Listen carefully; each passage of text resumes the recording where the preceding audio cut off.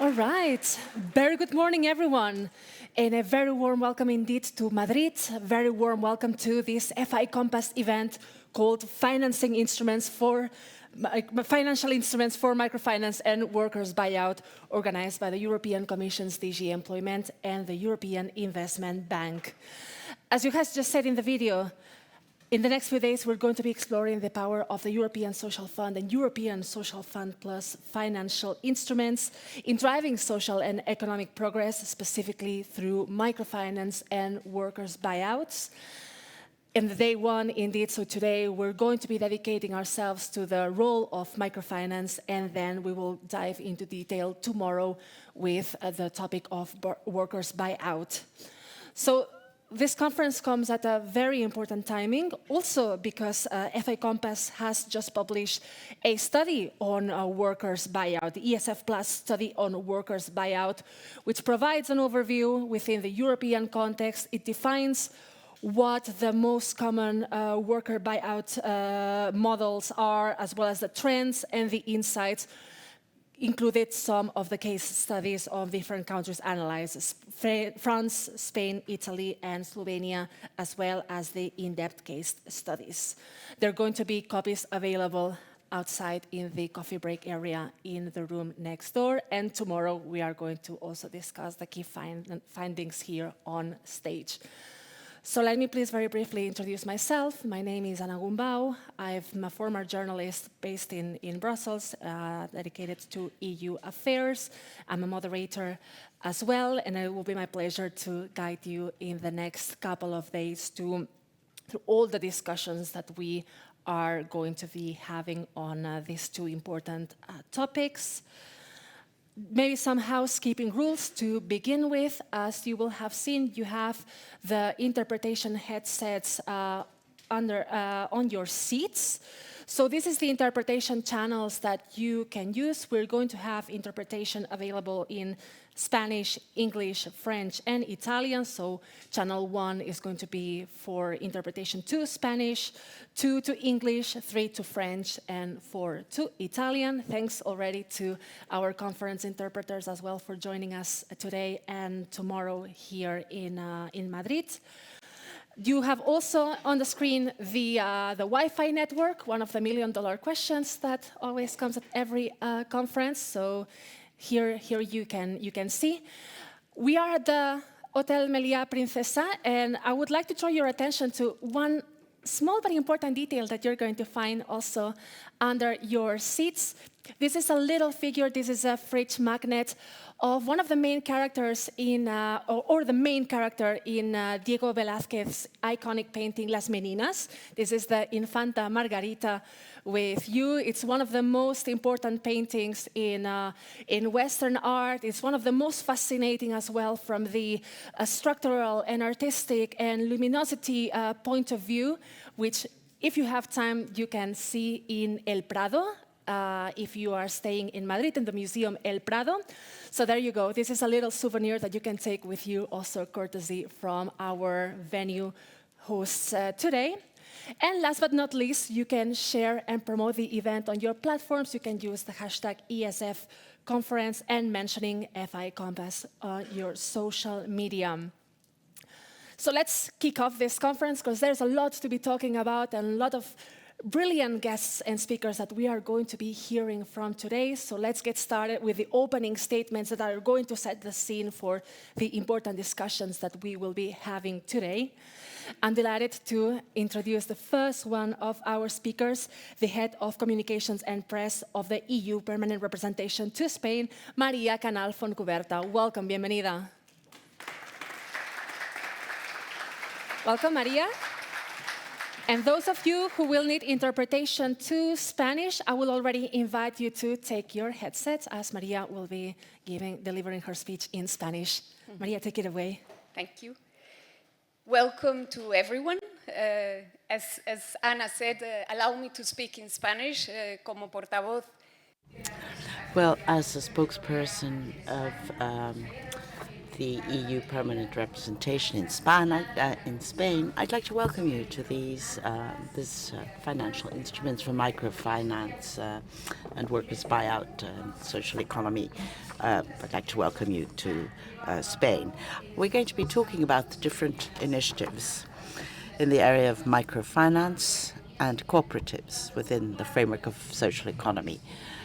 From the public institutions sides, but also from organizations from the third sector. This relies on the support of the European Social Fund and also InvestEU. We're very much at the beginning of a new legislative period of the European Commission. The Commission started its work in December. And it's a new legislative period, which has taken us a bit by surprise because we're faced with challenges we couldn't possibly imagine. First of all, the tariff or trade war, and also the fact that we need to continue investing in our priorities, the green transition, digital transition, and the need to strengthen our security, and also the way in which we tackle these challenges. We need at the same time to be faithful to our union and also the actual values of the European Union, which we will continue defending in an intelligent manner.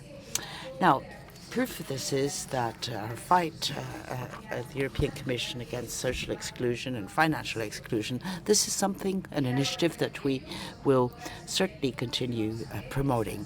So the initiatives that we should be hearing to the area of microcredits and cooperatives. So what are the objectives of this event? On the one hand, we want to share successful experiences with you. We want to learn from each other.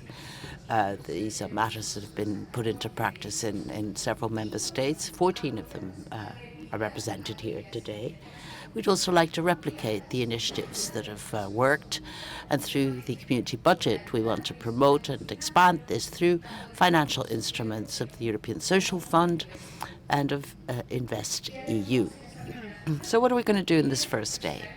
First of all, we'll look at an initiative that has been carried out in Spain to take microfinance to the vulnerable groups through NGOs with the support of the European Commission, through the European Investment Fund of the Spanish government and also through the Social Impact Fund, COFIDES, and Impulse, which is another social impact fund. This is coordinated with the European Social Fund to supplement some of the employment programs that have been developed, particularly for those people who are part of these groups that are more vulnerable. Now, what are we going to be doing on the second day? On the second day, we're going to look at the way in which cooperatives, worker cooperatives, have made it possible for companies to survive, and has also made it possible for there to be able to promote their initiatives. Thank you so much for being here, and I wish you a very fruitful discussion and a lot of success. Thank you. Muchas gracias. Thank you very much to Maria Canal for giving us already a little taste of what is expecting for us on the menu today. Indeed, today is going to be a lot about sharing experience and see how we can support each other further. So I couldn't have summarized it any better. I'm delighted to now welcome the next one of our speakers, the Deputy Director General of the ESF Plus Managing Authority in the Ministry of Labour and Social Economy in Spain, Ángel García Frontelo. Welcome.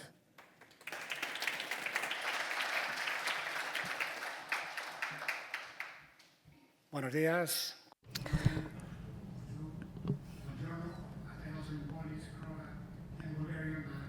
Difficult for me. Actually, even though my Spanish is as poor as my English, I'm going to do my presentation in Spanish, if you allow me to. Buenos días. Good morning. Good morning. On behalf of the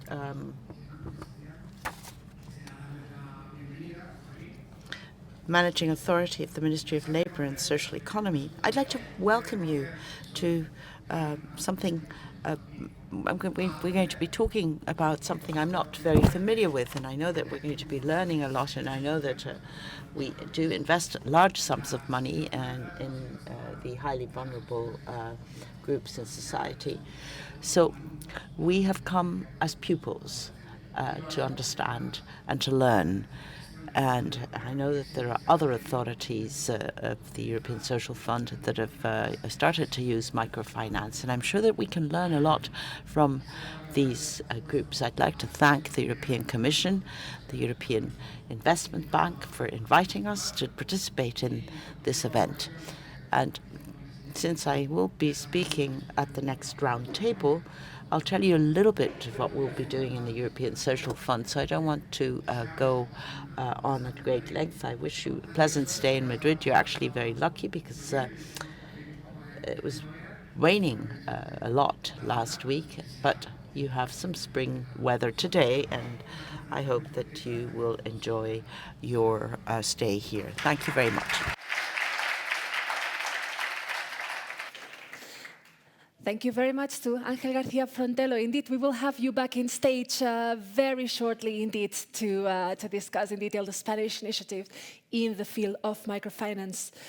So to wrap up this first round of opening statements, last but definitely not the least, I would love to welcome on stage the head of the European Investment Bank Group Office in Spain, Fernando Torija. Welcome.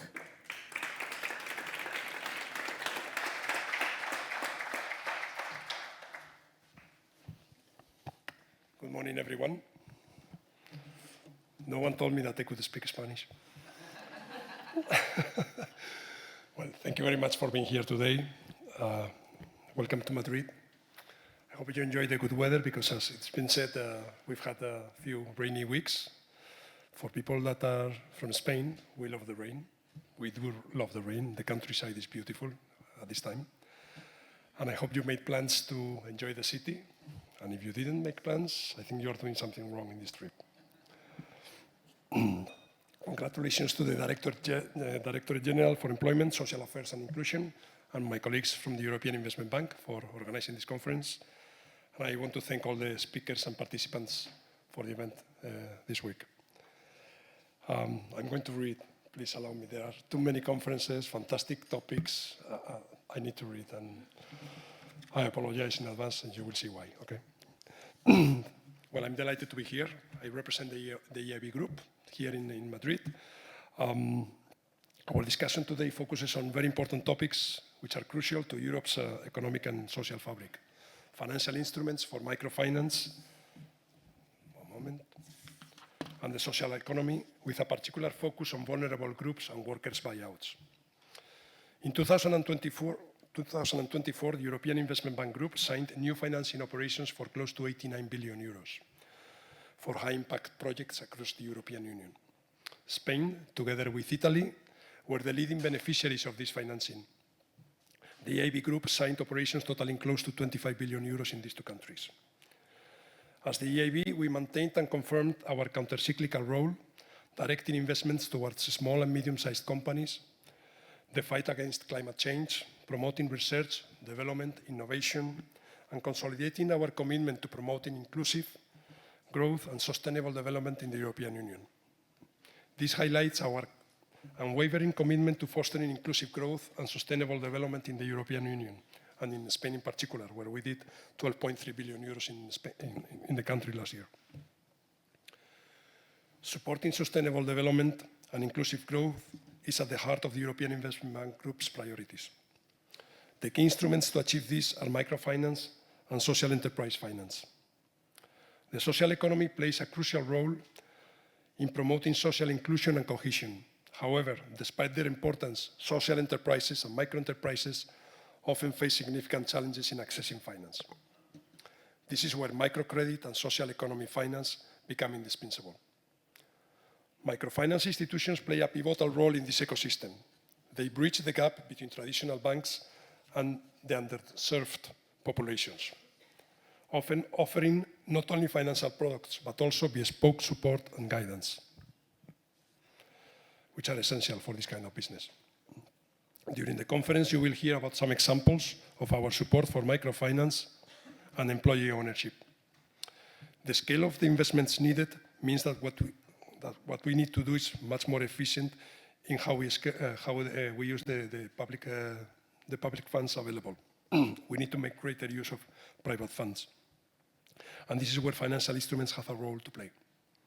During the event, we will showcase some of the financial instruments for microfinance and social economy under ESF Plus, or ESF Plus, in Italy, in Poland, in Bulgaria, and in Croatia. Since 2006, the EIB Group has positioned itself as a reliable partner in microfinance and social finance. We have built a long track record in inclusive finance by providing financing, portfolio guarantees, and technical assistance under various initiatives to financial institutions specialized in the provision to inclusive finance, for banks, guarantee institutions, NGOs, to name a few. The purpose has always been to improve access to finance for micro and social enterprises and the self-employed.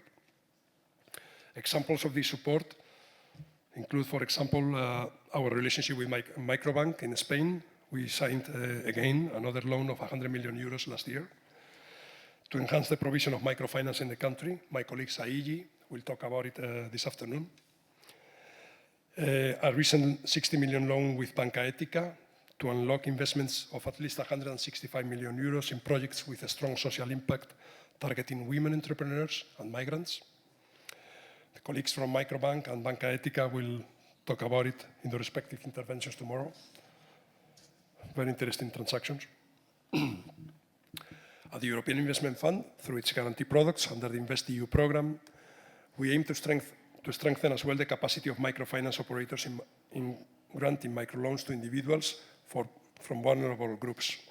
Cristina and Ines from the EIF will speak in the upcoming panel. And for more than 10 years, the EIB guarantee operations have been offered also jointly with technical assistance. The EIB Group provides advisory services to financial intermediaries. I hate reading, I'm sorry, I hate it. The EIB Group provides advisory services to financial intermediaries specialized in microfinance and social finance. The ongoing technical assistance program is called SIFTA, Social Inclusive Finance Technical Assistance, and is managed by the EIB Advisory Group in the Financial Institutions Department. And my colleague Bruno will cover advisory and SIFTA in the afternoon. The EIB advisory role involves working hand in hand with the colleagues at DG Employment. Through the FI Compass program, in events such as the one today, we try to stimulate greater use of what we call financial instruments, combining them where possible with EIB Group operations. We think that more can be done with financial instruments across the European Union. We hope that what we will hear today will convince more of you, and I'm addressing the managing authorities in the room to support this effort. We also expect to hear what we can improve from those authorities that are already using these financial instruments. Our colleagues from the EIF, the EIB, together with DG Employment, are ready to support the managing authorities who want to learn more and take advantage of these opportunities. So please, during these conference days, get in touch with one of our EIB, EIF, and DG Employment colleagues in the room. We hope these sessions inspire you to explore and embrace financial instruments that can multiply impact and create synergies. Let's use the event to exchange knowledge, learn from best practices, and collaborate for scaling solutions. Thank you very much.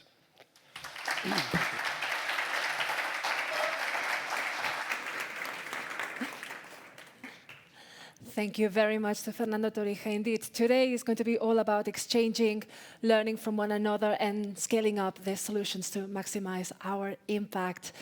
So, having heard from our first round of opening statements from our first keynote speakers, let's move to the first one of our discussions. We're going to have throughout today and tomorrow a series of presentations and speeches that are going to be followed by a panel discussion among the speakers themselves.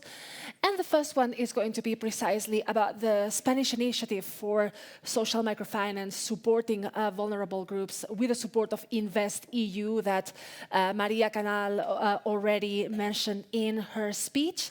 So I will start by introducing the panelists one by one and inviting them to join me here on stage. Then they will give their up to 10-minute presentation, and then we will move into the discussion. So I would like to start by welcoming on stage the first one of our speakers, the Policy Officer at the European Commission's Directorate General for Employment, Jaime Duran Navarro. Welcome.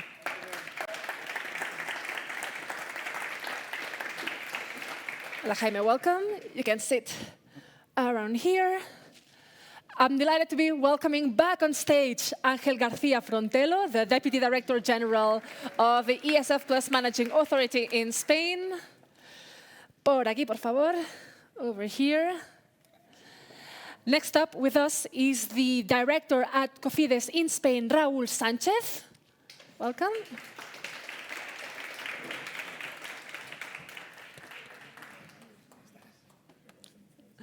Aquí, muchas gracias.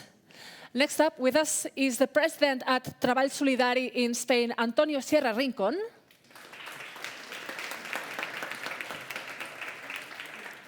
Welcome, Antonio, just over here. And also with us is the Mandate Manager for Social Impact Programs at the European Investment Fund, Inés Rodríguez. Welcome.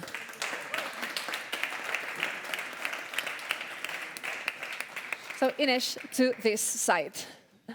So, as I mentioned, each one of you will have some up to 10 minutes to set the scene, to introduce your different perspectives, and then we will move to the panel discussion.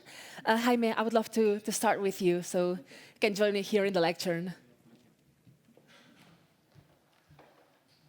Good morning, everyone. As the presentation is in English, I'm going to speak Spanish. So there's people will understand from both ways. Well, first thing, from the European Commission, DG Employment, thank you very much for coming. It's really a pleasure to have you here. And we have to deliver. Huh? We have to know how to do better microfinance, how to put in place financial instruments, because we have big challenges ahead, and we have to fight very hard for the European population. So let's start. The first thing is why we have to do a social program for microfinance, social microfinance program. Well, first, can I move here? Okay. Why this initiative, the Spanish initiative? First, because there is a gap. We have the EIF, the EIB group, and the CEB, the Council of Europe Bank. They are doing a great job helping us to develop the microfinance sector in Europe. But we're still the big challenge of reaching the most vulnerable people. As we said in the European Commission, we don't leave anyone behind, not in the green transition, not in the fight against poverty. So we have to make a specific effort to reach the most vulnerable, no? And I'm quoting now Mohamed Yunus, if the people cannot go to the bank, we'll go to the people. And that's actually what we're going to do with this initiative that we start in Spain, but we count to replicate in Hungary, in Italy, in Bulgaria, in Greece, Poland, many other European countries. And we count with your support for that. So the commitment, as I said, is really strong from the Commission, but from the EIB group. And I really want to thank Bruno, Cristina Dumitrescu, CEB, Cristina is over there also.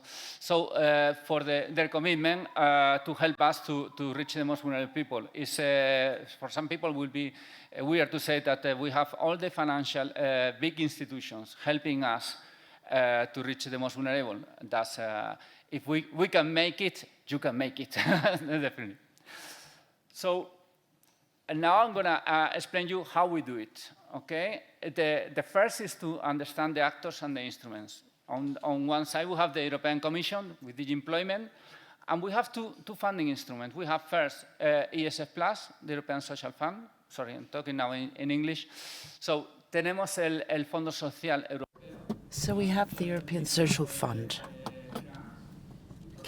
which uses grants. And then we have InvestEU with financial instruments. In the case of Spain, from DG Employment, we shall be using InvestEU.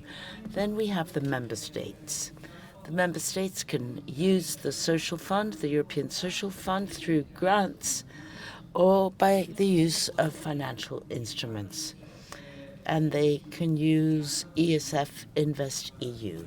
So there are several options. And as we see in Spain, they can also use their own resources, their own funds. In Spain, I need to thank Ángel García Frontelo from the authority that manages the European Social Fund for helping us to create this synergy. This is a synergy which works with vulnerable groups. And I'd like to congratulate the Spanish government and Raúl, the director of COFIDES, because they are pioneers in having this kind of fund with a social impact, because we hope that this can have an important impact on our fight against exclusion and inequality. And then, of course, we have blending partners in InvestEU. We don't work directly. We work through the EIB group and the Bank of the Council of Europe. And then in Spain, we have EIF, the European Investment Fund, which is supporting this very same initiative. But we hope the Council of Europe Bank will join us. Now, of course, all the actors need to be mentioned. We need to talk about private funds, because one of the objectives is to mobilize private funds. And I'd like to thank Impulse. This is what was something created by the European Commission, but it's a private fund looking for social impact investments. And lastly, but almost the most important, is the NGO that is going to put this into practice, this whole initiative. I'd like to talk about this NGO. I've been working for over 15 years in international cooperation and now in Spain since the crisis with projects. If you had an opportunity to visit this NGO, they worked with the Garbini Bank, with Yunus, believing in women, believing in their businesses, because microfinance is not just handing out money, but to believe in people. And that is what sometimes is misunderstood. But here we have the NGO or the European Investment Bank, which believes, and the Council of Europe Bank that also believes in people. Now, these instruments and actors, how do they interact? First of all, through the DG Employment by providing guarantees. And then we have Impulse, a private funding which provides funding for Tribal Solidari. And then we are still negotiating this, but possibly Cofidis could finance this NGO, Tribal Solidari, to reach the most vulnerable groups.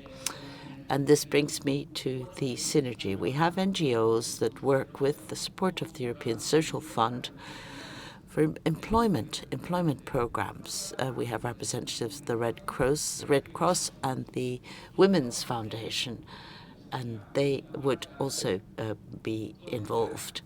And what we want to do is to connect all these organizations. We have all the European funds helping in the area of training, with employment programs. We have European funds to provide loans to set up businesses. And now we're going to be connecting the work of both of them so that the final users can be targeted. Migrant, people with disability, vulnerable women, and the entire group that we would find under the highly vulnerable groups in society. So here you can see that this synergy between European funds can be channeled, and we can also see how the coordination between the different organizations is fundamental to make sure that this synergy will have more of a repercussion. Now, we started this in Spain, but maybe the most important example you can see is we have public funds, private funds, contributions. We see the social fund supporting employment initiatives, and InvestEU supporting micro loans to fight against poverty and to make sure that these groups can be supported. Now, we want to replicate this in other countries. We're here to help you if you want to set up this kind of initiative. All the funds from Europe you'll be receiving, and technical support, as has been mentioned by the EIB. We have technical support, and we have examples with other countries. And let me say that this is just the start, only the start. Now, let me say, why do we believe in this? We need to see the impact and the dimension that this can have in the case of these initiatives. Thank you. Muchas gracias, Jaime. Thank you very much, Jaime. About that this support instruments, that everything that we do, it's because we believe in people. And I think this is a very strong quote, and something that is going to resonate, I believe, with all the partners that are involved in today's event. So thank you very much. Now I would like to welcome back on stage Ángel García Frontelo to talk in more detail about the Spanish initiative for social microfinance. So go ahead. Buenos días. Well, once again, good morning to you. I feel a little embarrassed to be here with this panel of experts. They know all about it, and I really know absolutely nothing about. I know about microfinance for European social funds, though. Let me see if I can look into the synergies Jaime Duran was talking about with regard to what we're doing in Spain, and see if that could be complementary, and what synergies could exist with microfinances and with the different other banks, ESF plus InvestEU. So, financial instruments. We don't have this in Spain. It's all just complex, I think. Maybe it's the first message that I want to convey to you, the use of financing with European funds. And I'd like to know what other member states have done. It has to be something that is easy for the entities that are going to take it up. We haven't yet, certainly from what we've assessed, seen the possibility of applying these financial instruments, we've felt it was much more complex than the traditional instruments that we've always used here. As Jaime said, subsidies, basically grants. That's what we've always used. So we have a long and successful track record using those grants, but perhaps it's the complexity and the lack of experience of financial instruments means that we don't use them. What we do have is investment. I'd like to underscore that word, investment, in the entities that are working with the most vulnerable groups in societies to give them an opportunity. And yes, you're right, you were talking about people, weren't you? And investing in people, that is our slogan with the European Social Fund. We've always invested in people through a collaboration with the entities, the NGOs that are working closer to those highly vulnerable groups in society and therefore have the most capability of helping them. And one milestone, I would say, is the call that we made a few years ago, more than 800 million euros, complemented with an additional co-financing amount that is being put up by the beneficiary entities themselves. And what that means is that they are co-responsible for the actions that they take. And another milestone was it was for a long period of time, plans that were going to be implemented for a 7-year period, and that is another major milestone.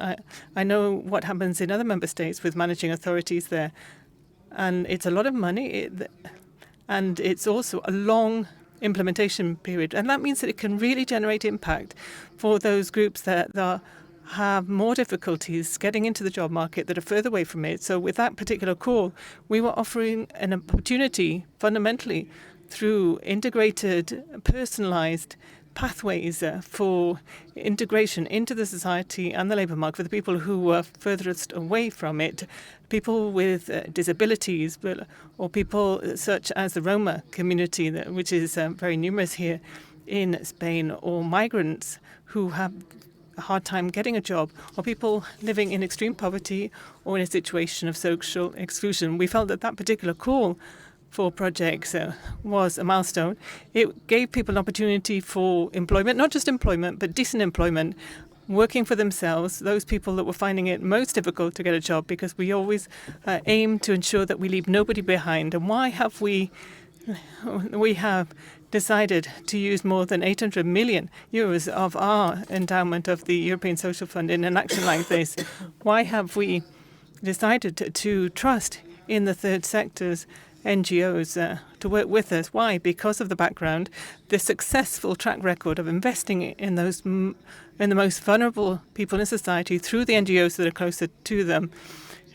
Between 2006 and up to date, we've seen quite clearly that investment, and let me say that again, investment in the most vulnerable people in society has high success rates of integration into the job market. And if you do a more broad economic an analysis of it, it's a return on investment, isn't it, I would say. And that's important when you talk about loans.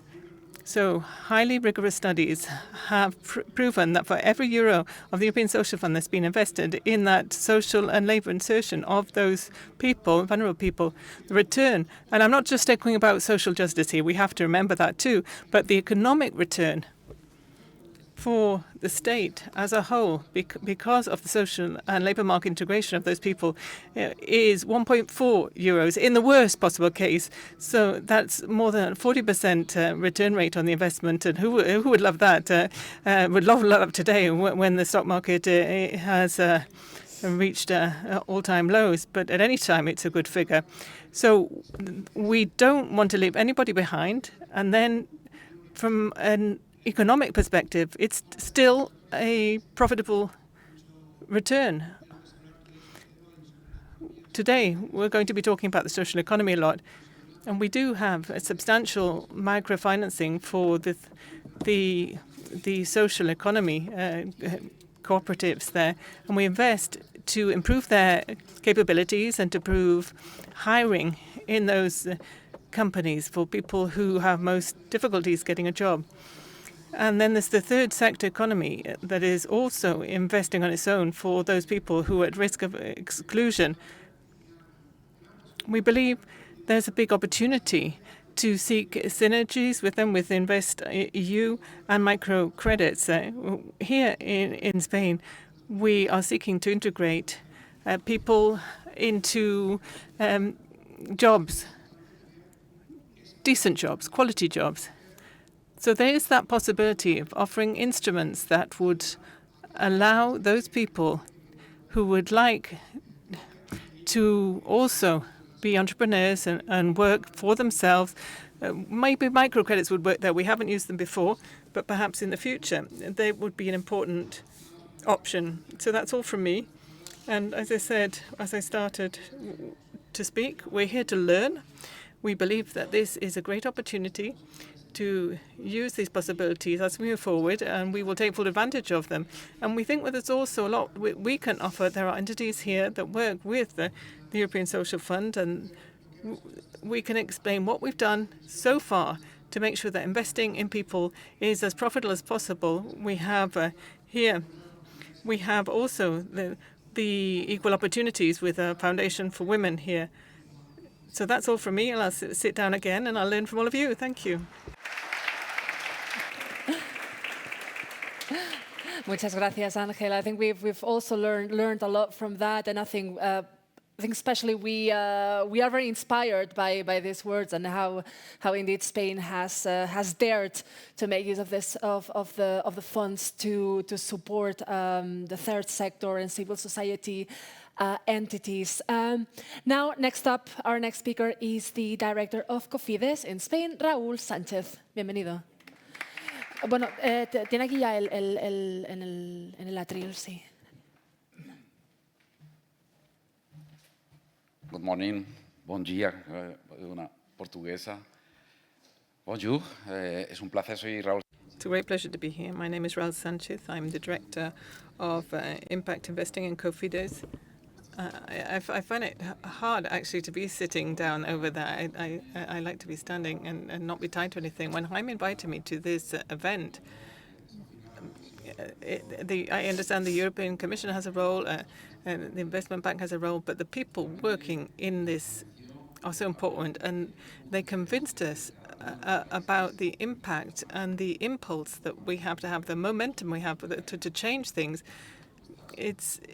We have to come up with any responses that we can, but have we been able to respond to social challenges today with the instruments that we have today? I think that's the question. The answer is no. The European Commission's resources can't do this on their own.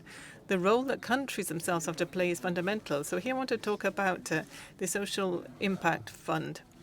It's novel, it's new, European-wide. It's funded by the Next Generation funds, and Spain was the only EU country that chose 400 million euros. This is back in October 2023, with clear goals to deal with social challenges that are deep-rooted, as well as trying to improve the ecosystem of entrepreneurship in the third sector. It hasn't been easy this time between October 2023 and today. And I'm going to talk to you and try to explain the road that has been taken by Spain and see how you can do this too in other countries. Jaime was talking about this with me. You have to understand first the context, the background. So at the start of that road, the very first thing we did, what was it? We listened between October 2023 until June 2024, when our framework was passed as legislation. We spent months listening to 200 different organizations. That's absolutely essential. I mean, you think that maybe you're the one with the last word sitting in your office, but that's not the way it is. I don't see that. I would say quite humbly to you, on the basis of my experience, you have to listen to NGOs, to enterprises, to listen to people who are working to address these social challenges that we have ahead of us. And after that, we heard some very interesting ideas about how to address those challenges. And when we passed that framework regulation, that was legislation. It wasn't just approving the Social Impact Fund, but it meant we were actually defining what impact investing is in Spain. You've probably heard it a lot, haven't you? Everyone talks about things like that. There are words in fashion. Every year there's something different. 2025, this is the key word, isn't it? It's in vogue, impact investing. And we wanted to define and understand what it is. And you can see that quite clearly in microfinance. Impact investing is all about dealing with social challenges that have nobody to deal with it. So those challenges, first of all, have to be measured. This is the first tool, isn't it? So to be measured, to be evaluated, it's not just about intending to do something. You have to make sure this is sustainable over the time. And the social impact plan, once our decree law was passed and its implementing provisions went ahead, it was operative from December 2024. The governance framework started to operate, and we were able to approve the very first couple of operations. And then we looked at a theory of change there. And that was important too. So you look at all of the social challenges in Spain, and we said, which are the ones that are not being addressed? And we pulled out 11 themes from that. And one is financing accessibility. And we are not helping those highly vulnerable populations with the instruments we have. And I've talked to Jaime about this many times. We don't have instruments for this. We have our microbanks, we have NGOs such as Trebol Solidari, and you'll hear from Antonio about that. But there is a role that we have to play. As with other topics, we have to be innovative, and we have to come up with a response. And one of the key issues is being flexible with that response. That's another key point, by the way, in this whole process.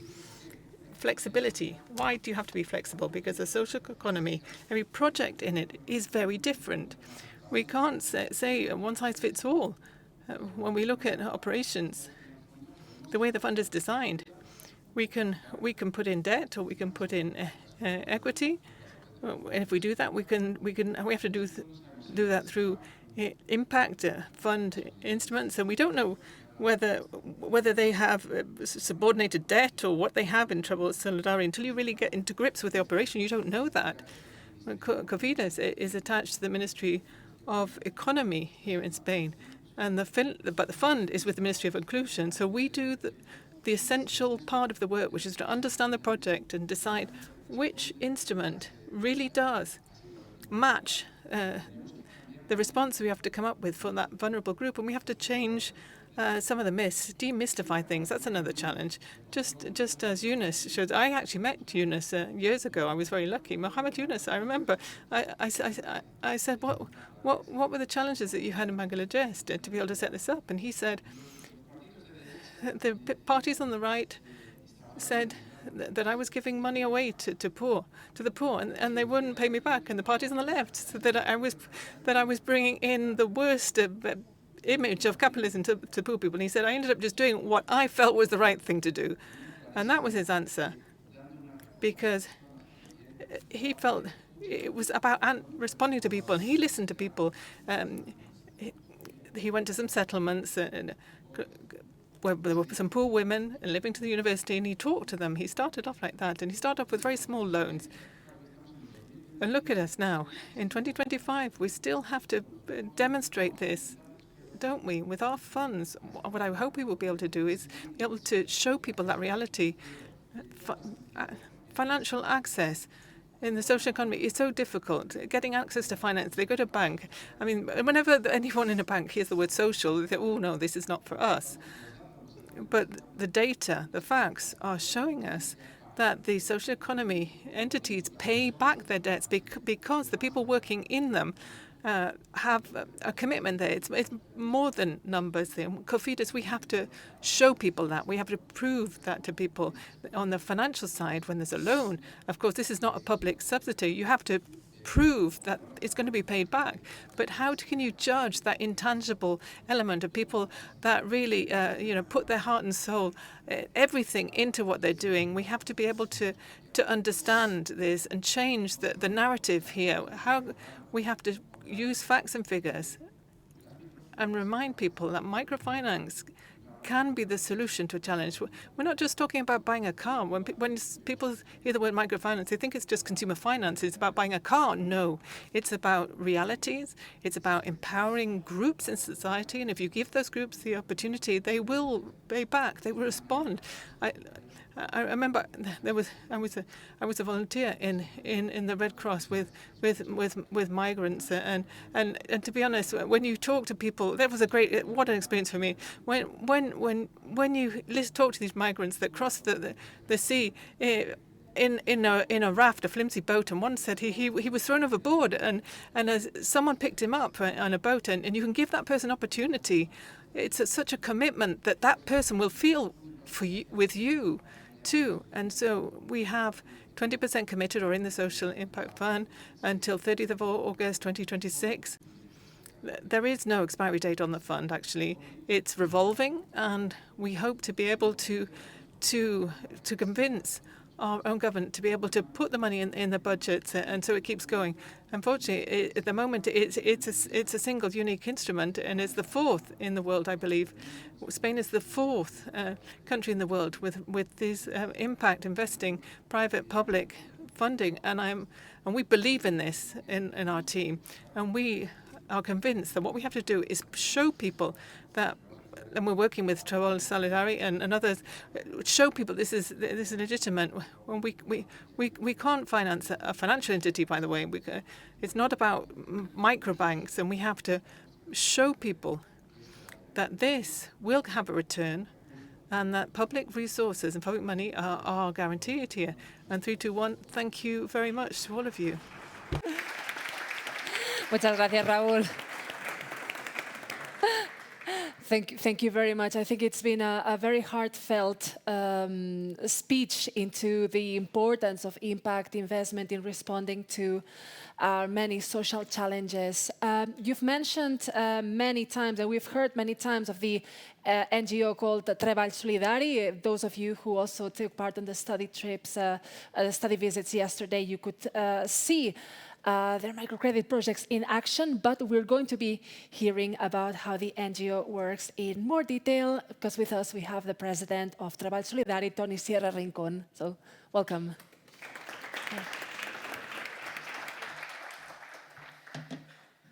Bueno, muy buenos días.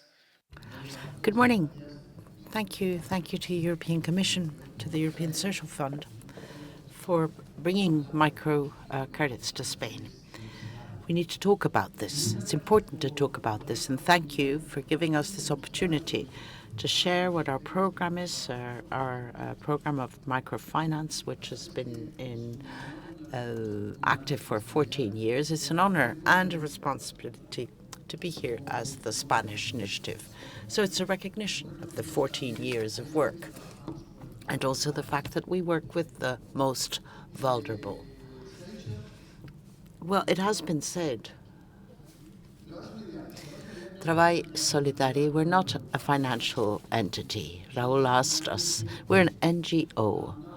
We're an NGO for development, set up in 2000 in Palma de Mallorca. Treball Solidari is Catalan. In Spanish it's trabajo solidario, works and solidarity.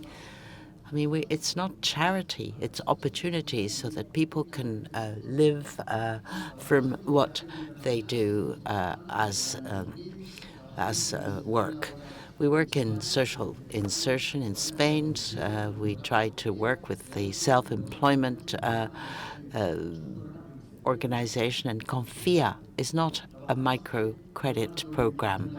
We work on guidance for Combina Works with funding from the ESF, and we also work with a new program for voluntary return. 4 years ago, the ministry funded this. It's voluntary for people who are in such a complicated situation that they want to go back to their countries of origin.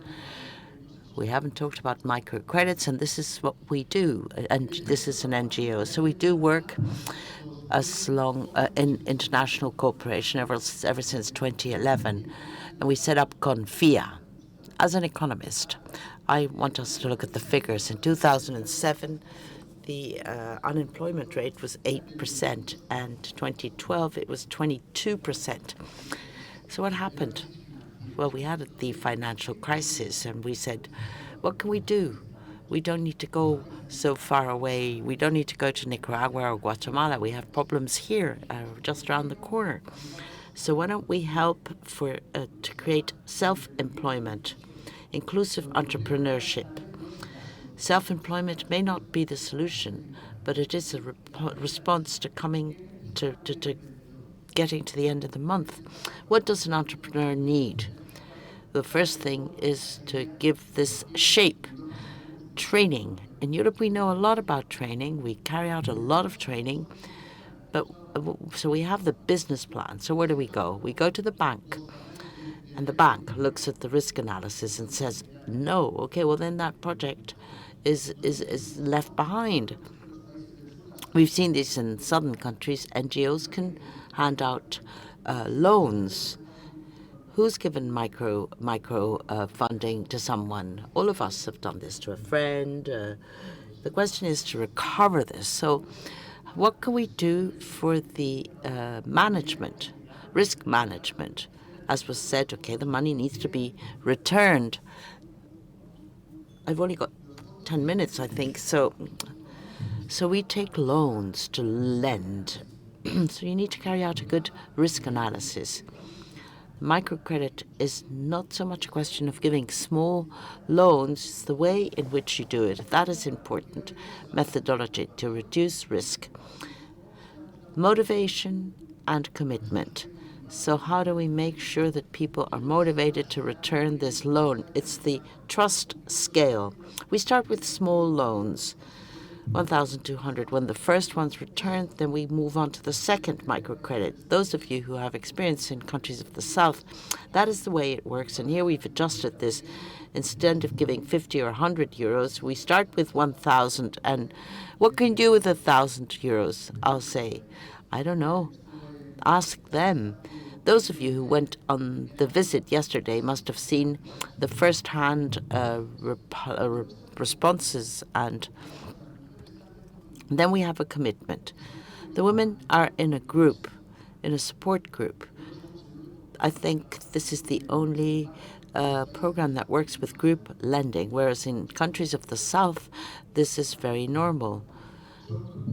People told me, well, this doesn't work. We create relations and links between them so that if one user doesn't pay, she doesn't want to fail the others. We have people who are committed and our risk level is lower.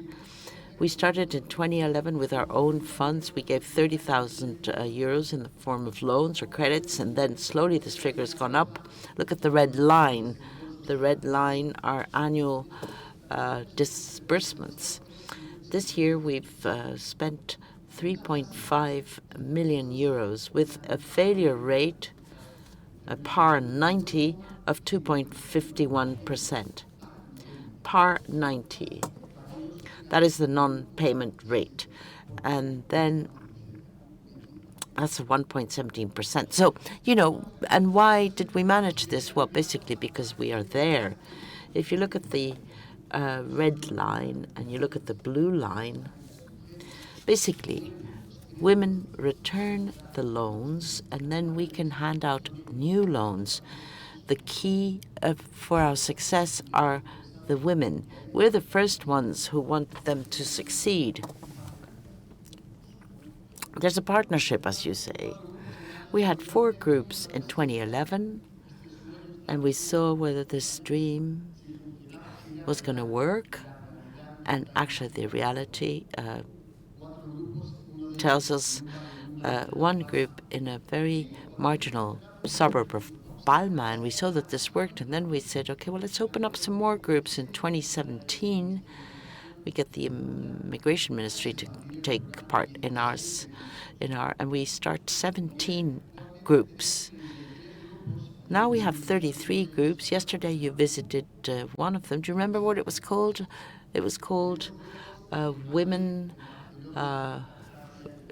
in Resistance. I mean, I can talk for 10 hours about this, or unbreakable women. But you need to visit these groups, and I invite you to visit one of these groups, okay? In Europe. Well, we've been working in Spain. And before I set up this program, I came to Madrid and I started asking the people how microcredits work in Spain. And then we went to Brussels to understand the sector. Every year we have the annual conference, and it's good to see colleagues from the same sector here today. And yes, well, the first thing we did was to comply with the Code of Good Conduct of the Commission. 155 items that had to be met. It's a bit like, getting your papers in order. That is, after that, we went to the European Investment Fund.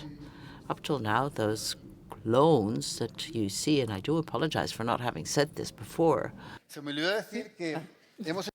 I wanted to say that we've carried out 2,051 microcredit operations. 2,051 microcredits is what we've been doing. I prefer to talk about people. Over 920 women have been able to benefit from our program. And the last thing that I wanted to say is that all of this was done with no safety net. I have my team, and I'd like to thank them for being here, my technical staff. And today, fortunately, we have the support of the EIB. So what are we going to do with that? Or the EIF? We want all of you to increase the actual fund. We want to work with the European impact. In Europe, we found a lot of solutions, and we're very grateful to Europe. And we hope that in Spain, this is also the case in Spain. We want to work with funds for good, because certain projects which the commercial banks cannot fund could be funded through this microcredit program that we have. Thank you so much. I'd like to ask all of you to come and visit our program, and do visit one of our groups of women. Thank you. Muchas gracias, Tony. Tomamos nota de la oportunidad. Thank you so much, Tony. Well, we'll take note of what you've told us. It's interesting to see the impact that these projects actually have. Over 900 women that could take advantage of this. Switching back to English, I'm delighted to be welcoming on the lectern, representing the European Investment Fund, Inés Rodriguez. Welcome.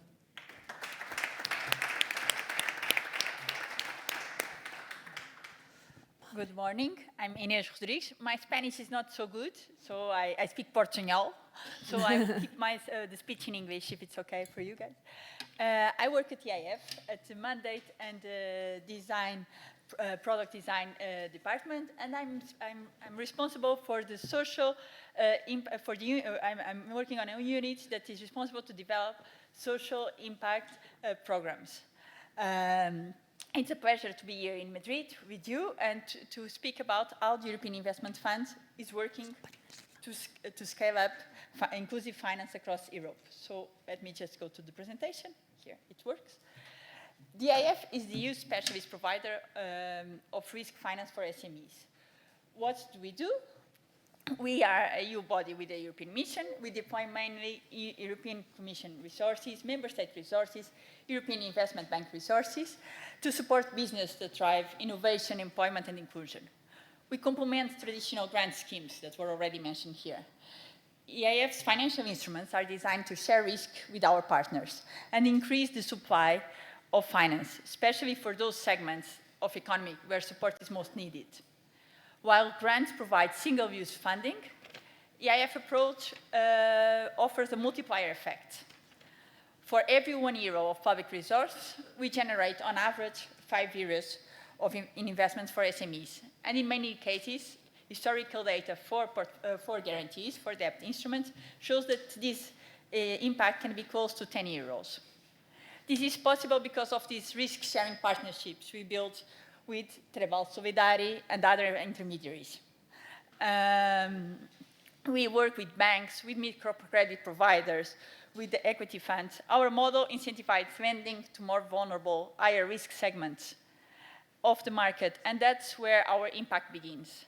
But beyond the numbers, if you allow me, what really matters is who benefits: the micro-entrepreneur just starting out, the social entrepreneurship trying to scale up impact, the young person upskilling the future. So let's speak about social impact. Social impact is not a new theme for us. It's the heart of what we do. In 2023, 1 in 5 people in the EU was at risk of poverty or social exclusion. This was already mentioned before, that we are acting in Europe. We believe finance can be a force for inclusion. And over the last 15 years, we have worked with the European Commission to make that belief a reality. Since 2010, we started with the Progress Microfinance, and then with the EASY program. And now, from 2022 onwards, with InvestEU. We have developed a diverse portfolio of products, from portfolio guarantees to equity loans and capacity building investments. And basically, we aim to address the needs of micro-enterprises, social enterprises, self-employment, and increasingly students and learners. Together, these instruments have already supported more than 310,000 micro and social SMEs, higher than more than 940,000 jobs supported, and mobilized over 14 billion in financing across 31 countries. This isn't just finance, it's a policy tool for empowerment and transformation. So now let's just go for InvestEU. InvestEU is our program in this, is our product in this programming period. And just as a start, how many from the audience have benefit from the InvestEU? You are just one, but not the only one, of course. In fact, in Europe, as of today, and only for EIF, we have more than 95,000 financial recipients that benefit from this program. EIF is the biggest implementing partner of the InvestEU. Under InvestEU, we have a powerful policy architecture to deliver this product. Yes, EIF is active across all windows that you see there. But today, I want to highlight our work under social investment and skills window. To date, the EU has allocated 1.4 billion in guarantees to EIF under this window. More than half of these has been channeled to microfinance and social entrepreneurship guarantee. And from this amount, we are already supporting 552 million in signed operations. Other flagship products that you will see include skills and education guarantee, the social impact, and the capacity building investment product. These instruments are critical to driving social inclusion, skills and development, and access to essential service, building a more resilient and cohesive Europe. For the purpose of this conference, now I want, and to reply to the topic of this session, let's dive into microfinance and social entrepreneurship guarantee, and specifically for Spain. What is the impact? That's what we are looking for. As it was already mentioned in the beginning, Last year, Spain, it was the leading country in Europe for microfinance, social entrepreneurship, and skills and education in terms of financial instrument support. The competitive landscape in Spain is diverse. And we are lucky because we are able to work with a broad range of intermediaries, from banks to ethical banks to educational boot camps, NGOs, cooperatives, and investment companies. With the regional focus, as highlighted in today's event, you will see several signatures in diverse intermediaries that will be signing today. And that is the beauty. Although we are an institution in Luxembourg, we are able to act locally. And the results speak from themselves. You have it also in the screen, but you have this is just InvestEU. InvestEU started in 2022. We are now in 2025. And just in Spain, we have over 3,800 micro and social SMEs supported. We have 8,100 jobs sustained. And now, even if we go even for the arrows, we have 78% of end beneficiaries had never applied for a loan before. And 26% of them are female entrepreneurs. 10% are migrants of non-EU origin. This is inclusion in action. With just 63 million of public funding committed, we aim to mobilize 650 million, a leverage that will be higher than 10%. This is the power of financial instruments. I know that sometimes they can look complicated, but they multiply limited public resources into large-scale target impact. It's how we reach thousands of micro and social enterprises, support job creation, and bring finance where it's most needed. Now, if we move forward, let me just give a final word on the member state compartment under InvestEU. The member state compartment is a strategic innovation designed to address exactly the kind of high demand we are seeing today for InvestEU. In the current programming period, the Commission introduced a mechanism to give member states the flexibility to scale impact using part of their Recovery Resilience Fund, national or shared management resources, such as ESF Plus or ERDF, all while benefiting from the strengthening of the EU guarantee. At EIF, we are already implementing the member state compartment for 6 member states, and I'm pleased to say that Spain is among them. In Spain, we are currently using Recovery Resilience Fund resources through the member state compartment, focus on innovation and digitalization, sustainability, and SME competitiveness. These are the other windows that you will see in this slide of the InvestEU. I will not try to go back just to avoid going to different slides. The structure is operational. The products are proven. They are already implemented in the market. The intermediaries are in place. Now we have an opportunity. We have the opportunity to do the same for social finance, for micro-enterprises, for social enterprises and learner. This is the real advantage of the member state compartment. It allows member states to take well-tested EIF instruments and deploy them quickly, efficiently, and with target national impact, multiplying limited budgets into real lasting results. So if I just, a final word, I think everyone here heard about and read these parts of the report of Mario Draghi on competitiveness. But I want to highlight a sentence that may be overlooked, and I think it's really important. And the sentence is here in the slide. It's a European approach must ensure that productivity growth and social inclusion go hand in hand. That's exactly the goal we are working towards. Not just economic growth, but cohesion, opportunity, and shared progress. In the current multi-annual financial framework, InvestEU is a victim of their own success. The demand has been massive, and most of the funding is already committed. Yet, the need for inclusive finance continues to rise, especially for social economy, where public support is often the only bridge for opportunity. This is why the member state compartment is more than a workaround. It's a strategic lever for impact. It helps stretching every euro where it's needed the most, to micro-enterprises, to social enterprises, students and learners.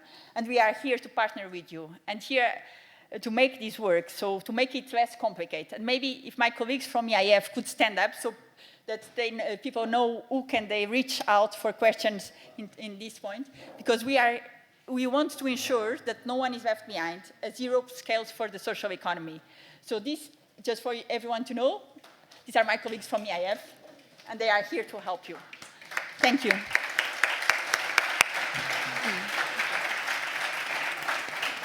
Thank you very much, Nesh. Those of you indeed who want to know more about the EIF's work, you know who to find afterwards in the coffee breaks. I think there's two words that have stood out from your presentation and I think from all the presentations, which is the impact and the opportunity, which comes back to the notion of believing in people, in supporting people and the human impact. So. Now, I have a few questions for you as well, but I would also like to dedicate time to questions from the audience. We have just under 40 minutes of discussion, so I will ask a couple of questions to my panelists, but then I would like to open the floor. So those of you who have any questions to our speakers, you can already note them down, think about it, and I will try to pick as many of them as possible. But first, let me get back to you with a follow-up question for each one of you. I would like to come back to Jaime, because something that you mentioned in your presentation is that you really wanted to emphasize the impact that the Commission has observed from financial instruments for microfinance across member states. So what could you tell us about that? What do you think they can bring when it comes to the fight against poverty, financial exclusion? What can you tell us about that? Okay, well, I'm going to be very clear. Ines, she presented all the instruments, and now we are in InvestEU. But the one who started in 2015 is easy, it's almost finished. So it's where I could do an analysis to see the results. And the results are striking. This instrument was a contribution of 400 million euros. So far, we have spent 130. You cannot imagine how much money we have mobilized. You will not imagine. With 130 million euros, we have mobilized 4.3 billion. 4.3 billion. No. This is a leverage that close to 26. All this money through vulnerable people. It's fantastic. I congratulate EIF because that's great. But let me ask you, can you imagine how many jobs have been created? You cannot imagine. 690,000 jobs. 690,000 jobs. So if you make a member state compartment with 50 million euros, you can mobilize in your country 1 billion. You can create around 200,000 jobs. Okay? So, Mr. Draghi, this is competitive. This is the miracle of believing on people, creating jobs, and contributing to the economy. So that's striking. And so we are here to help you to do that in your country. We're going to have, people will tell you that we're going to have problems of funding for the future and everything. But if you put in place this kind of programs, the return is amazing. So let's work together, and we will help you, and let's make a big change in the future of our countries all together. Thank you. I think those are impressive numbers indeed of the impact that these programs have had. Now back to Ángel García Frontelo. So in your experience then with the European Social Fund, what can you tell us about the success factors when it comes to investing in social exclusion? Very good question. Can you hear me? Yes. I'll switch to Spanish. Sí, claro. So what are the success factors for a successful investment? Well, some of those are obvious, I think. First of all, you need to have a good diagnosis, assessment of the situation of those people who are highly vulnerable. that diagnosis or assessment has to also go hand in hand with the definition of clear objectives to be able to actually deal with the problem that you've diagnosed or assessed. That's obvious too, isn't it?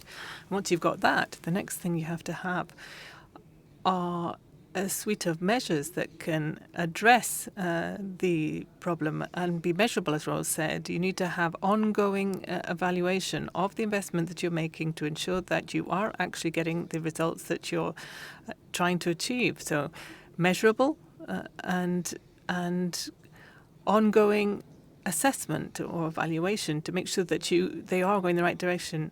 And then there are other factors, and that's what I was saying when I was talking about our own call. First of all, you need stable investment. A short-term investment does not have any real impact. It doesn't have the ability to be sustainable over time. That's why the call for projects that we had ensured that the projects would be implemented over a period of 7 years. So that means you get more impact, it's stable investment, and then you have to work with entities that are robust, they're solid, they have know-how, they work really on the ground, and they have the ability to get that impact. So we work with those entities. The size of them doesn't really matter so much, but most of them have to have a successful track record. They have demonstrated that they can achieve results, that they have a solid track record. And then the amount has to be, the financial amount has to be the right thing. So with that structure, with the objectives that you defined, then you have to also add in that dose of innovation. Maybe try things that haven't been tried before with that particular group of people, so that you can really transform the situation that those highly vulnerable people or those people at risk are in. Those are some of the success factors we have seen. And so that means you can make sure that your investment in these people it will be profitable and really make their lives better. Thank you very much, Angel. Raul, I'll continue in Spanish. Just I'm speaking Spanish, I'll just carry on. You were talking about the Social Impact Fund before as one of the most important initiatives, the very few initiatives that exist in impact investing. I think you said it was something about there being the fourth in the world. What factors do you think make Spain's Social Impact Fund different from other initiatives? Well, and we could almost talk together about this. I mean, if you wanted, because I think we could talk together. Jaime said something that I thought was fundamental for us as Social Impact Fund, and you have to leverage each euro that you have generated. And Tony was saying, in the Social Impact Fund, what we have to be able to demonstrate is that every single euro that we are putting in as a social impact has a multiplying effect. Not just that others can invest alongside us, that there are new actors, but every euro has to have a social return that can be valued in economic terms too. We were saying that before, weren't we? Every euro, every single euro that we put in there for a person to get into work means that they will be paying taxes, they will be able to buy things, or just imagine someone with a disability. I mean, we work with people, 40-year-olds have never worked before. Once they start working, they start paying taxes, they can buy a house, etc., etc. So we have to be able to see that challenge. We have to demonstrate that this type of initiative, this time of wager, it's all innovative, isn't just generating an economic return, because that's one of the big problems we have Europe-wide is that. And then the tax authorities and microfinance just sees numbers, don't they? I mean, I have a little cartoon from El País on the wall, and it's a man looking out from the window and saying, and that from certain height you only see data and figures, don't you? So we have to make sure that the return on the fund, every single euro that we are able to implement through initiatives, comes back with a multiplying effect of 2 or 3. Jaime was saying that too. What would that allow? It would mean that more money, more resources would be devoted to innovative initiatives like these that would have a social impact return for all of us. Thank you very much. Raul. Tony, thinking from your perspective of Travel Solidari, would you add anything else to that? I also wanted to ask, you were saying that Confia is practically the only program that uses group lending in the European Union. I'm curious about this. Why did you choose this particular methodology? The why we chose it. Because we learned about this, and you also have to learn from the people who know most. In microfinance, in international cooperation, in 20L, it was $11 billion that existed in the southern countries in microfinance. More than 3,000 microcredit entities. When I heard that word, microcredit, well, I just put, I pulled a face. I didn't know what it was. But if you talk to migrants, they knew what it was. And one of the pillars in all this, the mainstays, were the groups. And I thought, and people said, we don't have time for this in Spain. It's never going to work. And then we started to ask about this.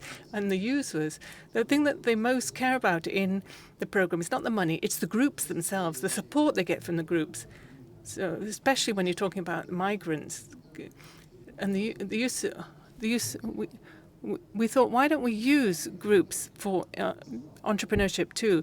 So they get training and support, and this is horizontal.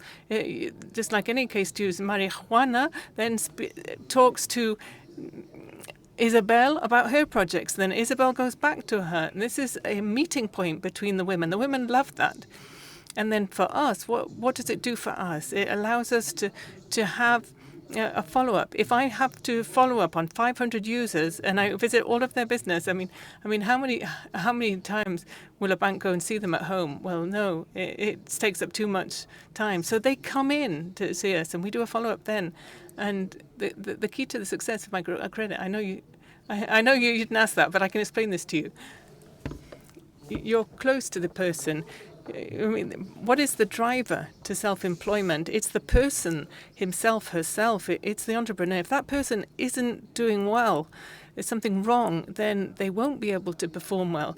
And there's also the guarantee of the group. You can get the follow-up, you can monitor what's happening there, and then the support. And then the key thing here, I mean, if we're a financial institution, what we're doing, as Yunus said, we're putting people in the centre, in the heart. Yunus said that he told his PhD students to go out there and explain why there are poor people out there. Because my economic model is telling us that there is no poverty.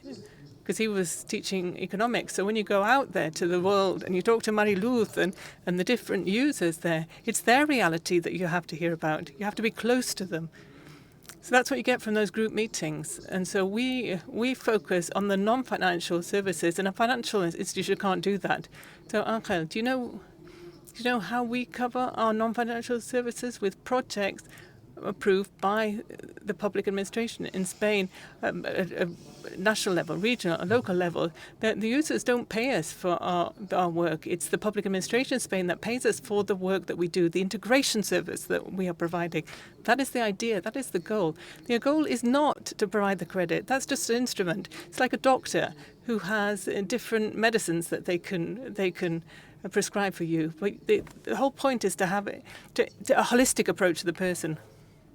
I think that's absolutely clear, what you said. And I think, I don't know whether you saw the default rate that I was talking about before. You can see that. I mean, look at the financial system in Spain. What is it, 3.5%, I think, the default rate, the NPL ratio, and it's 1.17%, I think, in our case, for people who default on payment. So there's something in the financial system that is not working. They can't respond to it. You can't ask a system to provide something that it's not made to do, I think. The very first thing the banks have to do is look after their savers. They have to have a much more rigorous analysis of risk. My mother worked all her life, and she put her savings into a bank, and what she asks from the bank is, and I ask from the bank, is to make sure that they safeguard my mother's savings in the bank, and the bank may give microcredits. But if I'm going to make sure that the right microcredits are rigorous. We can talk more about this later if you like. I think partnership is what we need. We can't do this on our own. Public administration, financial institutions, third sector entities, I think we can do something, particularly when we get together. Actually, I did have a question that I prepared for Angel about the same thing. But I would like the whole panel to answer, or give us your different opinions on this if you could. So in practice then, how can we make sure that the European financed initiatives, this funding actually really works for and gets to the highly vulnerable groups? Is it communication that matters? It's trust? How can we make sure the initiatives that reach the highest number of people at risk of exclusion so they can really benefit from the actions? Let me take up some of the issues that have come up already. It's all pretty complex, isn't it, when you hear about microcredit? And that is one of the reasons why we haven't actually implemented them up to now, not just because they're complex to actually grant microcredit. It's complex actually justifying that expenditure with the right criteria that you have to the European Union. It's not the same as for subsidies or grants. So it's not the instruments, it's the justification, it's the auditing, all the paperwork, because these are loans that may be returned over a long period of time, maybe even after the implementation period for the fund itself. That is what we're finding really tough to put into practice and implement. Let me explain to you. We have been given millions of euros in international cooperation, and we've sent the money out, and we've justified the projects in Tanzania, in Madrid, in Nicaragua, in Burkina Faso. And the auditors accept, those auditors up there accept the justification of those outlays. But it's all about labels. It's labels. If you have that label, you're in this box, and you have to justify it in that way, and according to the regulation. But microcredits are in the legislation for international development cooperation in Spain, and we have tried through the Spanish administration find a legal framework for microcredits. I agree with you, though. I understand what you're saying. There's so many things here. You see, one thing that we understand is for eligibility of what we're doing. This is not the problem is, if it's not a financial institution, what is it? You have to be a box. You have to be a box, and you're covered by a decree law that's been passed by the minister. But an entity like yours, which is an NGO, really, what are you doing? You're regulated. You have to provide services to your users. It's mercantile law, yes, because you're not a financial institution, but you're actually acting as if you were a financial institution. And that's why sometimes we have to take advantage of the fact that it's not fully defined. Well, if it's not defined, well, let me go down that road. If there's not a no, if they don't say you can't, you see, that's what I'm saying. In Spain, we don't have the legal coverage, but it gives us a bit more flexibility. But you do need to have institutions that are ready to take on a certain risk here. You know what I mean. The administration it is perhaps designed so that they don't see everything that is being done. Well, there's a question that I've got for Angel. Let me see if I can remember what it was. This was all very interesting. Yes, there is the resources are limited. And when you're saying, is it grants or is it financial instruments? And if there's enough money in the budget for grants, but you want to have financial instruments and they're more complicated to implement, well, you can imagine which one is going to win. But we need to look for more flexible formulas with the legislation we have. And what was the question? Yes, how do we get to the most vulnerable people, wasn't it? I think I did mention this before. Through the collaboration with the entities that are closest to those people, Red Cross is here, yes. They're one example, because the capability that we have as the administration to get to these people is very limited. These people don't come to us. They're really far away from the labour market. So we have close collaboration with the social entities, the third sector entities, NGOs. And there was a European funds project in Germany, which surprised me, actually, because it was for homeless people.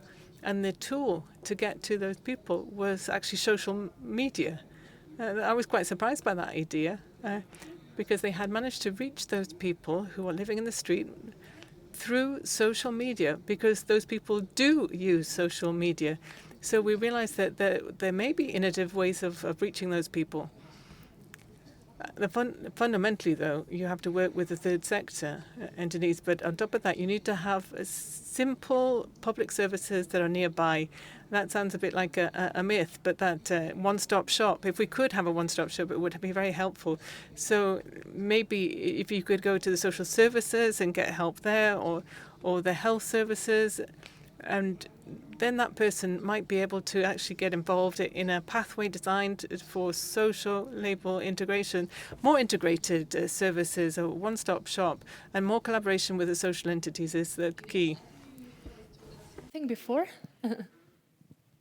It was just to reinforce that it's a complementary effort. Here we all work in the different areas to support. As in the presentation of Trebal Solidário, it was a long journey until then you had to do the code of conduct and get all the paper done, and then you were able to reach support from EIF. It's a journey. It's the same with passing from grants to financial instruments. But the beauty of this is that it's complementarity. It's exactly this slide that Jaime showed with the triangle, that we are complementing the sector. So that I think is the way forward. In our view, what it has to remain is the public support for financing for this sector, because it's the market cap is there, but it's still heavily reliant on public support funding. It has to stay there in this programming period, for the next programming period, also for the benefit not of everyone, for the social cohesion and for the continuing this legacy. So then in 5 or 10 years, I can present the same slide with the timeline, but goes until 2035 with the support of the European Commission, and we can have more support than some of the funds that Cofidis is investing. We are investing alongside the funds as EIF, so it's really a common effort on this one. Thank you very much. Jaime, would you like to add something to what we have been discussing? Well, that there is no problems without solutions, and we are here to provide you solutions. And the good thing is that everybody here wants to do something. You know, there is a good willingness that we have public funds, private, NGOs, financial institutions, managing authorities, all together. We are here. We are Europe. We have to remember that. We are Europe. We have values. We fight for that. And from the Commission, we are here to help. And the message is we are here to help. We don't want to be a problem. We want to be a solution. We're working with the Code of Conduct to make it available to all NGOs. I thank Bruno, Silke, Christina. We are making a working group to make it easy. So if there is no regulation, at least all the member states will know that this organization is certified by the EU, and all the institutions surrounded that is a good institution, and they can help them.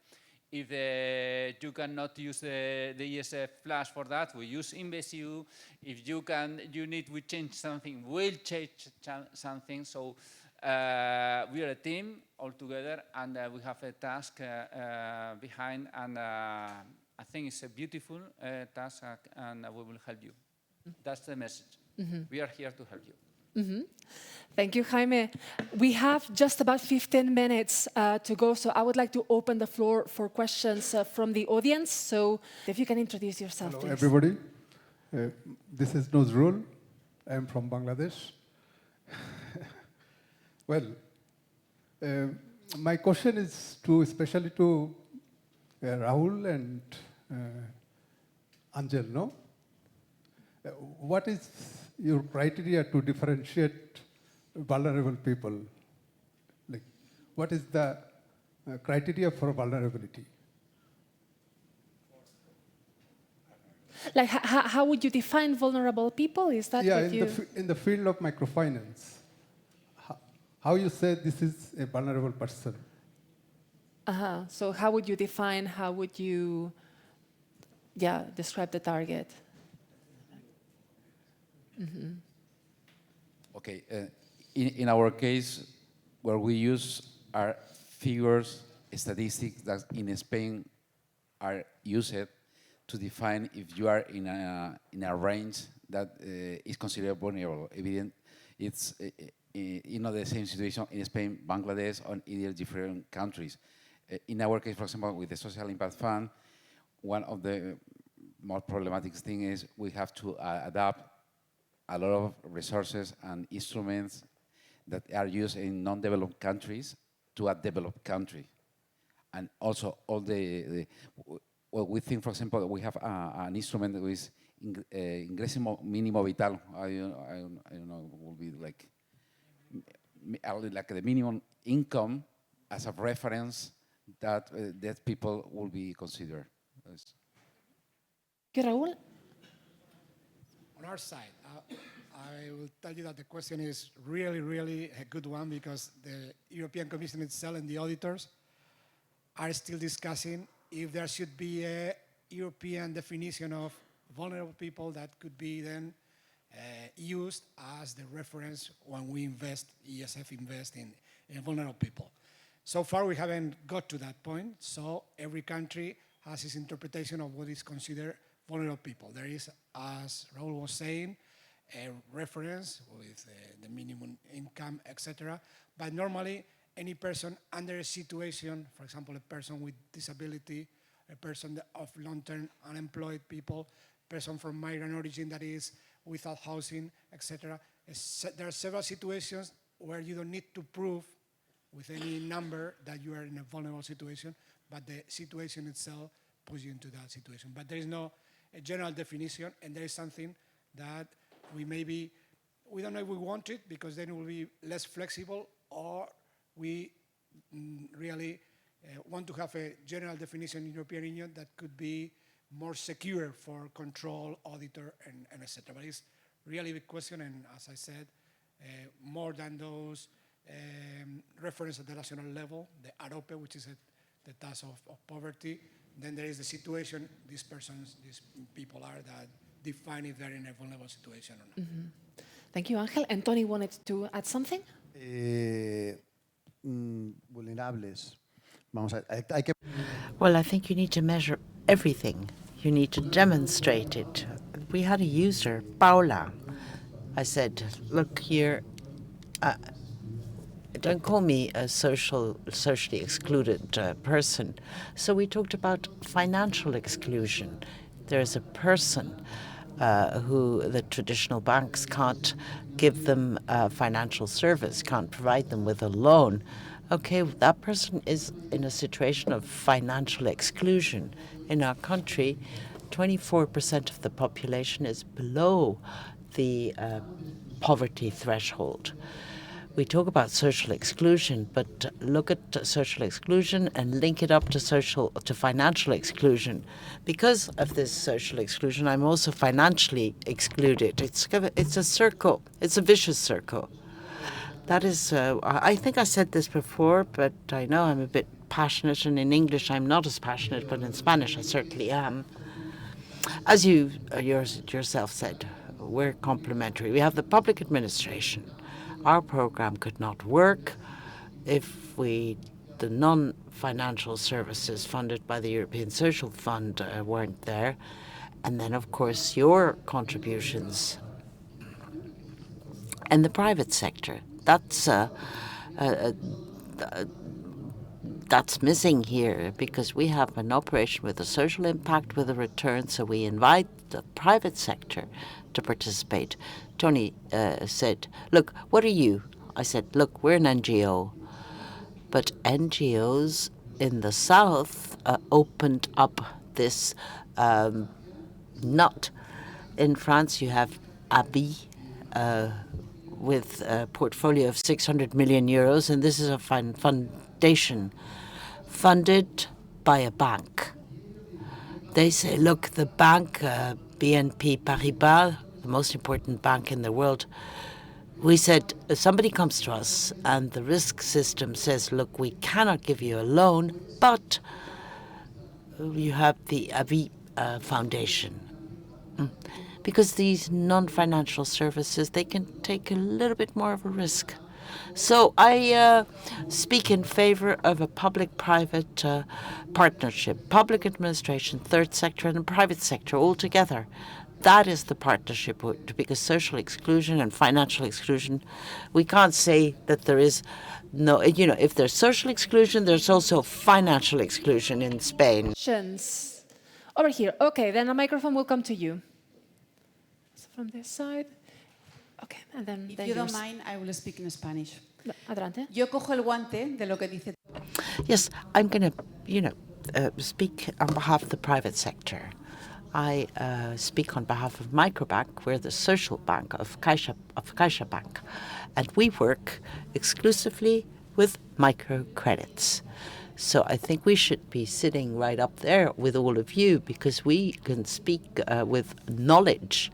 We've been working for 18 years in this sector, and we do this with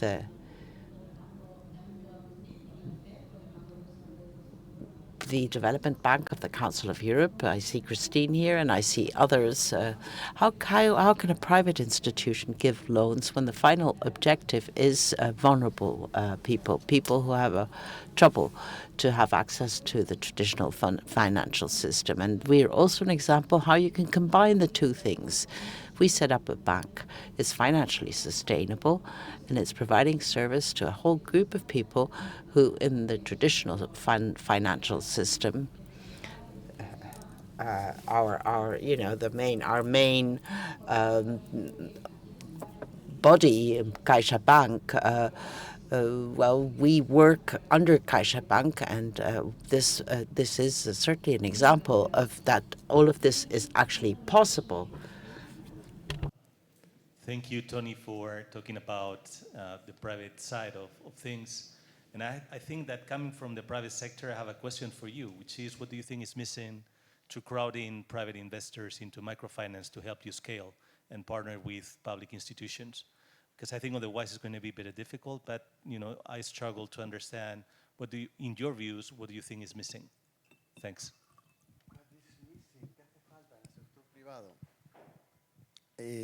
Bueno, pues. Thank you. Well, maybe it's. Maybe it's there's so much information in the system that maybe the people don't know what the other is doing. Now I'm inviting to the enterprise system in Mallorca to participate in our program financing. It's like a little debt that you can recover your money after 3 years. And they tell me, oh, we didn't know about what you were doing. Yo creo que es también... Well, actually... social sector and private sector. It's the specialization. In economy, the first lesson is you have to specialize in what you're doing. But if you specialize, you will do what you do in the right thing. But maybe you don't contact with another. You can lose the contact. Entonces, la banca hace banca, So the bank does its work as a bank, and NGOs do integration, but they don't seem to find any points in common. The speaker switches from Spanish to English. Flow. Could be. Les estamos volviendo locos a los traductores. I think the interpreters are kind of confused with the linguistic use of the participants. Okay. I mean, there's sometimes we don't do things for 3 reasons. Because we don't know, because we can't, or thirdly, because we don't feel like it. That is basically the reasons. Christina talked about the microbank, but there's only one of them. Okay. Let us hope that maybe other financial institutions find possibilities to create these kind of banks, because it's more profitable to put your resources into some other organization. But the private sector is fundamental here. And the role of the public administration is also important, because we, for instance, are signing our first investment fund for debt impact. And because we are joining, there are 5 other investors who will join us because it's a public organization, Cofidis, that is also part of this. So if you can get guarantees from the EIF, for instance, that would be good. Because financial services, the demand exists, the minimum income, there's 1.7 million people out of 47 million inhabitants who have access to this minimum income. And they would be receptors, and there are certain people that are outside that are excluded. Allow me to say one more thing. You know, sometimes you say because you don't feel like it, or possibly because you're afraid. So that, you know, you got those people who open up the road, because human beings learn through imitation. So I tell you, Treball Solitari, I mean, we're not going to change the reality. We're small, but maybe we can prove that there is a way, and others, other NGOs can start handing out loans, private sector, public sector. That is the idea. I mean, people are afraid, and the uncertainty. The Vice President yesterday talked about uncertainty and risk. We need to find models, proposals that are viable. Allow me just to add one further point. With our experience, we have grants, or we talked about the success in the people in the programs we work with, social people who are socially vulnerable. We try to work with companies that can encourage employment, but sometimes they don't want to, or they don't know. But sometimes you don't feel like it because you see no advantages. So what if these third sector companies or entities achieved, and I'm talking about big businesses, multinationals, for social insertion of highly vulnerable groups? Well, they've been able to see that these people can contribute through their talent. And the private sector, of course, is looking for profits. But in the social projects of the European Social Fund, we've been able to show to the private sector that they can gain, that it's not just a charity, that it's something that is going to make is going to be an advantage for them as well. Thank you. Thank you very much. At the time, and I think with this message we can wrap up the discussion. I think for me there are 3 main ideas that stand out from today's panel. The first of all being the importance and the impact and the actual impact that impact investment is having already in our societies, and especially when we talk about our most vulnerable groups. Second of all, the opportunity, and coming back again to the question of the idea of believing in people and helping them realize what they want to do and support them in their future, and the question of collaboration and combination, indeed, the combination of different instruments, the need also to create synergies between the authorities, between fund managers, between the private sector, between the NGOs to maximize this impact. So I think we can finish it here for now. Thank you very much to our amazing panelists. Can I have a big round of applause for them, please?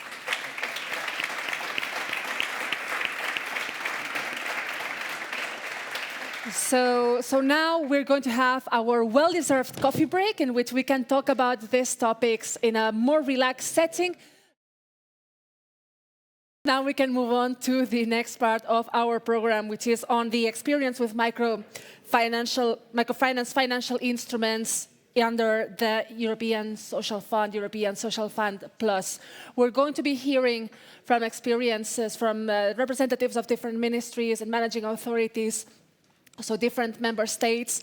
The dynamic is going to be the same. We're going to have first some presentations on the lectern, and then we will continue with a panel discussion in which you are going to be invited also to ask any questions to our panelists. So I would like to invite my speakers one-on-one to join me on stage. I would like to start by welcoming from the Ministry of Labour and Social Policies in Italy, Rosita Caputo.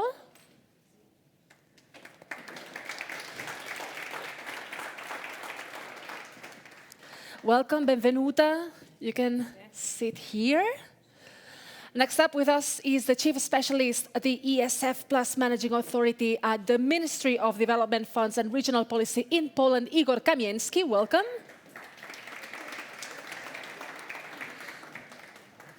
Welcome, please take a seat. Next up with us, that's a long title, the head of the Managing Authority of ESF Plus HR Development Operational Program and Director General at the Ministry of Labor and Social Policy in Bulgaria, Cvetan Spasov. Welcome.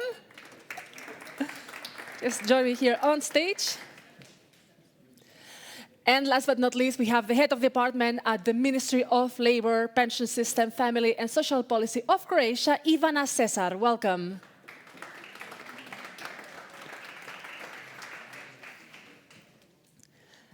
Excellent. Welcome to all of you. As I mentioned, we will be starting with the presentations from each one of our speakers, and then we will have our dialogue, our discussion.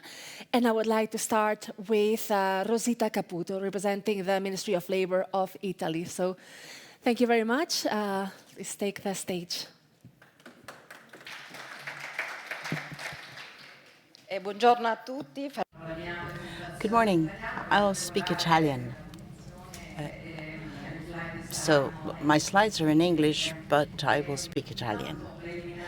But first of all, I would like to thank all of you for this opportunity to have an exchange of views. And as was already said by our colleague from Spain, we're here to learn, all of us. We need to learn from all the activities that have already been carried out and the different activities that have been carried out. And the importance, the first part of my presentation, I will try to stick within the speaking time, and I will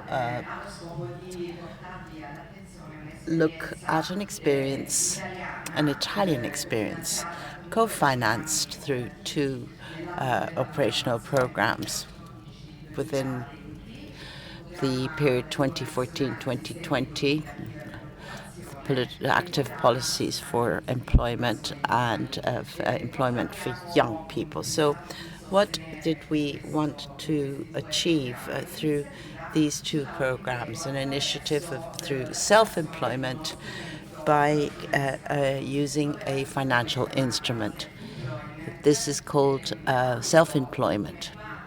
And the reference is a European regulation and has been done through the direct responsibility of the management authority.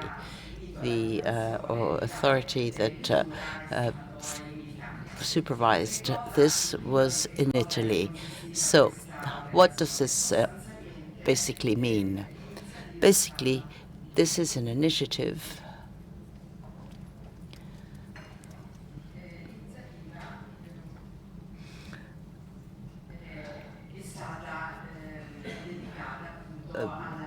was to start self-employment initiatives.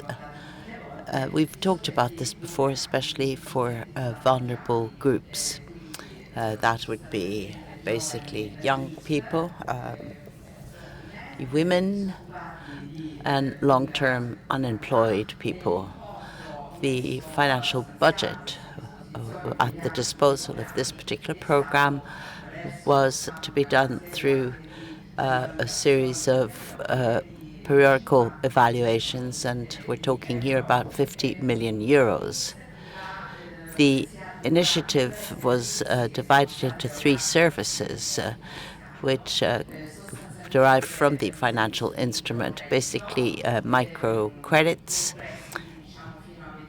up to 25,000 euros, a microcredit of 25 to 35,000 euros, and a loan, a smaller loan of up to 50,000 euros. The interest and innovative part of this is really that this initiative, which is basically directed to vulnerable groups, that is, people that are financially excluded, have not really been taken on by financial services. So they have been included in this self-employment program with the possibility of receiving this funding, which then had to be returned in over a period of 7 years. And we've also foreseen what we called a period of amortization of 12 months. And this basically means that this is a period where there is a possibility for the beneficiaries to not immediately return the funding within the established installments, but preliminary preliminary initiative of having a amortization period. So it's kind of a grace period, a period of grace to make possible that they can use the financial program in the best possible way. So the strengths of this particular initiative are the following. The target final recipients.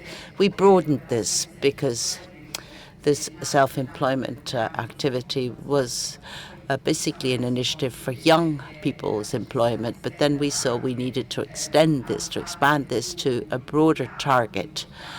And this includes women, unemployed women with long-term unemployment. So this led to a much more consistent and fluid operation. Another strengths were the financial conditions, because there were no personal or guarantees or real guarantees to be requested, and a 7-year period for the paying back of this loan. And we felt that in reality this was considered a consistent period of time with the potential of the beneficiaries of the companies and activities that were unleashed. The availability of the additional resources is very innovative because it is related to other initiatives, other authorities through the contributions without any obligation for that to be a return. But today we feel that we provide for more responsibility on the part of the beneficiaries, and there are activities that are funded which were not totally lost. So if you look at the social initiatives, we need to always take into account these different aspects. Another strength was governance. Italy is divided into different regions with different governance authorities which cover different parts of the country. This is a measure which was to be enjoyed across the entire country with a centralized governance in order to assess the details of this type of operation. And another strength was because of the related integrated measures which we felt are necessary vis-a-vis, so we're talking about training, about tutoring to support those taking advantage of this financial instruments, and in order to achieve the goals. This brings me now to, let me just talk about something which is a tiny bit different from the 1420 initiative, but the authorities that manage these programs want to take account as well of unemployed women under priority 2 of employment for disadvantaged groups. So this is InvestEU to integrate the objectives of the national program for young women and employment that is within the framework of the European Social Fund. So we believe that these objectives and the consistency are very specific and can be seen as very important to have an effect on the different regions. And if we look at social funding through microfinance, and I know that it may have less of a weight to the territorial in programs because we have other systems that support microfinance. But we believe that InvestEU would certainly have an effect, but because the guarantee fund does not have any influence on the social sphere, so this we're talking here about 70 million euros.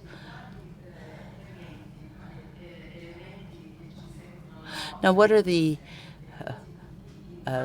important hypotheses here? First of all, the integration of the objectives of the program.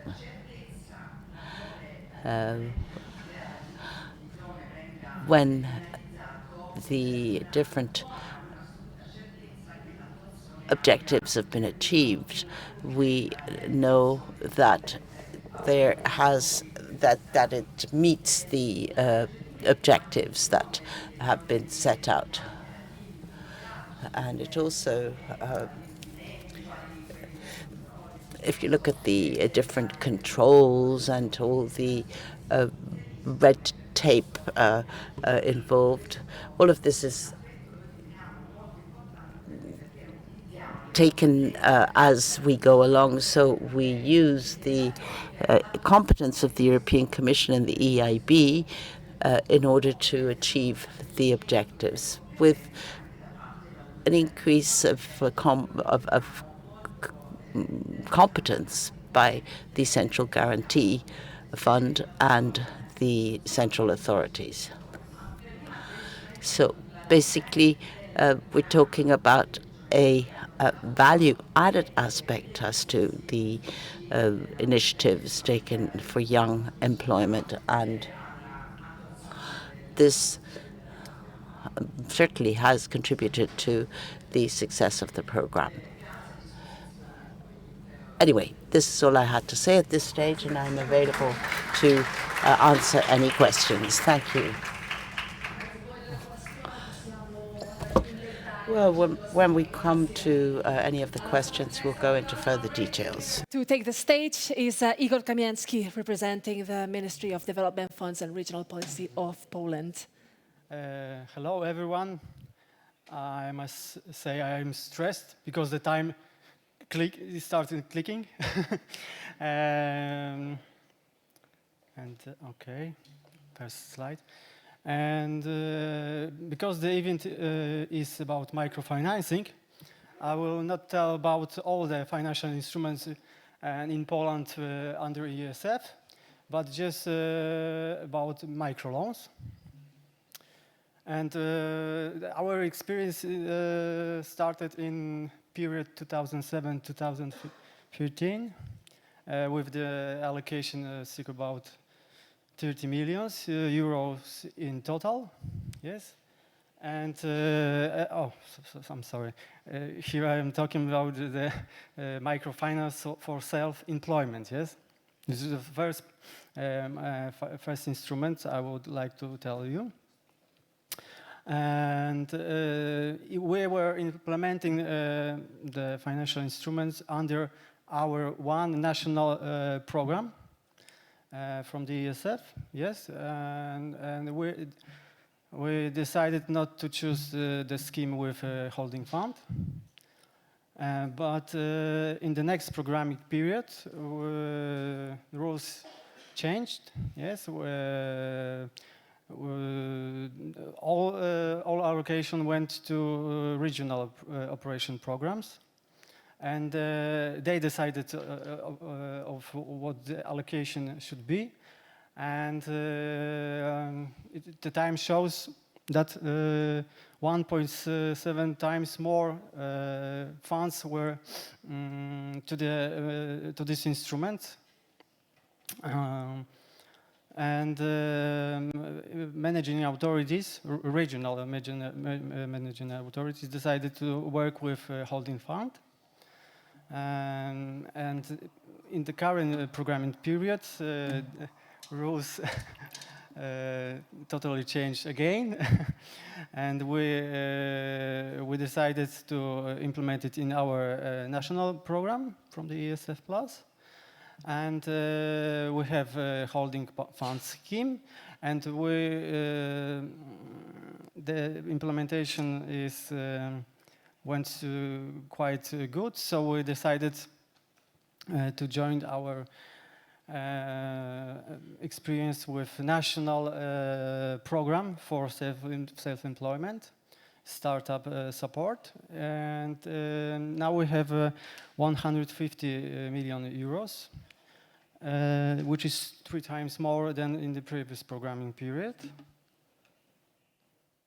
Okay, the goal is 5,000 persons in business activity for at least 20 months for the programming period, yes. And as I said, we have managed combined ESF sources, funds, with national funding. It is a labor fund, and it's on the basis on Act on Employment's Promotion and Labor Market Institution. And within this instrument, we have a combination with grants also. So the target group is defined in the Act on Employment's Promotion. And they are not only just unemployed people, but also job seekers, final year students, and etc. The loan is up to 40,000 euros, which is about 20 times Polish average remuneration. And interest rates is 1.45% per annum. The grace period is up to 20 months, quite long. And the repayment period is 7 years. What about the grant component? It is not only a capital rebate, which is up to 50% of the loan, but it is only in the case unemployed runs a business for at least 20 months. It is addressed only for unemployed people, yes? Because we wanted to encourage them to take a loan instead of the grant. And we have also training and advisory services for people who want to take a loan. Okay, and the second instrument is a micro loan for education. Our goal is to bridge a financing gap in the area of long life learning, because we have a low level of long life learning in Poland, and allocation for the instrument is 25 million, 53 million, sorry. Euros, and the indicator we want to that 8,500 people will acquire qualifications with these instruments, with these loans, micro loans. And what are the qualifications? This is any form of training apart from the higher education studies, and no longer than 3 years. Okay, the target groups is just for adults, no other restrictions. And microloan is up to 80,000 euros, which is the total for total amount, because one person can get few loans. And interest rates is 0%, because we want to encourage people to engage in long life learning. Grace period is up to 6 months, and repayment period is 3 years. We have also grants, and the combination of a loan and capital rebate is up to 50% of the loan. And when an adult meets criteria, 25% for completing the training, 10% for training in green, digital, or silver economy, or in the area of accessibility, and 50% in case of difficult material situation. And the last instrument is for social economy entities. And the allocation for this instrument is about 40 million euros. And we have 2 products within this instrument, but only one is a microloan. It is a startup loan. The development loan is above the limit of microloan. And microloan is for social economy entities which is existing up to 20 months, yes? And this group of entities is defined in the National Act on social economy. And the microloan is up to 25 euros. But one entity can get for example, 2 loans, yes, for maximum 50,000. And the grace period is up to 6 months, and interest rate is 5.8% per annum, but it can be lowered up to 1.60% when social economy entity creates and maintains jobs. Yes, okay.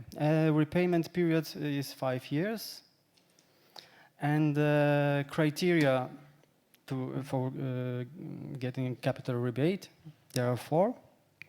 First is creation of jobs for people with moderate or significant disabilities, or people with mental disorders. Second is implementation in projects involving services provided in the local community.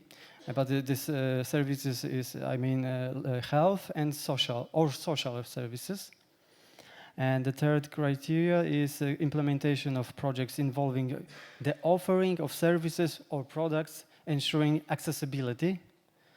And the last is implementation of projects in the area of green economy. Wow. In time. Thanks. Perfect. Thank you so much, Igor, for talking to us about Poland's experience with different financial instruments. I think it's been quite interesting also to hear this dimension on training and on lifelong learning as we have just seen. Now it's time to move all the way to Bulgaria. So Svetan Spasov, welcome. You have the floor.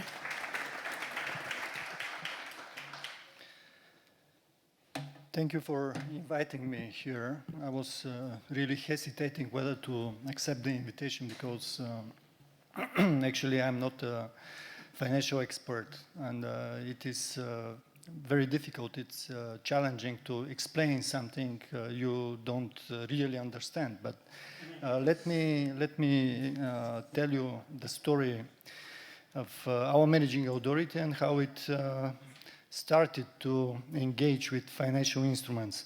So we started with the beginning of the previous programming period, 2014-2020.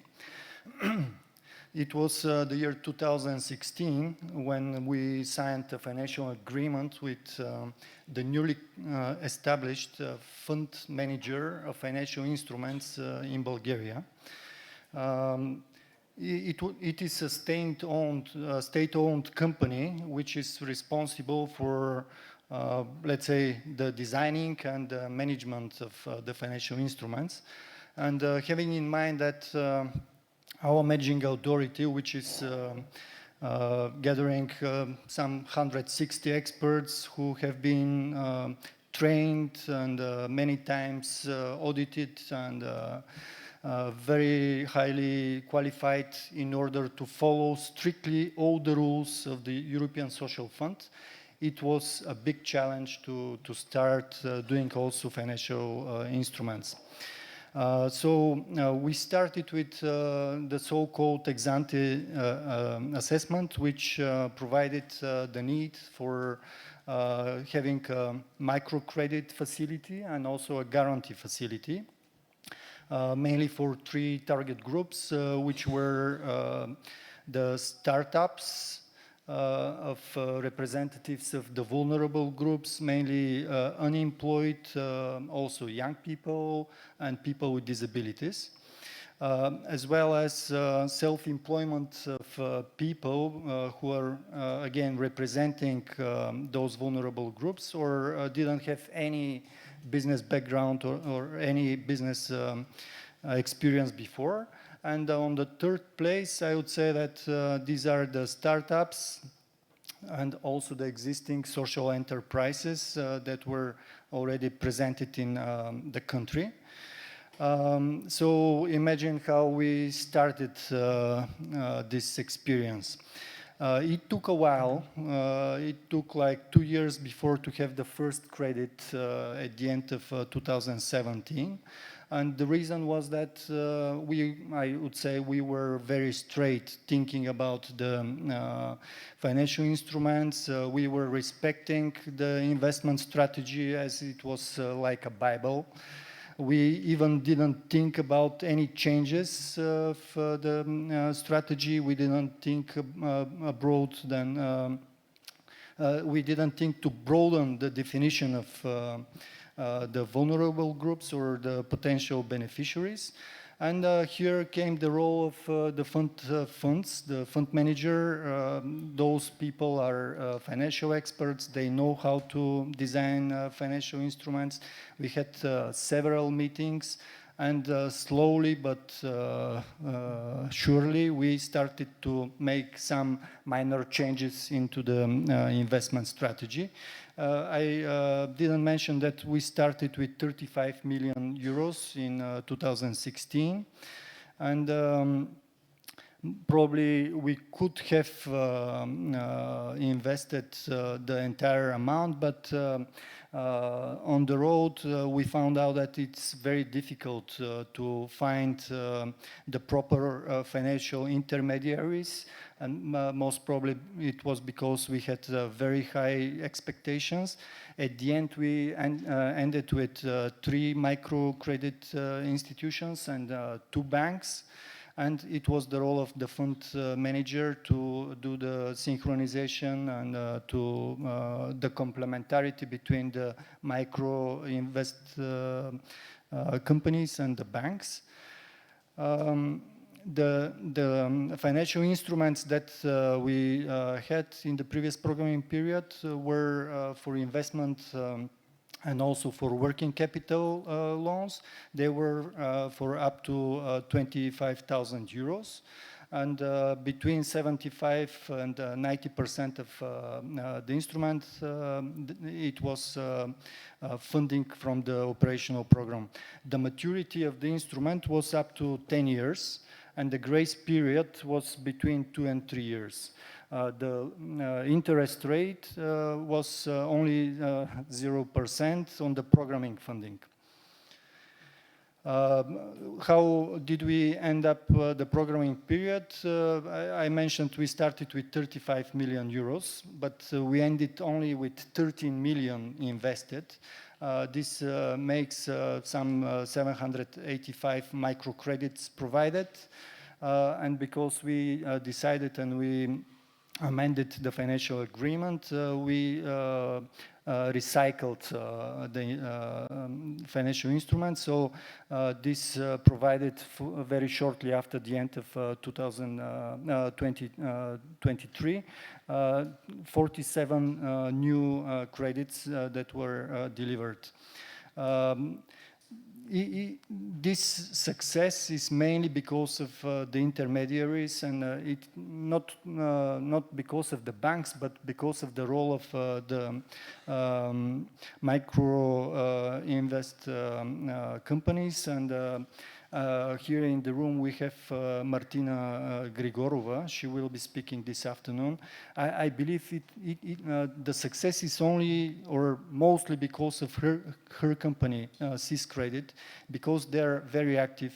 They're very good representative of financial intermediary that is close to the beneficiaries, that understand the needs of the beneficiaries, that go, these people, they go to different events, they spread the information, they discuss with the potential beneficiaries, and at the end we have these good results.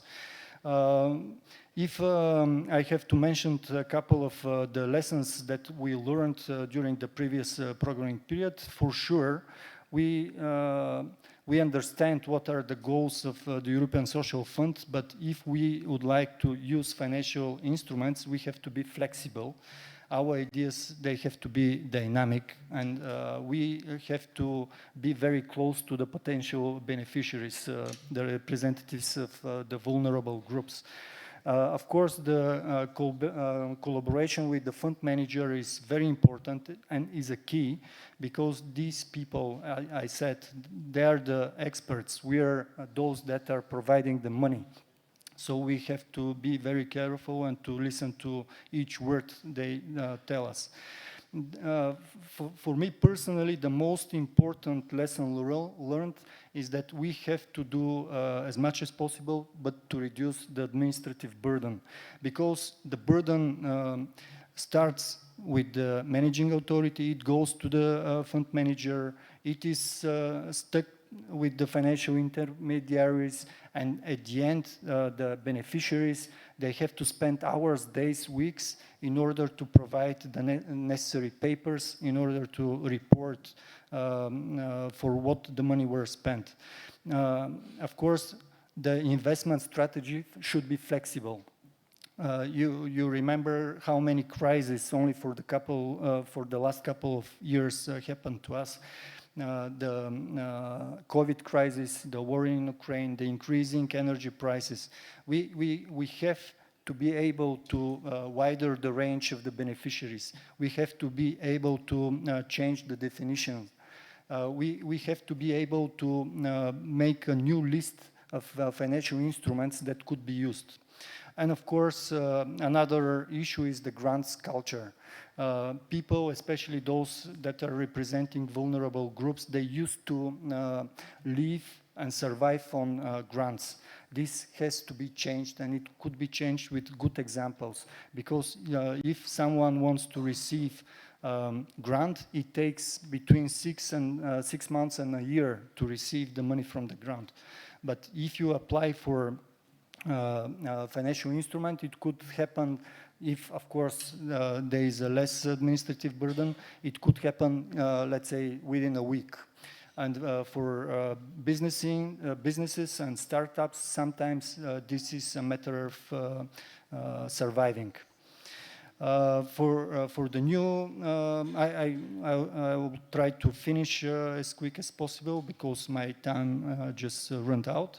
For the new programming period, we are going to invest 47 million euros in a couple of new financial instruments based on the experience we gained during the previous programming period. We will widen the list of our beneficiaries. We will involve having in mind that Europe is suffering of demographic challenges, we will include as a new potential target group Bulgarians who are willing to return to the country and to run a business.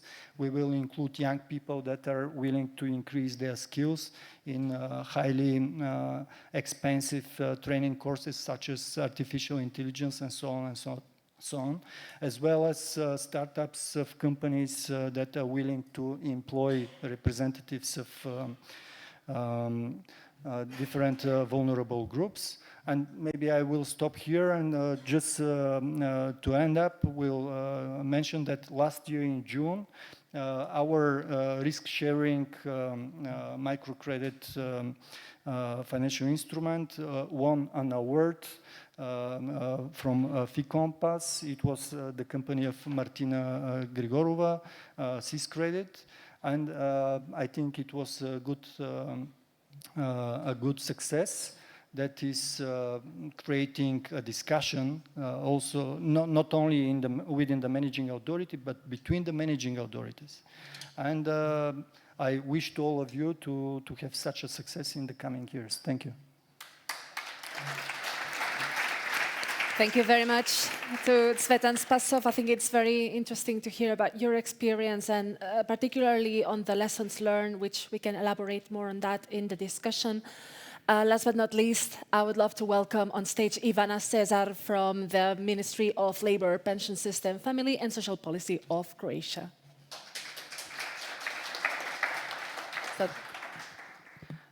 Good day to everybody. Buenos dias a todos. I'm going to speak in English because I would very gladly like to talk Spanish, but unfortunately I'm not. So I'm very happy to present the first microfinance financial instrument financed in Croatia through the ESF+.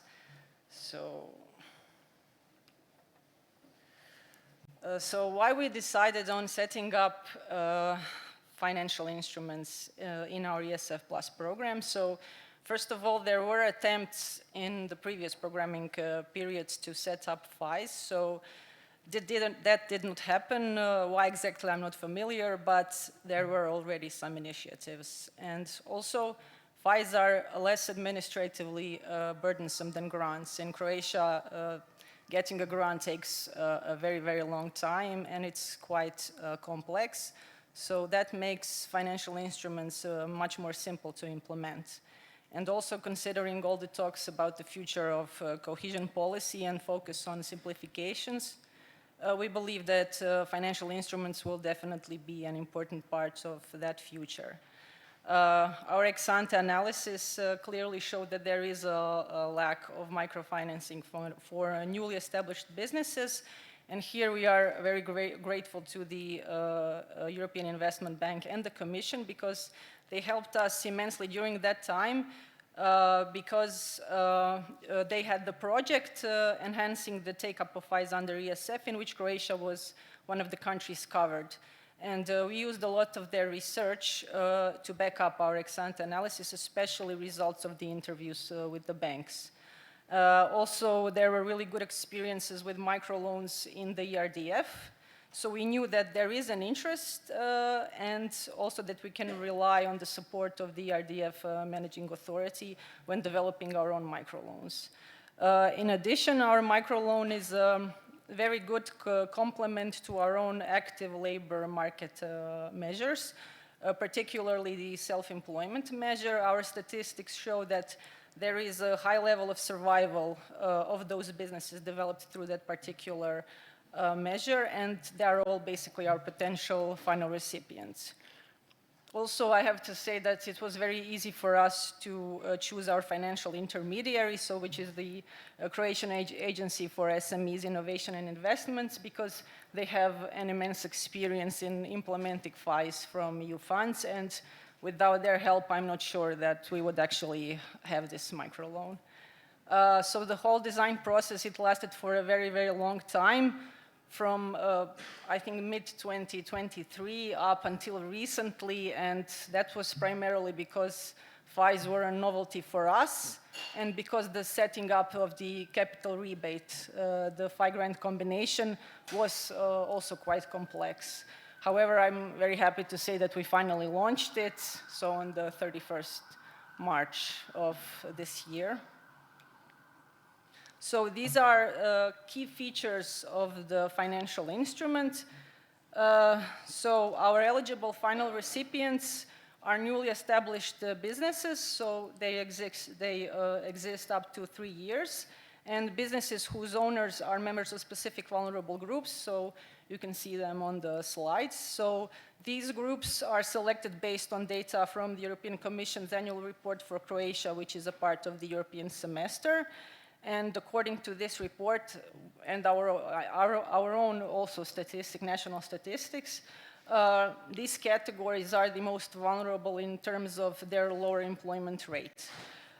So the allocation for this microfinance instrument is 30 million euros, and the amount of loan is from 1,000 to 25,000 euros, and the repayment term is from 1 to 5 years. So final recipients, they have to use up the loan in 6 months, and they can get a grace period for up to 1 year, and during that period, they only have to pay the interest. And since this is an investment microloan, so investments in tangible and intangible assets are eligible, and working capital amounts to 30% of the loan amount. And as for the interest rate, we actually attached it to the European Commission's base rate for Croatia. So we take the base rate and we reduce it by 2.5 percentage points. And however, we set the limit to 0.5%. And that is now the interest rate, so the lowest one, because the base rate at this moment is 2.71, and then reduced by 2.5, it amounts to 0.21, which it cannot be, so it has to be 0.5. So we are using the capital rebate possibility in our microloan. So if the final recipient employs a person who is a member of a specific vulnerable group, which you can also see on the slide, so they will get up to 30% of the loan amount, the write-off. And the vulnerable person, they have to have a full-time contract, and they need to be employed for a minimum of 1 year before the final recipient can apply for the capital rebate. And these categories are also selected based on the European Commission and our own national statistics data. So they are the groups which are most vulnerable on the labor market. So basically, through this microloan, we want to stimulate investments in micro and small enterprises, and at the same time to improve the situation of specific categories of vulnerable groups on the labor market through this capital rebate option. As for the lessons learned and recommendations, so we have one main lesson learned for now because the implementation just started. So we believe that it has, you have to be very careful to strike a good balance between the policy issue that you are trying to solve and also the rules that you put in place for the financial instrument. I believe that we have a relatively strict microloan model, which is a result of partly our own inexperience, and also we focused a lot on diminishing any possible irregularities, which is a result with our experience with our audit authority. So there is a certain apprehension that maybe we won't be very successful in achieving our policy goal, but only time will tell. As for the recommendations, I think the capacity building is key. And here also I have to mention FI Compass because, at the beginning they did provide us with capacity building, and that was very helpful for us because we were all completely new in this area. And also our colleagues from HAMAC BICRO and the managing authority for the ERDF, they were extremely helpful. They helped us solve a lot of issues and problems. And also you have to have a very good market analysis because you have to, you have to be sure that there is a demand for your financial instrument and that you did choose the right final recipients, and also never forget the ultimate policy goal that you want to solve. That is all from me. Thank you very much.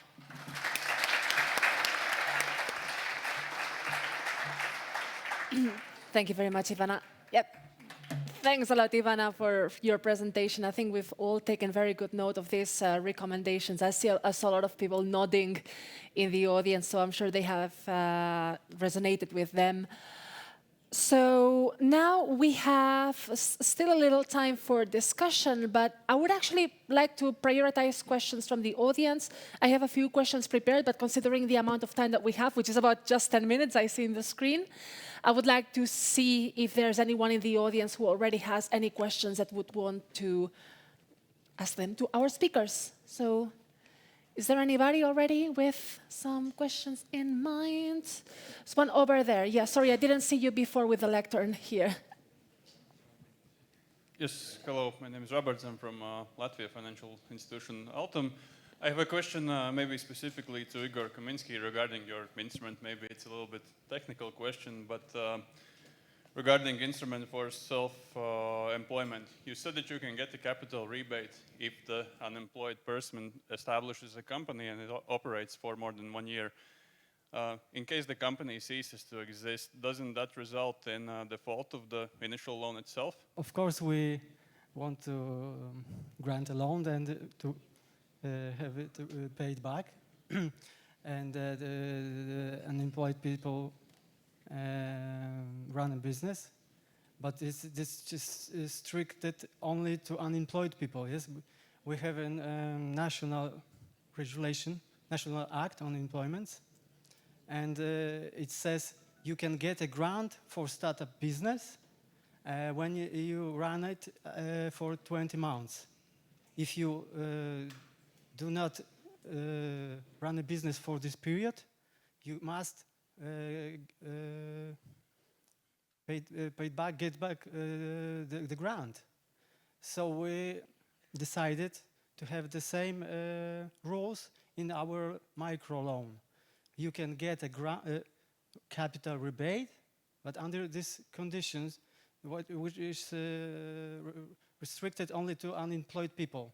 Only unemployed people can get the grant for starting up the business.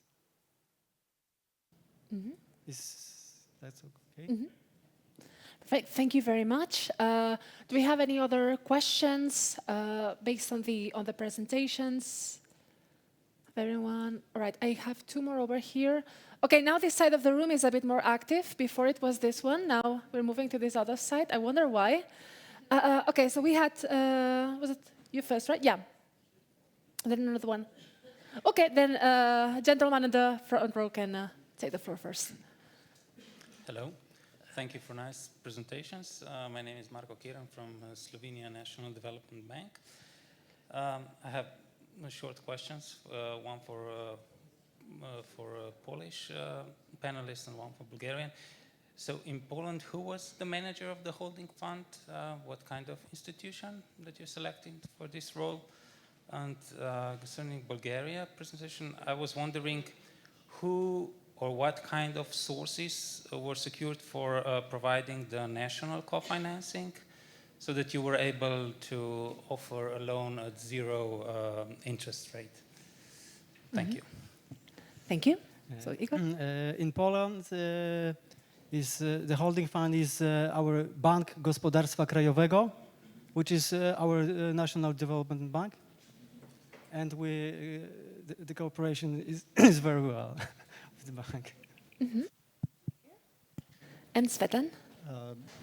When talking about the financial instruments and when I said that it was a zero interest rate, it's the amount within the financial instrument that is paid by the operational program. And the operational program is financed 85% from European money and 15% from the national budget. This is the ratio, 85 to 15. There's no private co-financing. Thank you. Now, gentleman in the back. In the meantime, if you have any question, please wave at me. Thank you. Yeah. My name is Przemysław Pluskota. I am from Poland, University of Szczecin. I have a question to Cvetan. You mentioned that you try to introduce equity financial instruments. Do you have an idea how to do it, especially in a European Social Fund? Have you made ex-ante analysis and have you measured maybe a demand of that instrument, especially in that case? And maybe the second question is to the whole speakers. Have you measured the lifetime of businesses which were supported by financial instruments? Thanks. Thank you for the question. Last week, we just updated our ex-ante assessment. It was a partnership task together with the fund manager.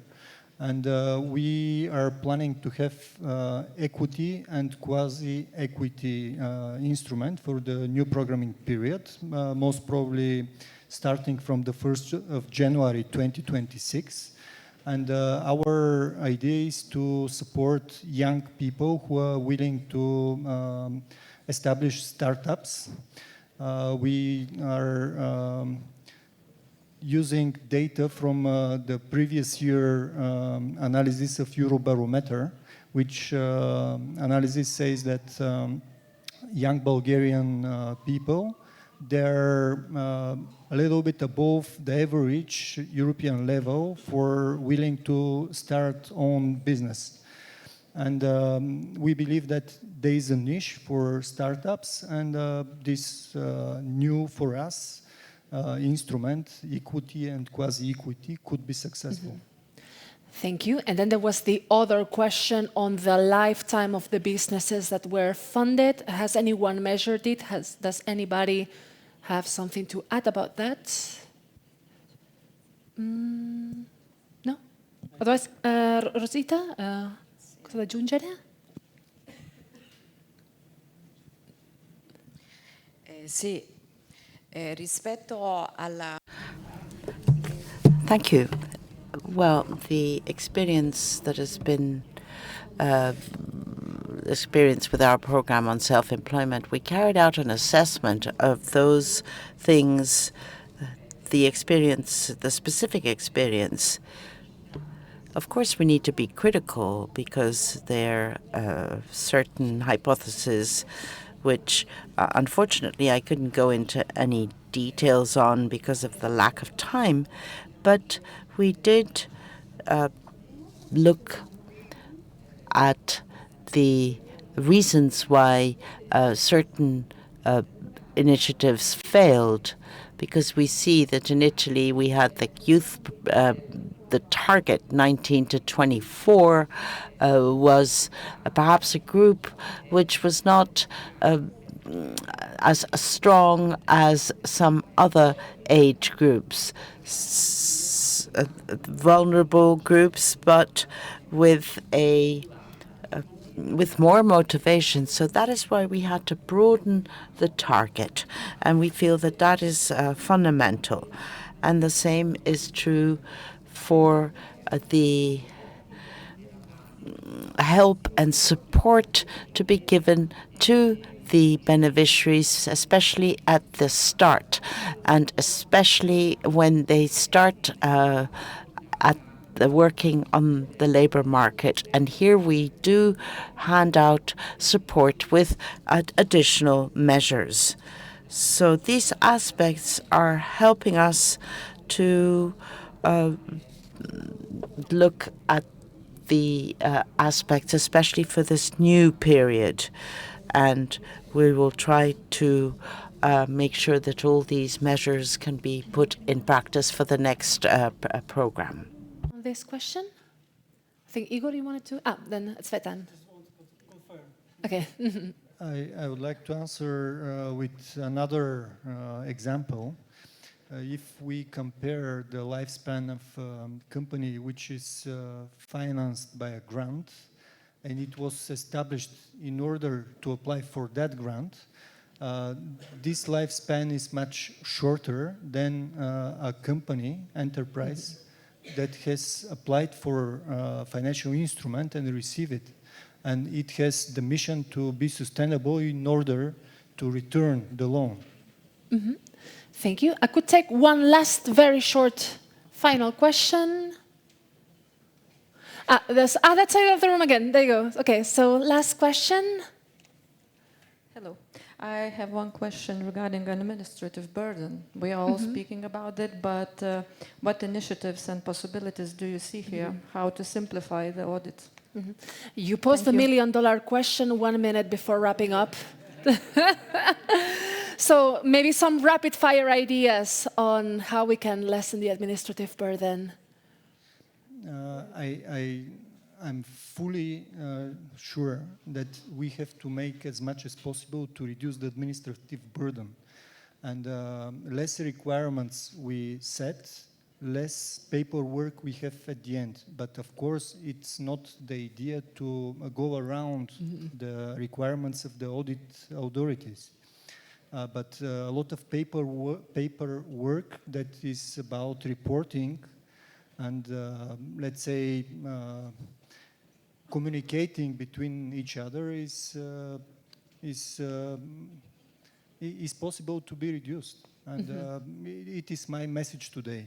Try to reduce the administrative burden and you will be successful. Any other thoughts on this question? Rositas?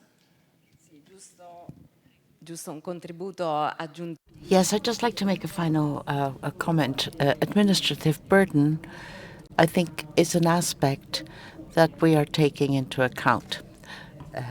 We need, of course, to respect the regulations that are established at national level, because we are using public funds and they need to be used in the best possible way. But based ourselves on the experience, good training of the personnel that are going to be dealing with these different programs needs to be taken into account. So we do get experience possibilities from InvestEU.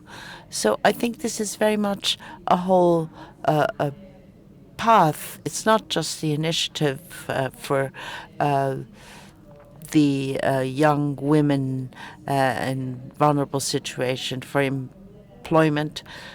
We want to enrich our own competences, even the central authorities, the competent authorities need to learn, because we believe that this, in the end, is an opportunity to alleviate the administrative burden, because once they've understood how this worked, it will make it easier, and the measures will be activated, and this will allow us to use the resources in the best possible way within the established rules. That it must be reduced, such an administrative burden. We could have an entire panel discussion or an entire workshop on this, but thanks a lot for the question. Thank you all for your many questions. I get the message that the time is up, which means that that it's time for lunch now. But first, I would like to ask for a round of applause to our speakers who have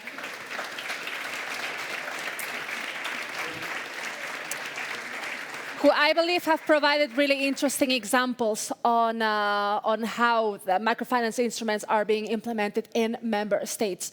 So, as I said, it's lunchtime now.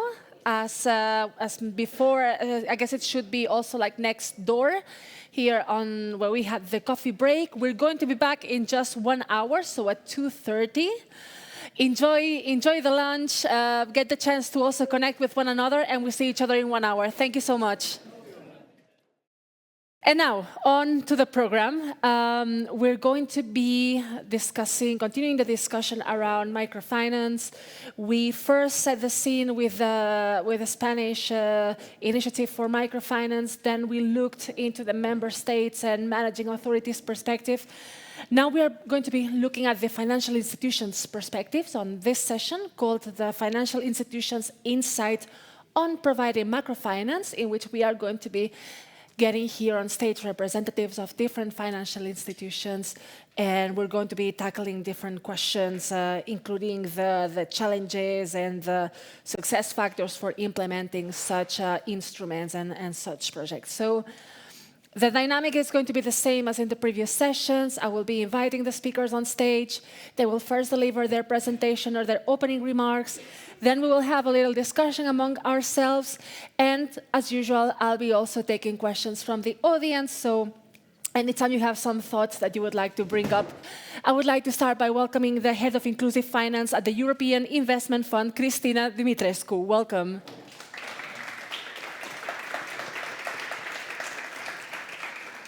Cristina, you can join me over here.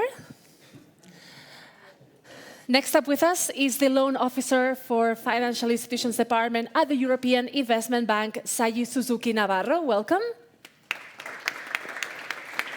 Over here, Sayi. Welcome. Also with us is the Technical Advisor at the Council of Europe Development Bank, Kristina Maslauskaite. Welcome. Over here, Kristina.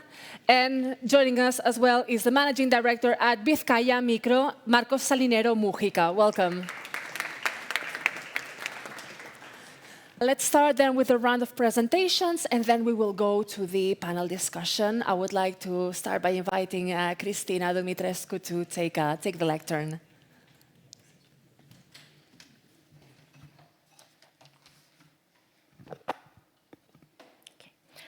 Thank you very much. Good afternoon, everybody. Hola, muy buenas tardes. I will speak in English because part of our panels, they don't speak Spanish. And I know there are a lot of people in the room that don't speak Spanish. Even though I would have loved to be here and speak in Spanish about microfinance and social entrepreneurship in Spain, considering that Spain is one of our top countries in the implementation of the EU financial instruments for micro and social finance. Okay. Trying to take some inspirations from the panels this morning, and let's go a bit. Ines, my colleague, presented it a bit this morning, about our EAF journey in microfinance. We started the first financial instruments in 2010 with European Parliamentary Preparatory Action, and Saiji here was one of the EAF colleagues that did a transaction with one of today well-known microfinance institution. It was Credits, long time ago. Credits is a foundation. They started probably small in 2010, and today they are where they are, one of the biggest microfinance institutions in Europe.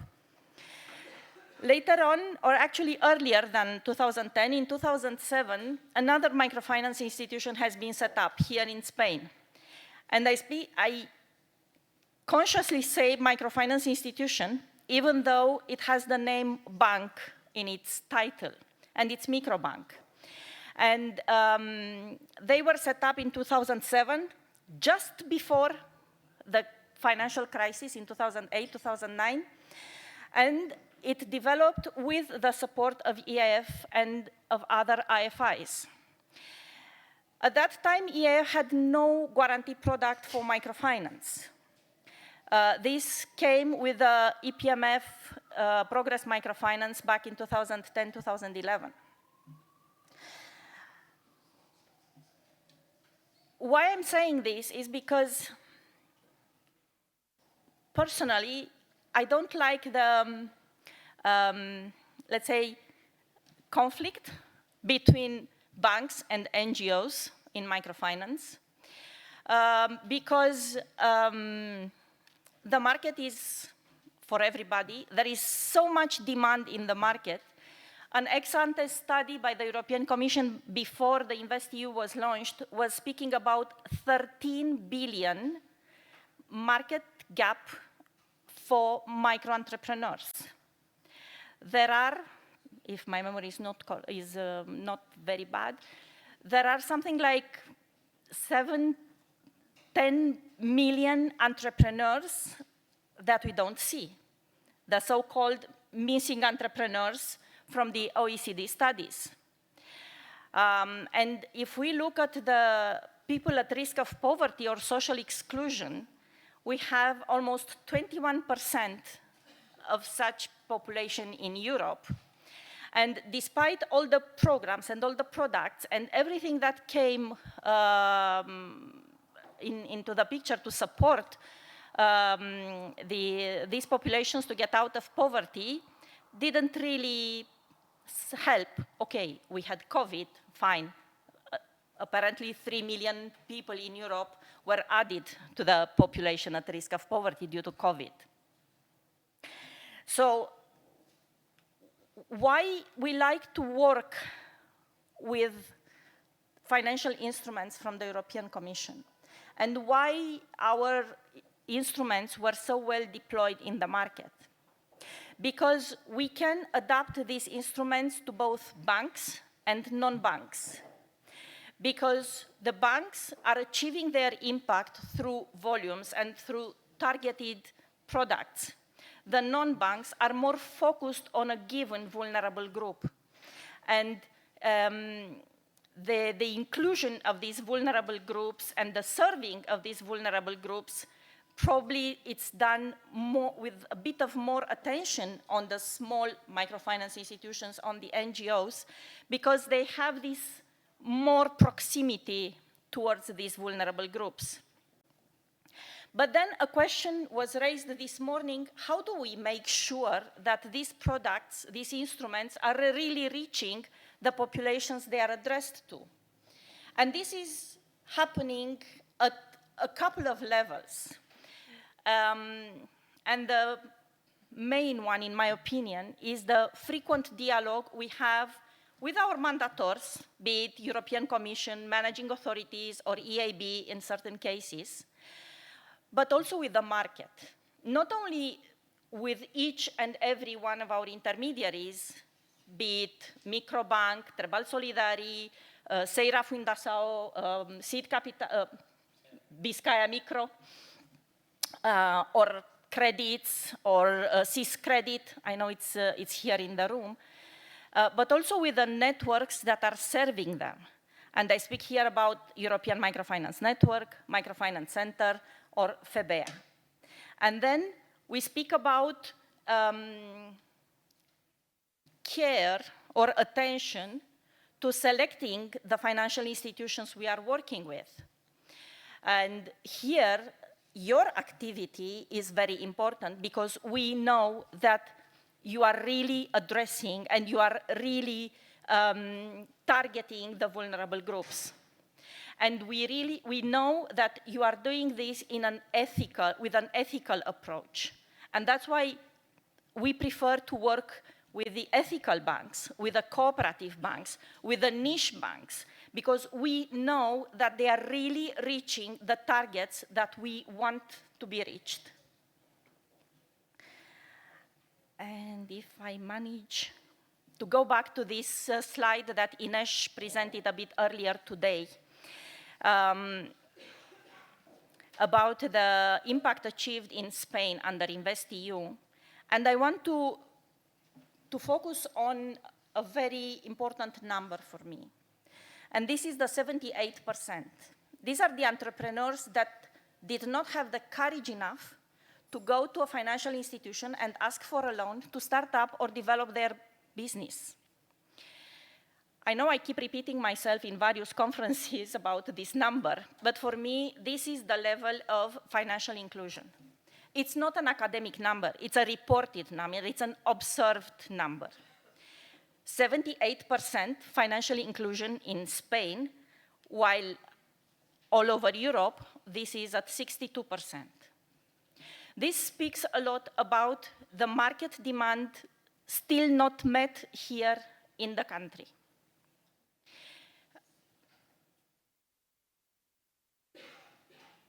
I think, a couple of lessons learned. Because we have quite an interest for our product, be it a guarantee instrument, be it the capacity building investment product aimed for the microfinance institution itself, or be it the former EPMF, FCP, or easy funded instruments that under InvestEU, and Christina will speak more about that later, is implemented by CEB. But we have a requirement, a specific requirement we need you to obey to, let's put it this way, even though probably the word is not very nice, but that's it.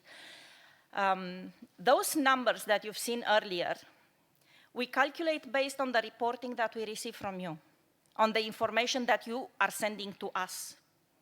And this is what counts. This is what counts for your work, to make sure that your work is going where it needs to be.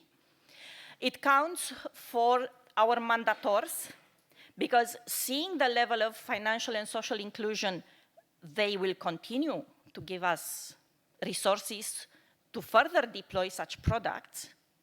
And I think it counts also for the market itself, because the market feels empowered, knowing that I got a loan supported by an EU product.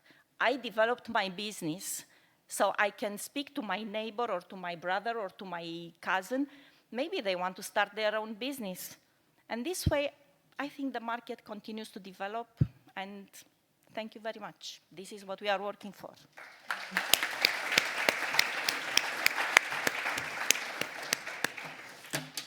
Thank you very much, Christina, for kicking us off in this session. Now it's time to hear from the European Investment Bank, so I'd love to welcome on stage Saiji Suzuki Navarro. Welcome.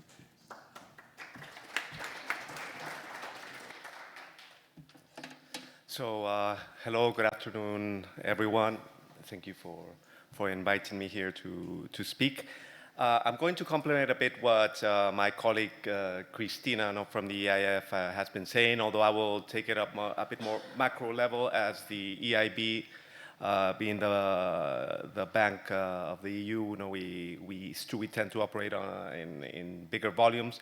However, we've also supported microfinance institutions, and definitely something that we're looking more and more into exploring, helping all the institutions we can, and of course being open to look for innovative solutions, as I think in that sense we always operate like that. No?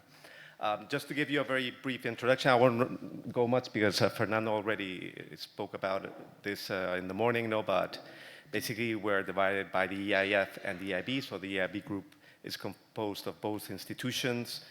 We did last year, or 2024, more or less around 90 billion. We're the largest multilateral lender, based in Luxembourg, but we also have offices in several member states as well as in other non-EU country, and our shareholders are the 27 member states. Basically, we have four main priorities, which is innovation, sustainable energy, natural resources, sustainable cities, and SMEs and mid-caps. Within the SMEs and mid-caps is basically where we englobe most of our intermediated lending, although of course in other areas we also do, but I would highlight that, for example, in our case, the microfinance areas are mainly englobed in the SME and mid-cap objective. Of course, we do a lot of climate. We're the EU climate bank now, with more or less reaching over 50% of our business volume, yearly business volume in climate, which was the target that we had set for precisely 2024.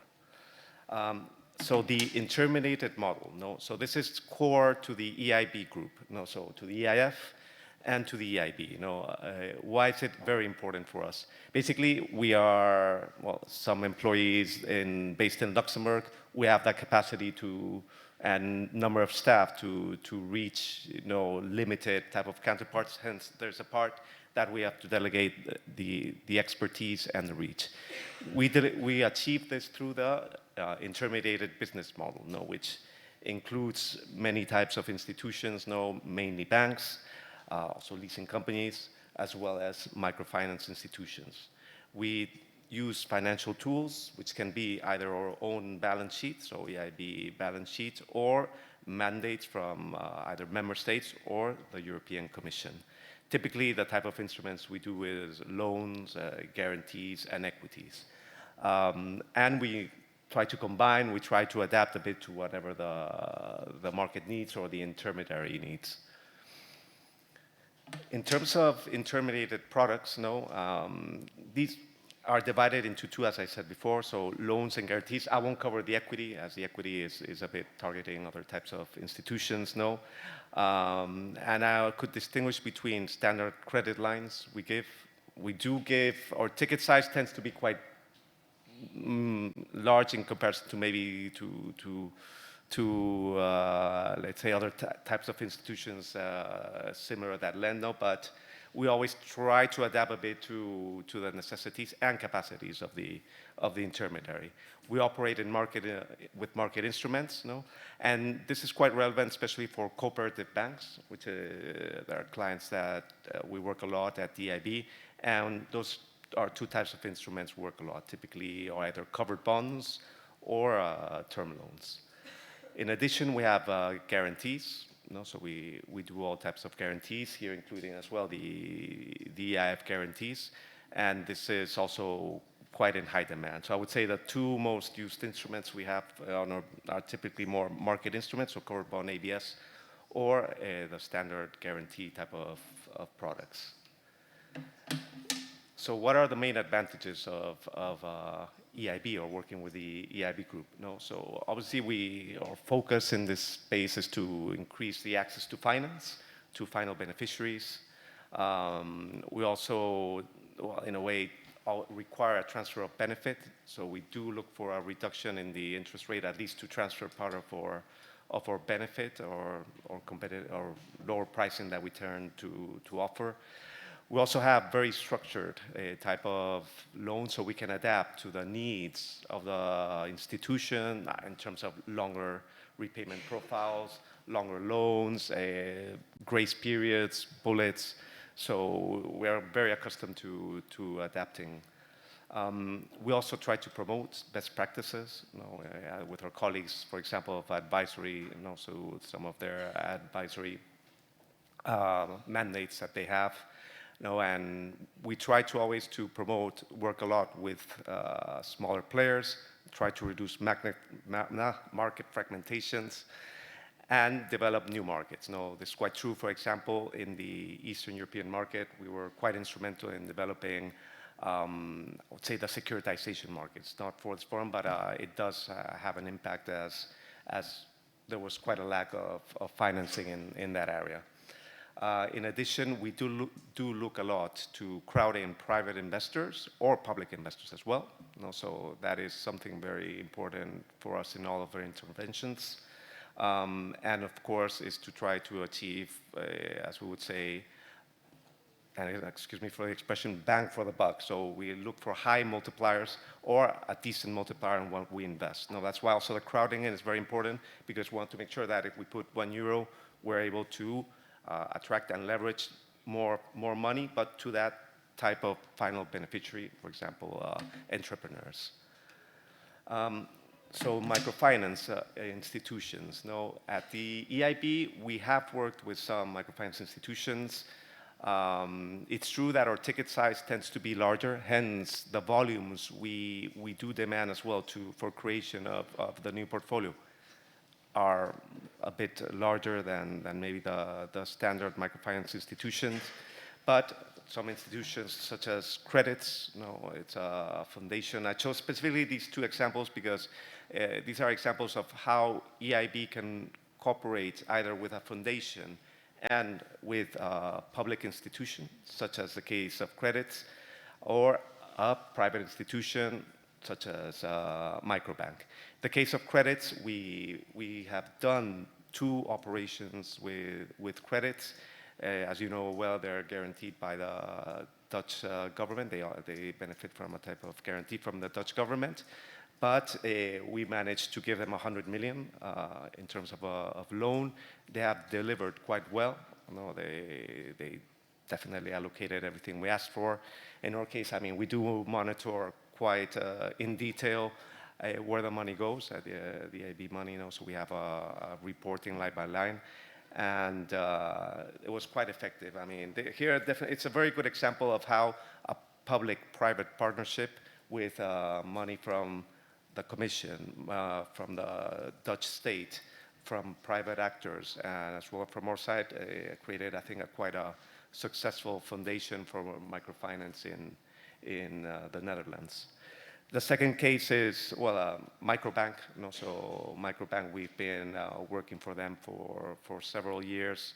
And here, it's also a private, let's say, EIB type of relationship in the sense that we lend to microbank. This case, we did a loan of 100 million, but this would be our 3rd loan. And we benefit as well from a guarantee from the parent company so that we could also offer advantageous terms in this sense. I think it's very important to know that these types of partnerships, from an EIB perspective, the partnerships of public-private institutions, and collaboration, I think is key to develop sectors. That's a bit of our experience, not only in the microfinance sector, but in other areas. Know that many times it's incipient, maybe, for example, for us, in terms of volumes, maybe it's a bit too small, or from a credit risk perspective, we still are a AAA bank. We have to manage quite well the risk. But we find ways with these type of collaboration, and it's a bit the added value and the call also that from EIB, we are trying to make that we're open to collaboration in this regard. Thank you. Thank you very much.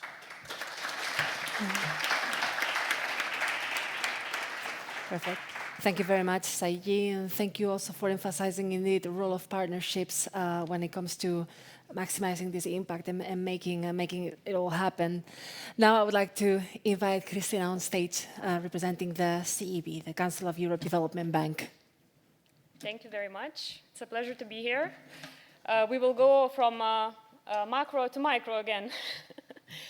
So I just want to say that everything that Christina said is completely true for us as well. I could repeat the same things in terms of the main messages again and again, and thank you for that. So I was asked to tell you a little bit about our bank. So the Council of Europe Development Bank is much smaller than the EIB group, 20 times, I calculated now quickly. But we're a small bank with a big heart. We have an exclusively social mandate. We only invest in social. So we invest in schools, in hospitals, in social housing, and also in microfinance. Microfinance, we also started like the big brother with credits and microbank, and we still collaborate with these institutions, happily so. But with our latest strategy, we have expanded into more smaller institutions in more diverse geographies. So we really have a strategic priority now to support microfinance across member states. We work in 43 member states, so EU member states except for Austria, as well as the Western Balkans, Georgia, Ukraine, Turkey, and some other countries. We approved last year 4.5 billion in lending, 44 operations. So you see as well that the average ticket is 100 million, more or less, but we have approved 10 microfinance operations. So this is a big deal for us. Okay, so now to the microfinance. I oversee CEB's microfinance portfolio across all member states. CEB has become an implementing partner of InvestEU, which means that InvestEU provides us with a guarantee so that we can lend funds to microfinance institutions with which we could not work otherwise. So similarly to what the EIB colleague said, with microbank, for example, we use the guarantee of the parent bank, but with many other institutions, we do not have that, that solution. So InvestEU really enabled us to provide funds to institutions that we could not work before with. We provide concessional funding, we do not price risk, but then of course we attach certain social conditions, targets of vulnerable populations that we want to support. So this was a big change at the CEB in the past 2-3 years. We have really managed to expand the portfolio quite a bit, and this is a map of our microfinance operations. It's a bit maybe outdated, but more or less it gives you the idea where we work in terms of microfinance. So you see that it's really the southern part of Europe, also the eastern part. Many of these countries are really the peripheral countries, you know, and in terms of economic geography, it really matters to support these states. So microfinance allows us, of course, to go into vulnerable groups in the country, but also in terms of Europe towards, you know, less developed geographies. So here, maybe just to say that our main activity is lending. So we are really providing financing. This is our core day-to-day work.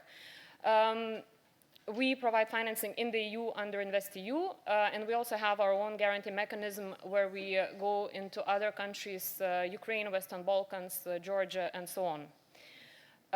And we also provide advisory hub support, both under InvestEU Advisory Hub, so we're also an implementing partner in that, and also our own, from our own accounts. So this is available for microfinance institutions, and we really think it is very important to support the capacity building of these institutions, and we do that with great pleasure.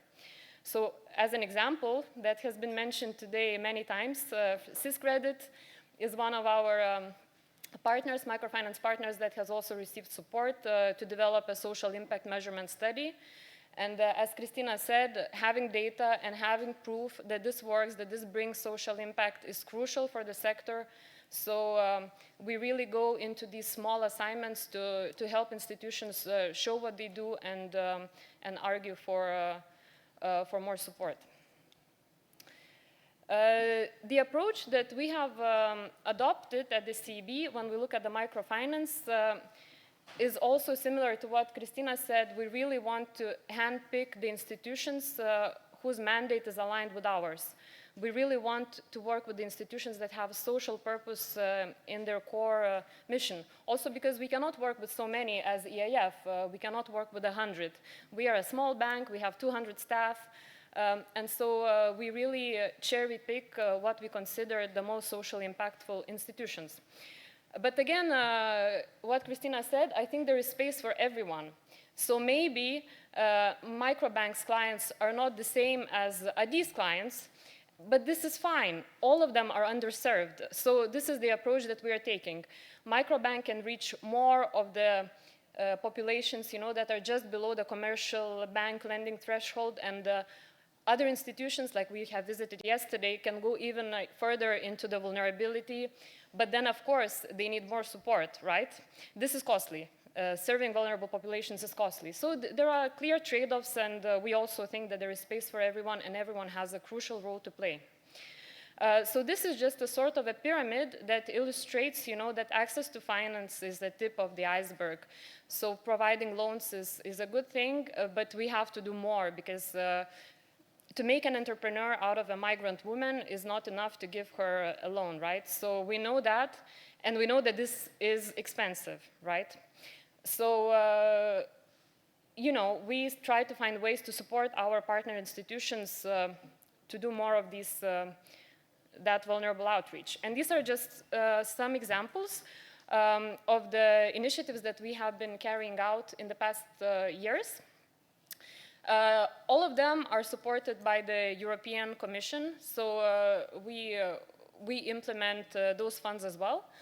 The first initiative, called PAFMI, basically funded non-financial services delivered by microfinance institutions really targeted towards migrants and refugees. there have been many important lessons learned.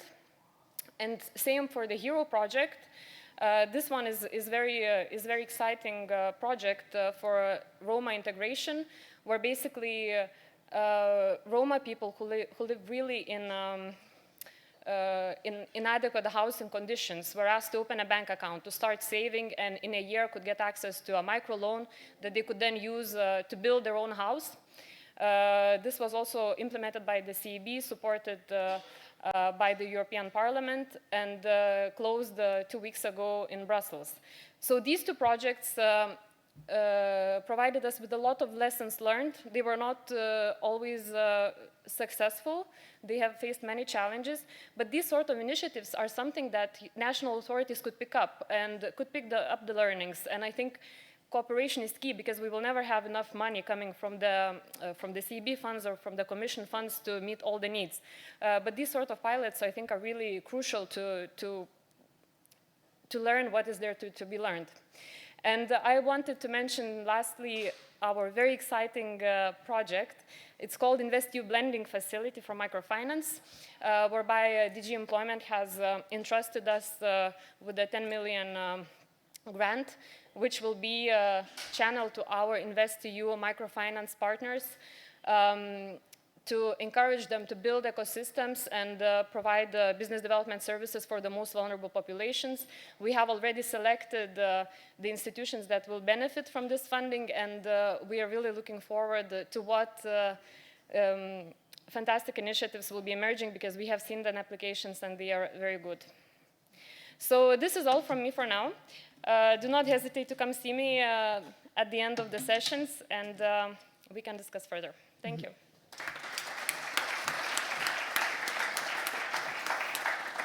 Thank you very much, Christina, for this presentation of the small bank with a big heart. I love that. Right, so last but not least, I would love to welcome here in the lectern the Managing Director of Bizkaia Micro, Marcos Salinero Mujica. Welcome.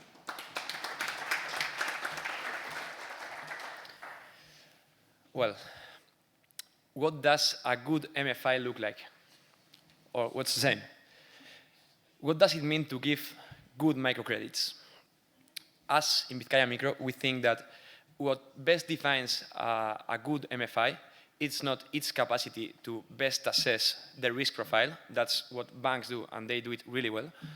What best defines a good MFI is the capacity to choose, to reach vulnerable people, know that they have a high risk profile, and improve their situation in order for them to be able to pay the credit, so that they can generate wealth in the long term for everybody. Starting from this principle, I will now try to explain you what we do in Bizkaia Micro and why do we think we are a success story. Right? Okay. First of all, we are a 100% public microfinance institution located in the north of Spain, in the Basque Country, in Bizkaia. For you to have some context about the data I'm going to provide, Bizkaia has 1,200,000 population. So for you to have the context of the data. During the last 10 years, we've given more than 1,200 microcredits, accounting for more than 17 million euros. Again, with a population of 1,200,000 people, with an especially intense activity during the COVID pandemic. We've also been certified by the Code of Good Conduct of the European Commission, and that led us to get the support of the EIF through the guarantee product. I was just this morning checking out our leverage ratio, because, I mean, we've been told it's a really important ratio, and in our case, it's 26%. 26%. So for each euro we've received as guarantee, we are giving 26 times the product, the credit to the people. So that's what really justifies what we are doing. And well, we are members of the Spanish Microfinance Association and of the European Microfinance Network. The previous managing director, Oscar Ugarte, which is still the director of Seed Capital, he was a member of the management board of the EMN. And we are now members of the management board of the Spanish Microfinance Association, because we think that, as everybody has said here, the efforts in this field, in our sector, they are not enough if they are not built together. We must work together, everybody, public institutions, private sector, NGOs, because that's how we are going to tackle this huge problem of financial exclusion. When we talk about our strategy, we always say that we want to reach farther and we want to reach better. By reaching farther, we mean that we want to provide an opportunity, a financial opportunity, to those who have never had an opportunity before. Actually, in our portfolio, it's around 45% of the credits given to entities, to companies that have never had a credit before. So it's almost 50%. It's not just for excluded people, but it's focusing on excluded people. And we want it to increase. We want to increase that percentage. Also, we used to be a venture capital company until the last year because we were part of seed capital. But in the last year, there was a strategic decision in the Council of Vizcaya to set apart our ways. And they continue with their activity as a venture capital company. And now we are a pure MFI, a regular company, not a venture capital, so that we are now going to be able to start financing also individuals, but not only moral persons. When we talk about reaching better, we talk about giving subsidized conditions of credit. Obviously, we can do this because we are public. I know this is something usually happening, and we are proud of it. We are not the only ones. There are other institutions, and we must work together with them. But our conditions are these ones. 2.5% of interest rate, fixed interest rate, with 1 year of grace period and 5 years of amortization period, with no fees, no expenses, with no collaterals and no guarantees. So it's, you can understand it's a really beneficial product for the people. We also are proud of our times of approval and giving the credit, of paying the credit to the people, because there is always this stigma that public administrations, they are always slow and bureaucratic, and sometimes I have to admit it's true. I suffer it a lot. But then we are able to analyze, approve, and pay an operation in just 5 weeks, because the treasury needs appear when they appear, and we must react as soon as possible. And then we have this focus on survival and the decent employment in the region, because that's the explanation why we were part of a matrix company or a venture capital company, which was part of the economic promotion department, and now we are part of the employment and social cohesion department of the Vizcayan Council. Because when we talk about microfinance, we talk about social cohesion and we talk about decent employment. I will now take a look at the sad part of the story, because nobody wants to talk about the sad part of the story, but credits sometimes fail, and we are a public institution.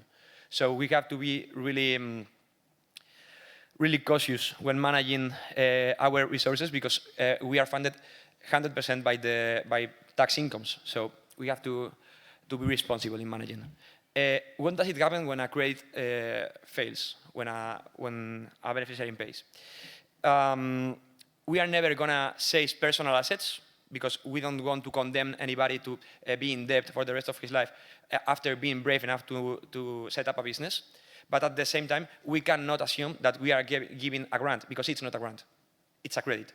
So we must stay in this gray area. And nowadays, what we do is, as you can see there in the PPT, we are continuously proposing the people to restructure the finance.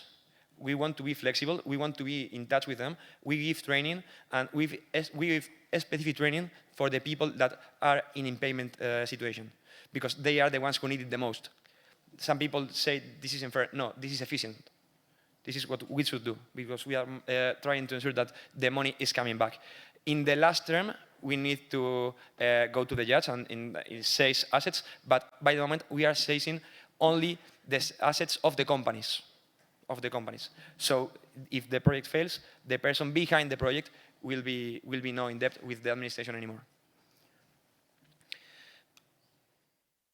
That's what we call circular microfinance, because we got the finance, the capital from the public administration, from the Vizcayan Council. That way, we build the treasury. Now we give it to the people, we take it back from the people, and that way the cycle is going to work forever, we hope. And in the last term, I want to focus on the SEER criteria we've developed all during the last year. Raul this morning talked about the impact measurement in the public sector, and I completely agree with what he said, because he said that now everything is impact and everybody's talking about impact. So we've made a huge effort to define what's impact from our point of view. Like, it's not a criteria that can apply to every single lender, but it's our criteria. When we talk about impact, we must talk about what's being done by the company, who is behind the company, how can the company access to finance in the traditional market, and how is the project being managed.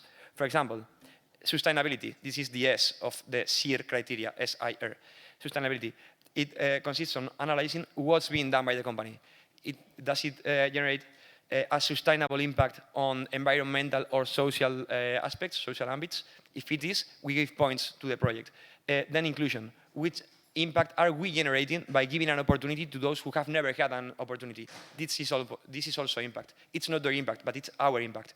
So we are also giving points to the most excluded people. And then the responsibility. How is the project being managed? Are they giving trainings to their people? Are they setting prices with social criteria? Are they choosing suppliers with responsible criteria? All these things must be also assessed, so that when we analyze the credit, we are not only analyzing the viability of the credit from the strict financial point of view, but also from the social and the responsible point of view. This is our story, and I encourage every single administration all around Europe to replicate our model, because we can tell everybody, this works, and this generates a multiplying effect. So if you want to ask me anything later, you have the chance. Thank you.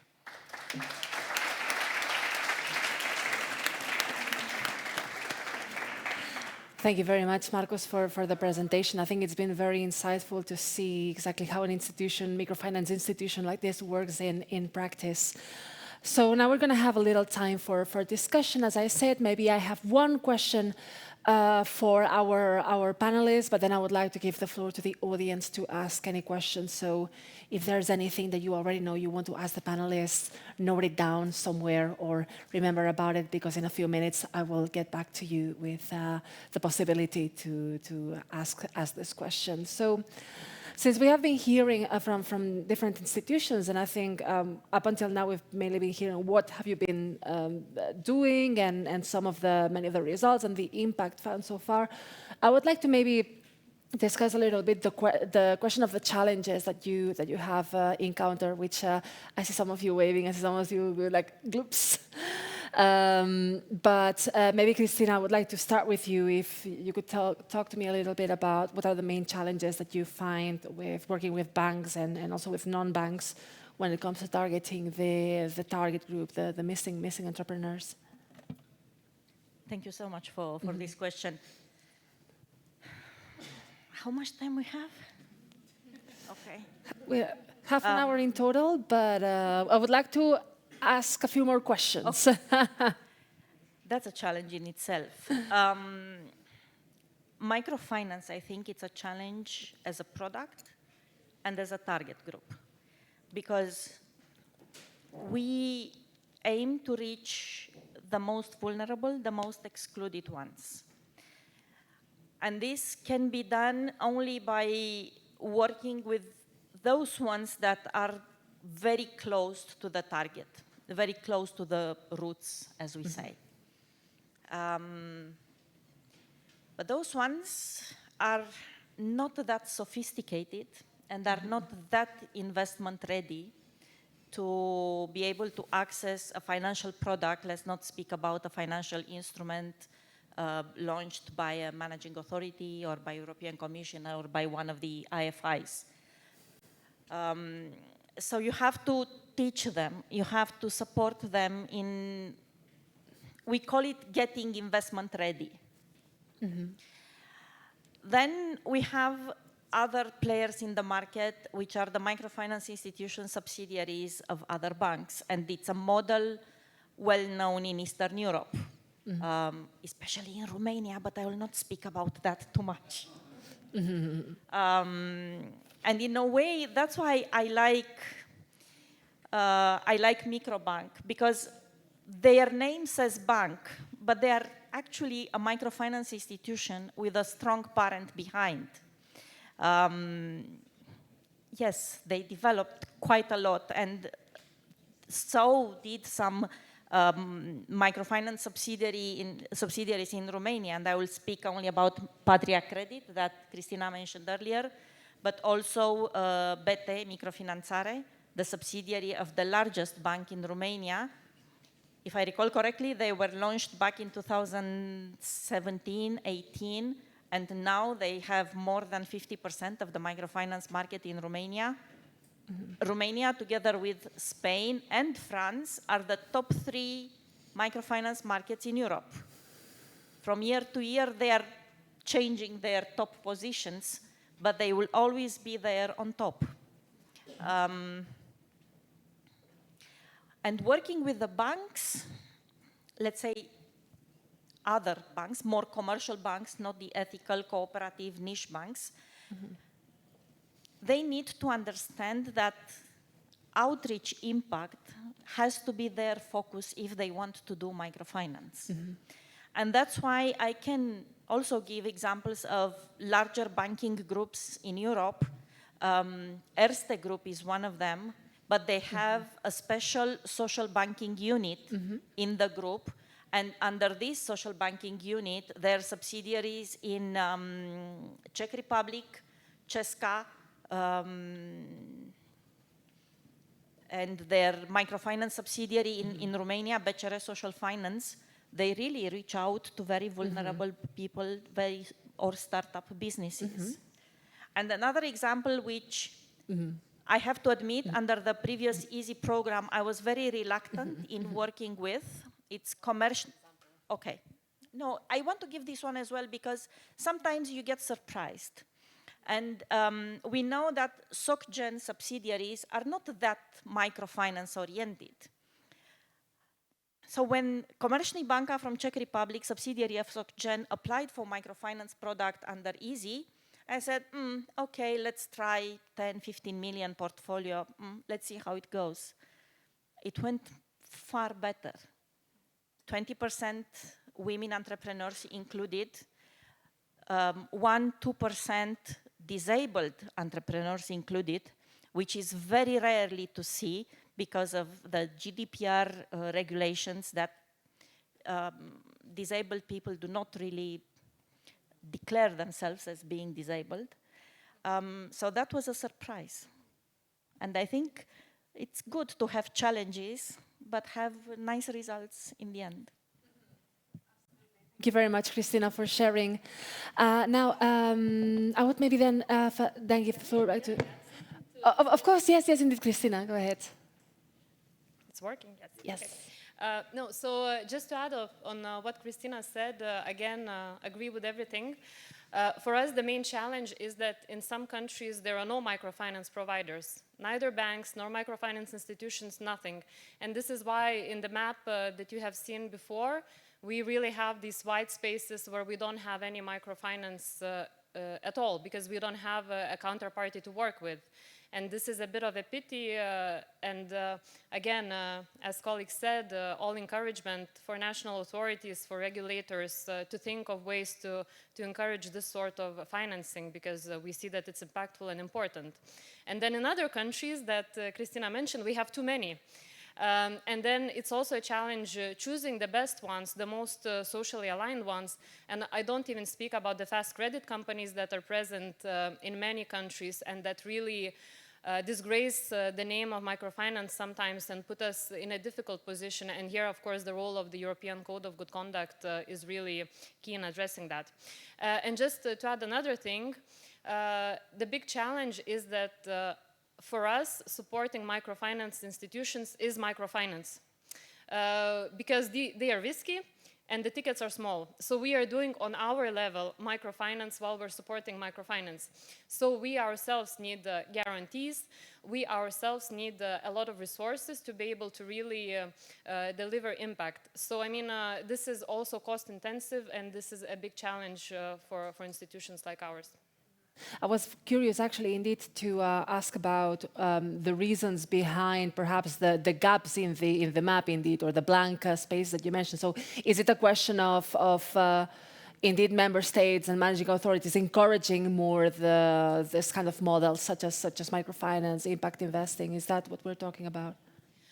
Yes, I mean, we really do our best to find microfinance institutions that we can support across all our member states, but sometimes there are just no actors, and it's not so much about the managing authorities maybe, but also about the legislation, regulatory framework, and so on.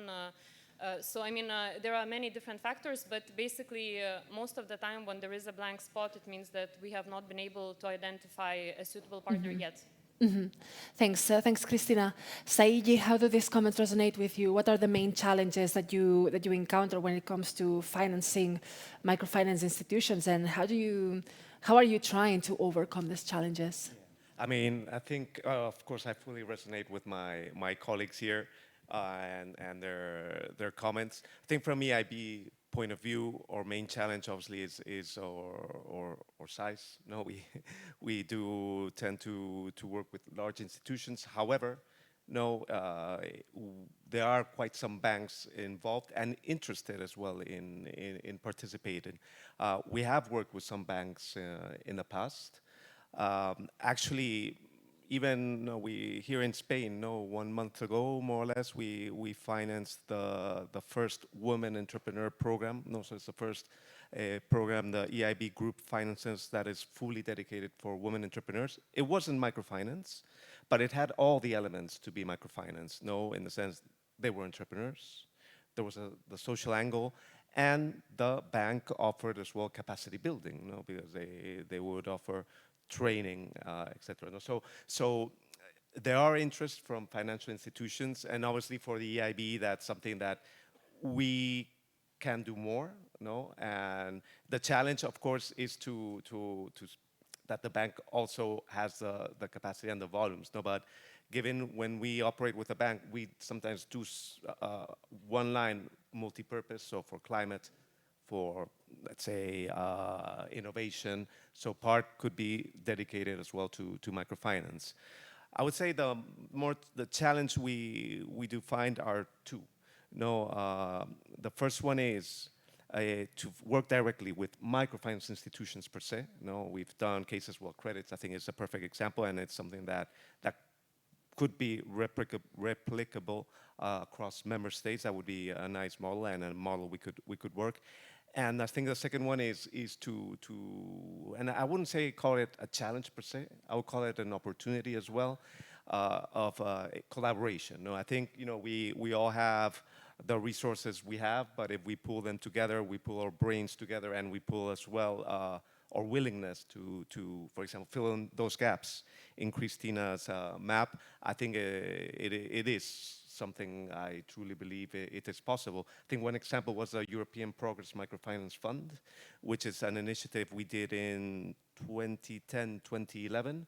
I think that is a perfect example of a successful vehicle where resources from different areas were pooled. So there was European Commission resources from DG Employment. There was a senior loan EIB provided. We created a vehicle in Luxembourg with those resources. And that vehicle would be lending and investing, mainly lending to microfinance institutions across all Europe. And then, of course, there was the support of capacity building and the support of guarantee product. So I think those type of initiatives, pan-European, or even at a national level with the support of the local authorities are things that can help overcome the challenge. Thank you very much, Saiji. And Marcos, as the MFI represented here in the panel, how do these reflections resonate with you? What can you tell us from your perspective? Okay. I will give a couple of figures to, give context to the discussion. For example, in the Basque Country, where I come from, the total activity, like the entrepreneurship activity between men and women, it's almost the same, 50% already. It was 20% of difference 20 years ago. It has been corrected. But then when you think about the access to finance, you find that actually 51% of the businesses in hands of men access to finance, while only 34% in the case of women. Then when you talk about migrants, for example, in Vizcaya, 13% of the new businesses are driven by migrants, but then when you take a look at the consolidated businesses, it's only 2%. So, and many of these cases, they have to see with the lack of financing. So, how can these European products, these public European products, help us? I was before talking about reaching farther and reaching better. If we want to tackle these situations, like tackle these inequalities, because they are inequalities in the last term, we need to have support to assume risks, because we want to assume risks. For example, Tony said this morning that his default rate was 1.5%, something like that. So when you have, on the one hand, the consolidation ratio in Vizcaya is really low in migrant people, but then Tony, who is working with migrants, he has a really high rate of consolidation. Why? Because he has given the money. So we need this support to give the money because we want to, and we need this support. So that all these initiatives, they make a lot of sense for us. They are necessary. Thanks a lot also for bringing in this perspective of the gap, the gender gap, which in terms of access to finance and women entrepreneurs, it's clear also in the case of migrants indeed. I don't know if the remaining panelists, is that something that you have looked into on how to potentially correct indeed these gaps and these inequalities? Or have anything to add about that? Otherwise, yeah, Christina, please. I mean, microfinance is all about gaps and inequalities, if done right, if done well, if we're not speaking about the fast credit. So, of course, I mean, whenever we go in with European instruments, be it EIF or EIB or our own, I think we are all very carefully looking at, what the institutions are doing, and we are encouraging them strongly, if not obliging sometimes to direct their activities to the vulnerable groups and to filling in these gaps. Of course, a very careful analysis of gender, of climate, of all these things. So, I mean, this is the point of the matter. I mean, this is why we do microfinance. Otherwise, it would make sense. Thank you. Then in that case, if there are no more comments, then I would like to open the floor for questions. We have just about 15 minutes, so if anyone has any questions to our panelists based on their discussions, I see a question over there. And then I'll take yours. Great. Hi, do you hear me? Yes. My name is Daniela. I come from Croatia, from the Croatian Agency of Small and Medium Entrepreneurs. My question is for Marcos. You mentioned, I don't know if I heard it right, I just need a clarification. You mentioned that you provide loans, but without collaterals. You don't use or take insurance instruments. So how do you ensure the repayment of the loan? And what if someone is, I don't know, doesn't get back, return all the loan? What kind of measures? Yeah, that's the main question, always. And this morning they said, I don't remember who said that the left side is going to criticize me for one thing, and the right side is going to criticize me for the other thing. So how do we do that? I mean, it's correct. We don't demand any kind of collateral nor guarantee. So if we wouldn't be, if we were not seizing in any case, we would be giving grants because people wouldn't be paying the credit. But in the opposite side of the options, if we would be seizing too aggressively, we would be condemning people to be in debt with the public administration forever. So we must stay in this really, believe me, conflictive gray area between these two poles. So how do we do that? By the moment, we are only giving finance to moral persons, as I said. So I don't know if it's the same in Croatia. I'm going to talk about our context. Nowadays, when a company demands financing from us, we don't require any kind of collateral or warranty. And after 1 year, if the company hasn't answered to our mails, to our phone calls, if he or it has no intention to pay in any possible way, we seize the assets, I mean, with the authorization of the judge, we seize the assets of the company, so that the person behind the company, the individual behind the company, is free of debt. But we seize the assets of the company. This way, we ensure the recovery of the resources given by the people. We are representatives of the people, because our resources come from tax incomes. So we seize the assets of the company, but we leave, I mean, we even encourage the person to become an entrepreneur once again, because this is how it works. You must learn, you must fail sometimes, and this is how it works. We leave the people behind the company free. By the way, I would like to add, this is going to be much more difficult when we start financing individuals, because in individuals you don't have this I don't know how to say it in English, this escisión del riesgo, this limit in the risk. Because with individuals, you must seize the personal assets, so you can be like seizing, for example, the goods of the company, because he's not going to be able to develop the business anymore. So it's a really conflictive topic, and believe me, this is what is stopping us from doing that. Thanks, Marcos. We had a question over here. Hello, everyone. Thank you. I am João Nunes. I come from Portugal, and I work in Cooperativa António Sérgio para a Economia Social, which is a cooperative of public interest in Portugal that helps develop the National Microcredit Program. As we could see in the map, Portugal is not one of the represented countries with microfinance institutions. So what we do is, this is a state program that the financing comes from the banks. So there is what we do, our approvals, and then people go to the banks, commercial banks, which I believe, with my experience of analyzing and helping projects, that there is really a gap here between the interests and the methodology of, let's say, our cooperative, and then the commercial banks, which leaves a lot of people and a lot of our work being undone when people expectations aren't met in the bank, and the methodologies aren't really connected. So I was wondering if there is any work being done to promote, not only to find partners, but to promote partners to appear, to be created, either by creating help to incentives to microfinance institutions to be created by the social or cooperative sector, or even to capacitate the public sector to create those partners, because the people who work in those countries who are not in blue in that map probably have a little bit of difficulty to reach that level. Thank you. Thanks a lot. So, Christina with a C.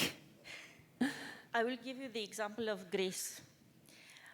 Because in Greece, a couple of years ago, we had only NGOs assessing the entrepreneurs in the market and referring them to the banks, to the banking sector. I have to admit, I don't know how they managed to put together a legislative package, the famous microfinance law in Greece. At that time, this legislative package, let's not say copy-paste, but got inspiration in the EU Code of Good Conduct and in the EASY mandate, in the EASY program for microfinance. The law has been adopted a few years ago. 3 microfinance institutions have been created since then: Temede, AFI, and Microsmart. All 3 of them have accessed the Code of Good Conduct and have accessed the InvestEU program. They are our clients, and they continue to develop themselves. EIF, we are working in Portugal with 3 banks for microfinance and social entrepreneurship finance. I don't know the level of inclusions, and by heart, I apologize. But I know they were quite good, especially Caixa Geral. I think you started the cooperation with Caixa Geral a very long time ago. I think it's a matter for you, the small MFIs or the small NGOs in the market, to start lobbying towards the banking system, towards the legislative system. And apologies for what I will be saying. If they manage to do it in Greece, of course you can be able to do it in Portugal, right? Or in any other country where there is no such legislative framework. You want to add something, Bruno? Okay. So, good afternoon. So under InvestEU Advisory Hub, we conducted a study on what's going on, what is the problem in Portugal when it comes to microfinance. So I have to confirm that the situation, and particularly the legal situation, the legal environment, I would say is not really favorable to setting up microfinance providers. So probably, as Christina was saying, there is a need to join forces and go back to the legislative environment and say, look, it's very good, it's very prudent in terms of law, but it doesn't allow microfinance providers, which at the moment are not able to microlend, to be part of the solution. Really, the example, and Christina made it very light, but it took almost 10 years in Greece to do this journey, and there were so a law in microfinance is a political decision. So, and it might go across several administration or governments. And of course, the new government would say exactly the opposite of what the predecessor did. So it's also a bit of a game of the political situation. But it is true that it's, we try to cover this. And for the moment, there are not many solutions except the fact that if you join forces and you say maybe try inspiration from other countries, that could be the beginning of a potential solution. And also, just to add, Briefly, please. In this sense, the networks can play a very important, crucial role. European Microfinance Network and Microfinance Center, they have all the expertise and all the experience of these different processes over decades in Europe. So I think they can really support and help in that sense. Thank you. I still have time for one, maybe 2 questions. Right, one on that side, and yeah. Hello, everyone. I'm Lili Bouri from Greece, from National Bank of Greece. I had to stand up, so just for the purpose of the discussion, I would like to inform you that those 3 microfinance institutions that you just mentioned have participated in a call that we published recently, and we launched a financial instrument, microfinance lending facility for general entrepreneurship and women entrepreneurship late last year. So applications are up and running, and we decided to keep the call active for the coming 2 years because there are other institutions currently applying for license to Bank of Greece. So if they decide to join, they could very well join during that course. And we see that it's great demand, and we're very happy we've done so. So I wouldn't say that we are doing something against what, or not against. On the other side of what you've been doing so far with the guarantees, we provide lending. I would say that we are partners, and we're working together. Yeah. Thank you. Thanks a lot. Thank you. I can take then one question more.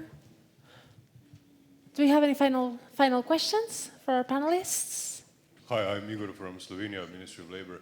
Actually, a question for Marcos. You said that when a company or entrepreneur applies for a loan, You, within 5 weeks, you actually assess the company, and in that process, you also assess whether the company is providing decent employment, I believe you said, and whether what this company is doing has a positive social impact. How do you assess that? How free are you in that assessment? Is there a set of criteria and so on? And if the applicant disagrees with your assessment, what kind of legal remedy or option for complaint do they have? We've been talking about administrative burden earlier, and I know this is one part that really gets messy in this process, at least in our country. Thanks. I mean, to be fair with the people in my team, I am not the one making the analysis, so I can tell the last part of the story. That's the moment when I read the analysis. But with every single applicant, when they complete the application form, we are committed to analyze the operation, no matter the status of the company. So we have the obligation to analyze it. I mean, I think it's a matter of trying to standardize the information so that the information you receive makes it easier to have a kind of a standard report, and you just put the figures in each box, let's say, and then with this you have the financial information, and then there is a more qualitative information that our analysts get from talking with the people. And yesterday we were watching the case of Tribal Solidarity where they talk with the people in groups and these things, and I think this is something you can only smell when you are there. So, this can lead to some troubles, because sometimes we are approving an operation because we trust the people, and some others we are rejecting the operation because we don't trust them, with the same figures, more or less. And being a public administration, believe me, this is really, really a trouble. They have, obviously, the right to protest, I always say in Spanish, to tirarme de las orejas, because, they have to pull me, because this is the only way for us to improve.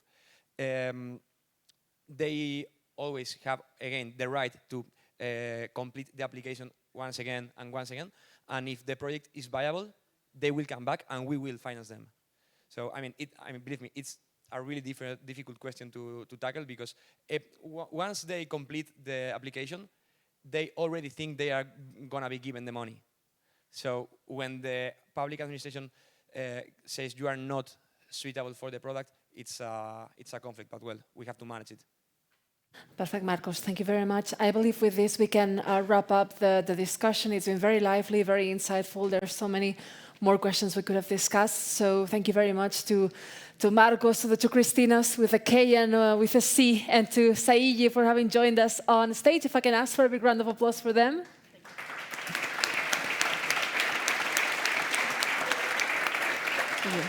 Let's take the audience. Thank you. Muchas gracias. And yeah, so now we've seen the financial institution's point of view when it comes to microfinance and its own insights. Now we're going to be discussing the lessons learned and the way forward for the European Social Fund, ESF Plus financial instruments. So this session is going to be slightly different from what we've had so far. So we will first start with a little panel discussion with 4 guests that I'm going to be introducing very shortly. And then you will be divided into groups. And this is where the interactive sessions, the workshops will start in smaller groups. And then at 4:45, more or less, we are going to be back here in the room and debrief on what the different groups have discussed. So let's start with our little mini plenary presentation. Let me introduce the guests that will be joining me here on stage, starting with the Policy Officer at the European Commission's DG for Employment, Andrea D'Apozzo. Welcome. Andrea can join me over here. Next up with us, you just heard from him already. He anticipated himself to take the floor, but I'm delighted to be welcoming the Deputy Head of Advisory Financial Instruments of the European Investment Bank, Bruno Robino. Welcome. Over here, Bruno. As you wish. Then, next up with us, we have the Office Director for European Programs Department at the Bank Gospodarstwa Krajowego of Poland, Magdalena Nowozaczka. Welcome.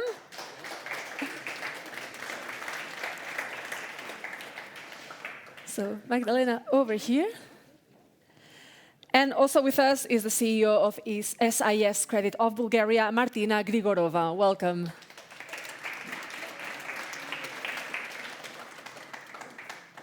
All right, so we are here indeed to be discussing the lessons learned and what's the way forward for such important financial instruments. So I would like to start with you, Andrea, if you could discuss and talk to us a little bit about how is the European Commission supporting managing authorities in the context of setting up ESF plus financial instruments. Okay, thank you. Let me a bit summarize what I understood today from the different speakers, because they were very interesting and valuable thoughts. So my understanding is that for having the good and tasty recipe for financial instruments, we need mainly three ingredients, starting from the managing authority willing to do so, and then we need good financial intermediaries, possibly in the case of microfinance, but also for the workers' buyout we'll see tomorrow. We need financial intermediaries which are specialized. And on top of this, the third ingredient is the demand, are the final recipients. And in the context of, in the economic, today's context, I think there is no question there is a demand for microfinance, which is, I think, increasing. Now, I think on these three ingredients, we are missing a little one more, which is, I would say, the baking power for growing and to make the cake tasty. I mean, the funding, which is quite essential, I would say. The funding is in the context of the cohesion policy. The funding provided to the financial instruments, I have to mention the 62 billion which were leveraged by European funds with a multiplier effect. We always like to say that we had an impact. The impact is a 4x leverage effect, also a multiplier effect of these EU funds. But we don't have to forget also the social impact that, to my understanding, should also be counted in this leverage effect once calculating this, let's say, the added value of the European financial instruments. And then I took some notes in the form of a mind map, just to also if we want to enter into the ESF specific financial instruments, we have to mention also the planned use of financial instruments for the current programming period. Starting from 2021, the managing authority have started to plan the allocations to financial instruments, form of finance. Okay, for the European Social Fund, if compared to the housing ERDF, we are still in a niche sector because using financial instruments represent almost less than 1% of the total budget of the ESF. But still, we have 680 million dedicated to financial instruments.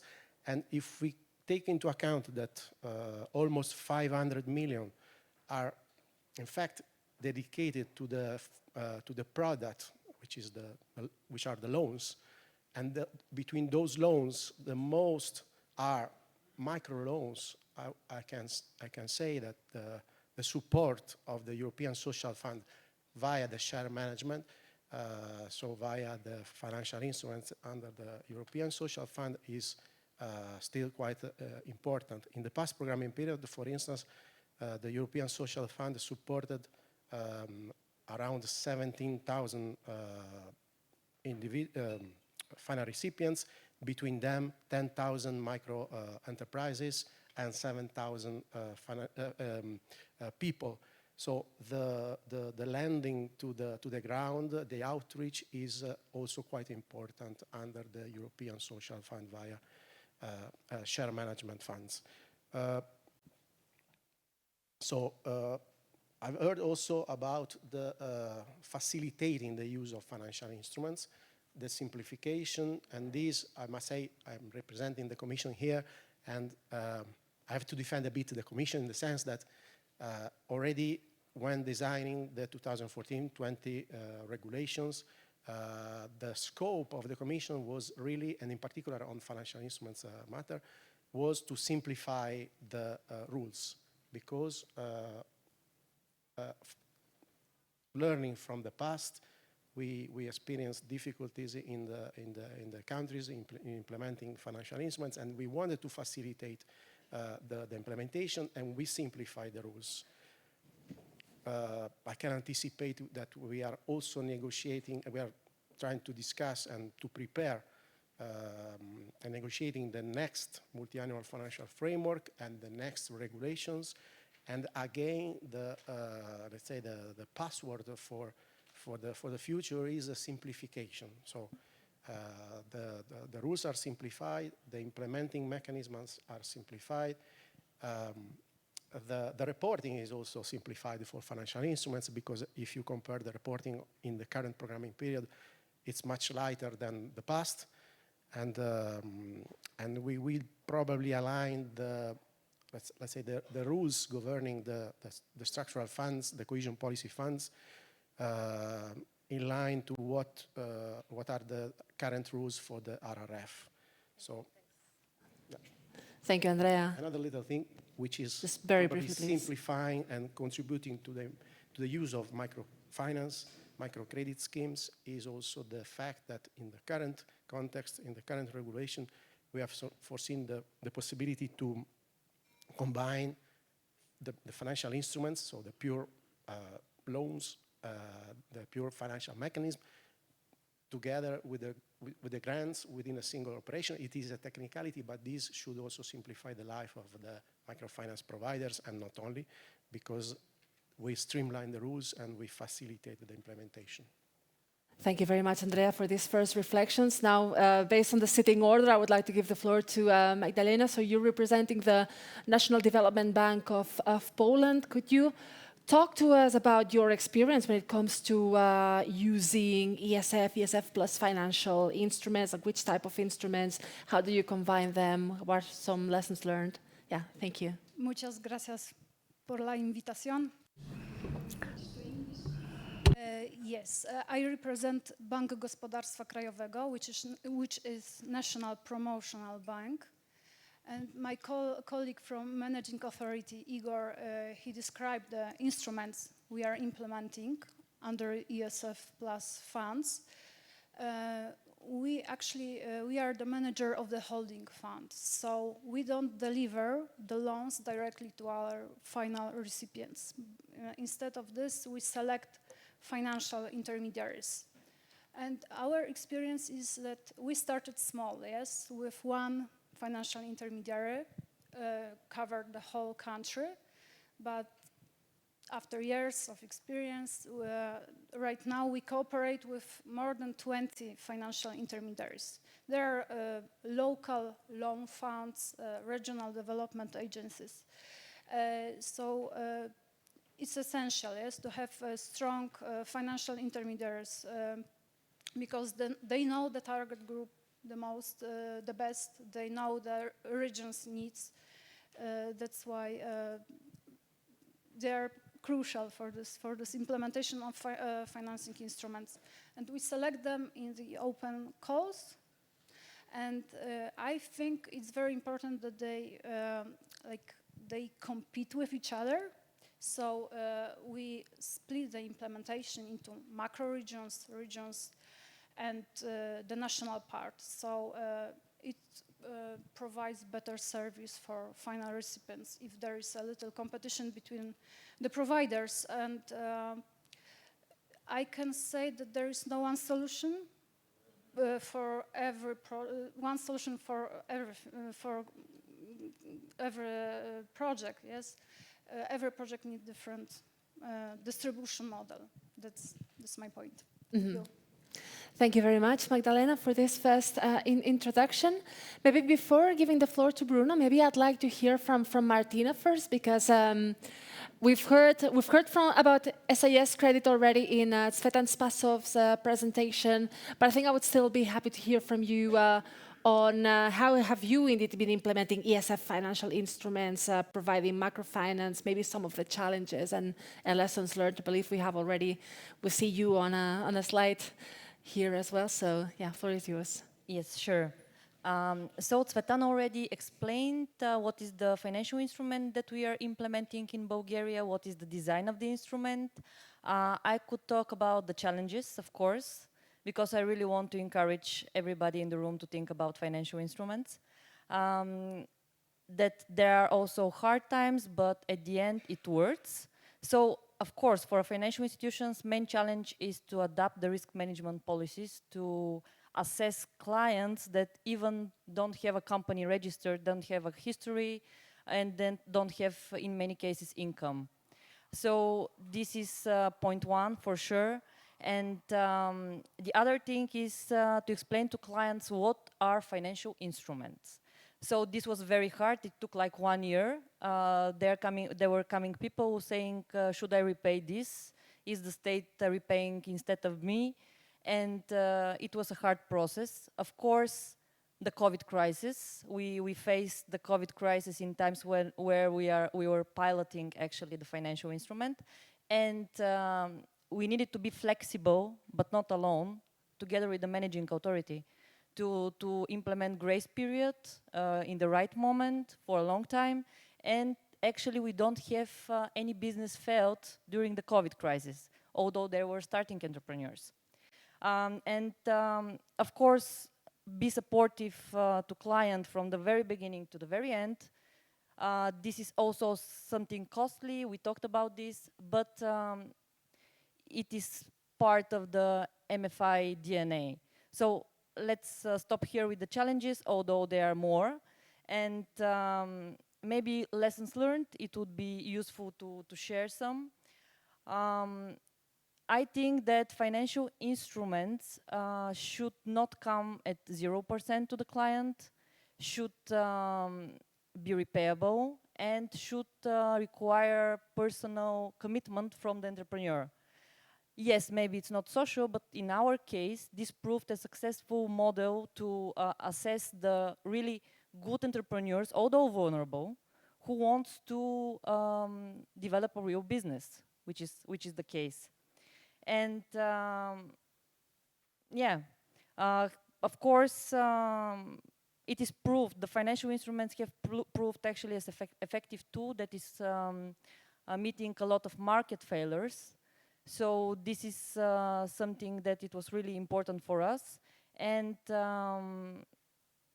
as a recommendation, I also could say that wider group, like targeting wider group of entrepreneurs, it's key in order to reach the right ones. I mean that the market alone could show which groups need the most support. In our case, we targeted, of course, unemployed people, youth, refugees, people with disabilities to start business. So at the end, 30% of the portfolio was of vulnerable groups, and the other was just starting entrepreneurs, but still unbankable clients.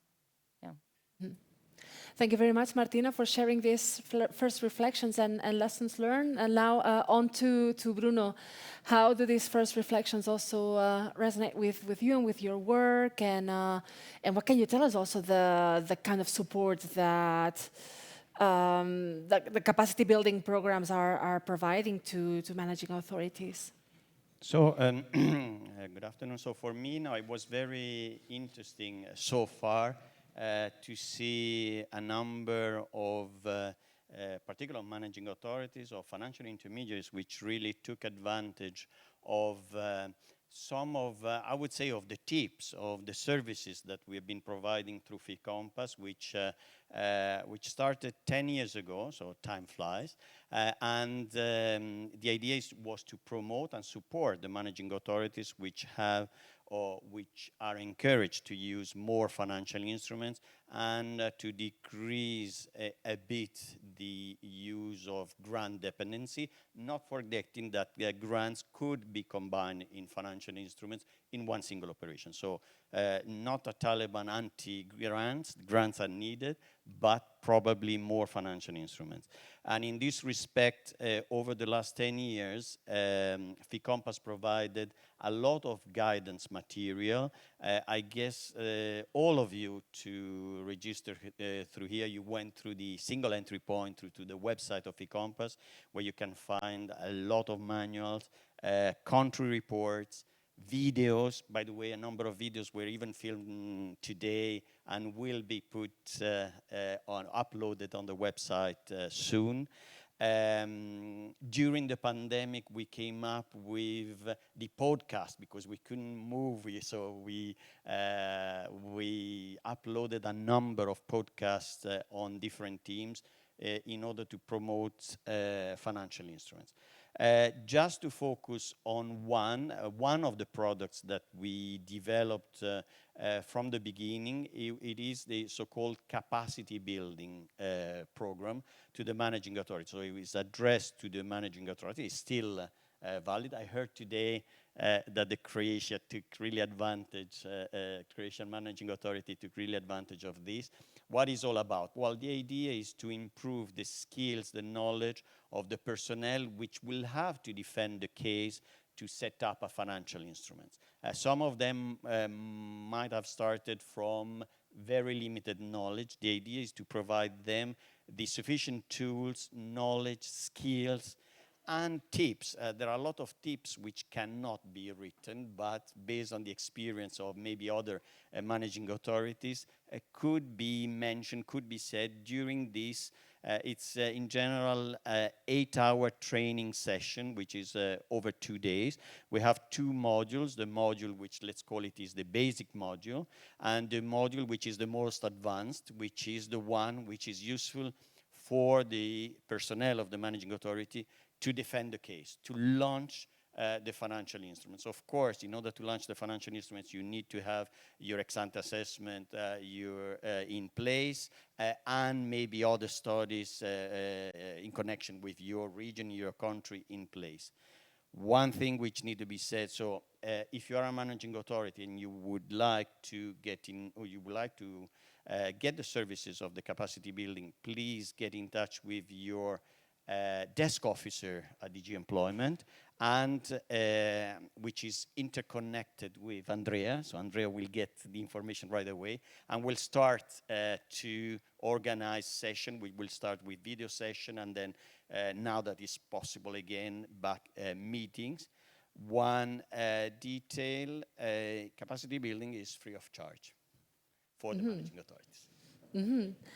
And as a follow-up question then, since we're already at it, is there some kind of support also provided for microfinance providers? So, if in one hand through FICOMPASS we do provide support to the managing authorities, as just been said, you don't have financial instruments without the financial intermediaries. So we do have on another mandate a support program which is targeting microfinance providers. This is a capacity building program which is actually it's in its 3rd edition. So far in the current edition, which started in 2022, by the way, the name is SIFTA, has been mentioned several times today, Social Inclusive Finance Technical Assistance. The idea is to provide capacity building, so increase the capacity of the microfinance provider to micro-lend more, or to the social enterprise finance provider to lend more to social enterprise companies. I mentioned that it's capacity building, so training tailor-made. We have also the possibility to have a rating for this institution. We have the possibility to also work with them to analyze their portfolio and to give tips to better improve the quality of the portfolio or to create a pipeline of the portfolio. And also, it's the only possibility for the moment offered by the European Commission to get access to the Code of Good Conduct. It was mentioned several times that is a condition necessary, probably not sufficient, to get an operation with the implementing partners. Would that be DIF? Would that be Council of Europe Development Bank? So for microfinance provider, that is a possibility to training, to evaluation, re-evaluation of the code. So far, I said 60 financial intermediary benefited from SIFTA, and also SIFTA is free of charge for the beneficiaries. Amazing. We love free of charge things. So maybe I have a follow-up question for Martina and Magdalena, and then I can come back to Andrea and Bruno. From your respective points of view, if you could reflect a bit on what are the main success factors and what are also the necessary preconditions to implement a financial instrument under the ESF? What are perhaps something that you would also want the audience to take when it comes to the discussions about the way forward? Maybe we can start with Martina this time around. Yes. It's working? Okay. Yeah. Of course, the first really important, Andrea also already mentioned about the ingredients. So the managing authority to have the willingness to start and to try and to make a pilot, this is the hardest part. Then you need the right intermediaries. Of course, I'm representing a microfinance institution, which means it's not because I'm representing it, but because I really believe that microfinance is the right tool that is tackle all the necessary training and understanding of client needs. So it's really a good fit to the financial instrument. And of course, partnerships, collaborations. We didn't mention also the NGO sector, because in Bulgaria we built a really successful model, I think. We are partnering not only with the managing authority, but also with the NGOs who are dealing, let's say, the groundwork for us, preparing the most vulnerable to be able to start business, to understand the market, and all this is crucial for the success of financial instrument. Magdalena? I couldn't agree more with Martina, but what can I add is that microfinance works best when it's combined with training, mentoring, business advice. And that's what our efficient financial intermediaries do. So communication, promotion, it's still very, very important, because many people don't know about the microfinancing, still don't know about the loans and how attractive they can be. So that's very important. Thank you. Thanks, Magdalena. Bruno, you wanted to jump in? Maybe, particularly on the share management, on the ESF plus financial instruments, maybe a success factor is an alignment of interest. It starts from the European Commission, which in turn will provide the money to the managing authority. Would that be a national level or at regional level? Then the managing authority might select a specialized body to provide the money, which in turn will be provided to specialized financial intermediaries, which in turn will select the beneficiaries. A problem in this chain, in one of the elements of the chain, is a problem of everybody. It's not a problem only of the managing authority or the European Commission or the final recipient. So a lesson learned during all these years is if there is a problem in the smooth deployment of the financial instrument, it needs to be flagged and bring into the table all the parties. And to say, no, it's not my problem because you signed here, then this is not a recipe for success. So the important is to sit together and solve the problem. And in some cases, and actually in the majority of the cases, even the European Commission is very willing to listen, to learn, and to reopen the situation in order to allow or to solve some problems. Andrea spoke about we simplified, we had a different, let's say, way of checking on the financial instruments, which is not the same way as when we check for the grant. So there are flexibilities which are in place when you set up financial instruments, which are not necessarily there in a grant program. Thanks, Bruno. And Andrea?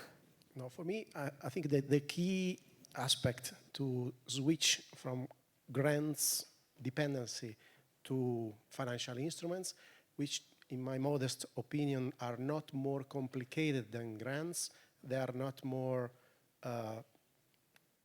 let's say, administrative, complicating the implementation, is the changing in the behavior of those who are supposed to be the key actors to implement. So again, technical assistance is, to me, to come back to the recipe, I would say any cake is not good without a bit of salt, and the salt on the cake is to make the cake good and tasty is the technical assistance, because what we understood 10 years ago, once starting introducing the financial instruments in the context of the cohesion policy in the programs, was that we realized that there was not knowledge on the managing authorities, but not only, also in the Commission. So we wanted to set up this fee compass, which was in the past called Financial Instruments Technical Advisory Platform. And it is, let's say, the key tool for technical assistance towards managing authorities, but not only, also financial intermediaries, because we speak also about the technicalities of the EU rules and not only about the technicalities of the market. And finally, I would like to close the reasoning, because the money, the EU money flows through the managing authorities.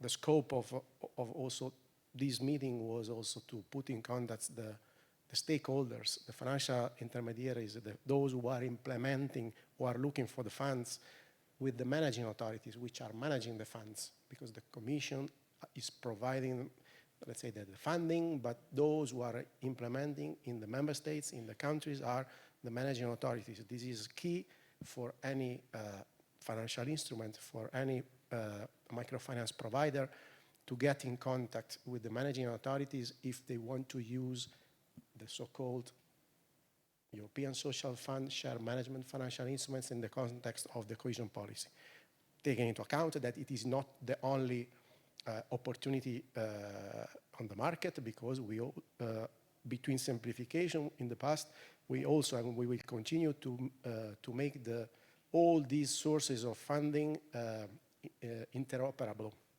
so cooperating together.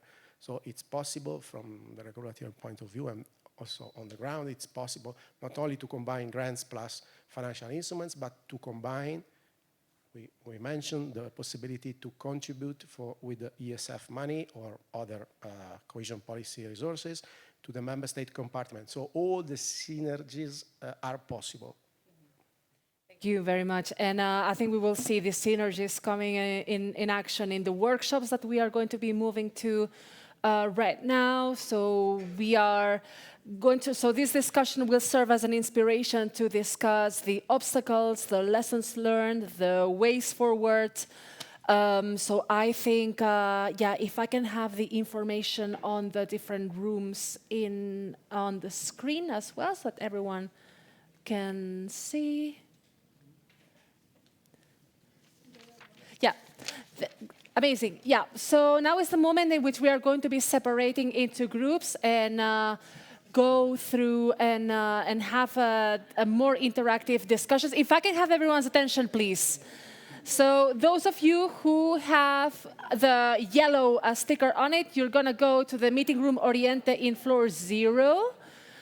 Also on the ground floor is meeting room Madrid. Those of you with the green sticker, and those of you with the red sticker is in the other side of the room where you just had the coffee break, please.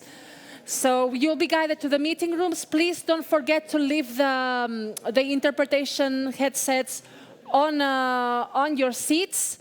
And we see each other again in a bit more than 30 minutes. So thank you very much. And thank you very much, by the way, to our speakers, to Andrea, to Magdalena, to Bruno, and Martina for joining us. Please give them a big round of applause. Welcome back into the room. I hope you had very fruitful discussions in the breakout rooms and sessions. I would like to invite each one of the rapporteurs of the respective sessions to debrief us a bit on what you have discussed. So maybe if I could start by having the rapporteurs from, if I could have the rapporteurs actually joining me here on stage. If there was no rapporteur in your session, I might actually ask the facilitators if they can come. We do have, excellent. Then I think we are missing. Super. All right. So then if you can sit on the line after the lecture, please, or... Yes, if you could already stand there, Milena, please. Okay, then we're missing someone, then. Yeah.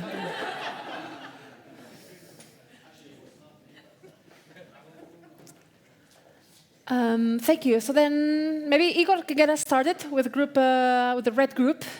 Please, thank you. We deployed microfinance for vulnerable women. And our idea is to manage the funds from ESF and from Commission within the InvestEU, and we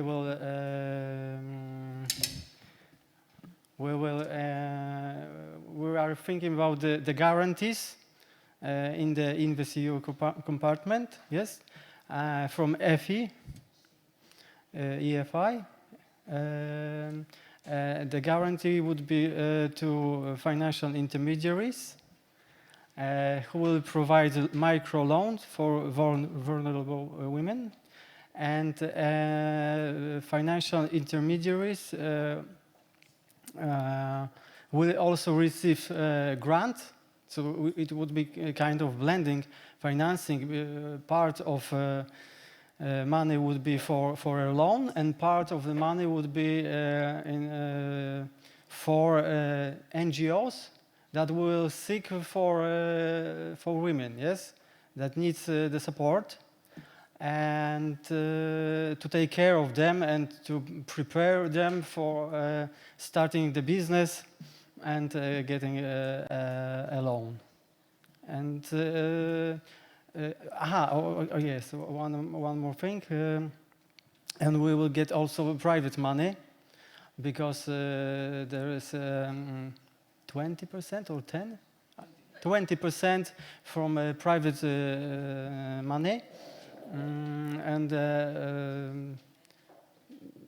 financial beneficiary gets only 80%, and additional money from the private and other financial institutions. So we have a leverage effect.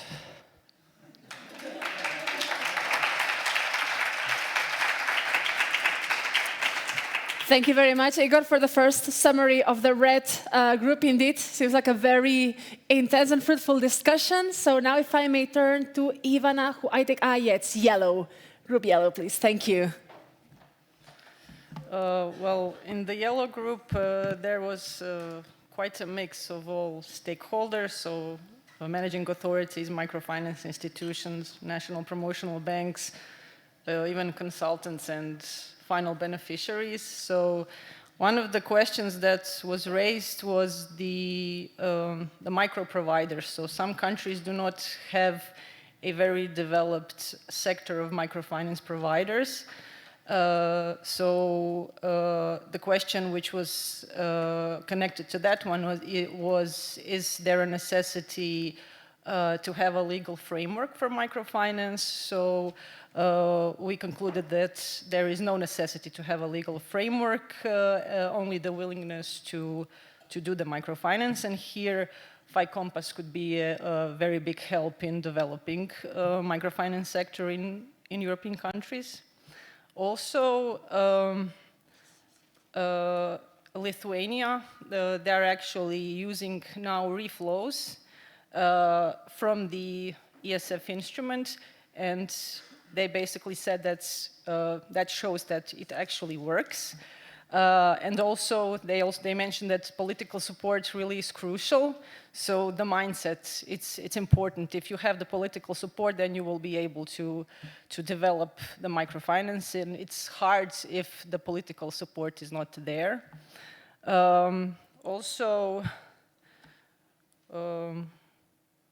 Yeah, there was a question. So a good argument for having financial instruments is when you actually develop them, you develop the whole ecosystem, then you basically have the basis, and when you reuse the funds, you basically you reuse it for the same purpose, and that's a very good argument, because when you develop the FIs, you have basically the ecosystem, everything is set for the future.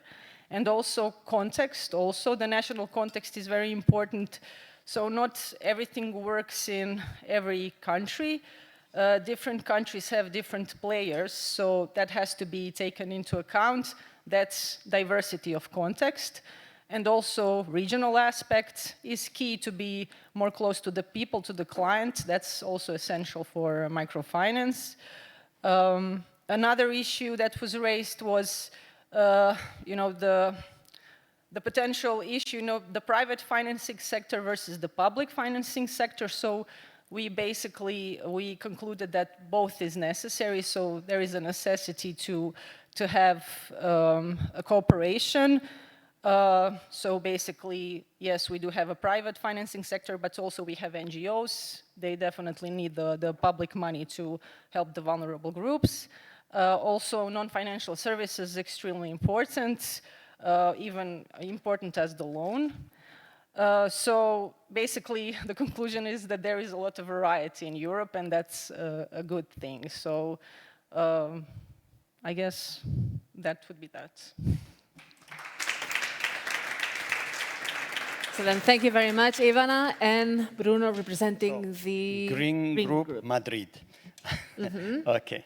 So we also had quite a variety in terms of representative from different member states.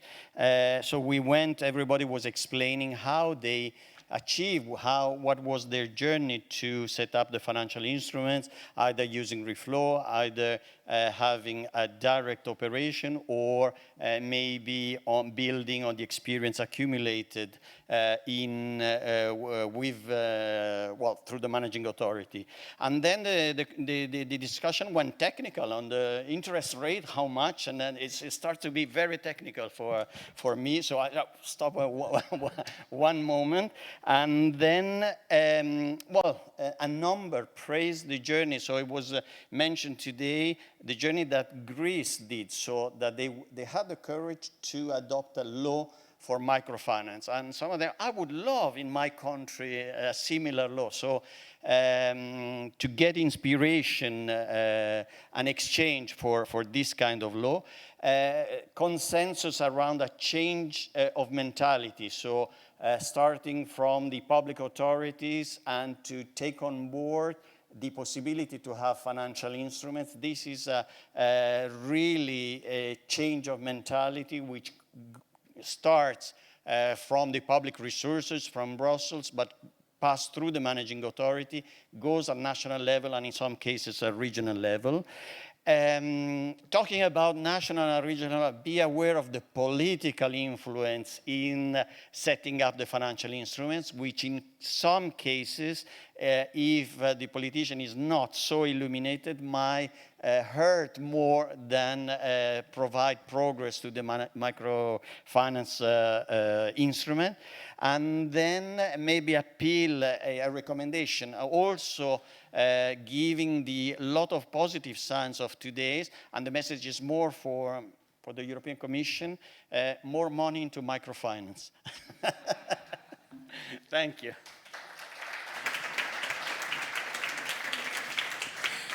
Thank you very much, Bruno. Indeed, a lot of ideas on the ways forward for the European Social Fund Plus and what's coming ahead.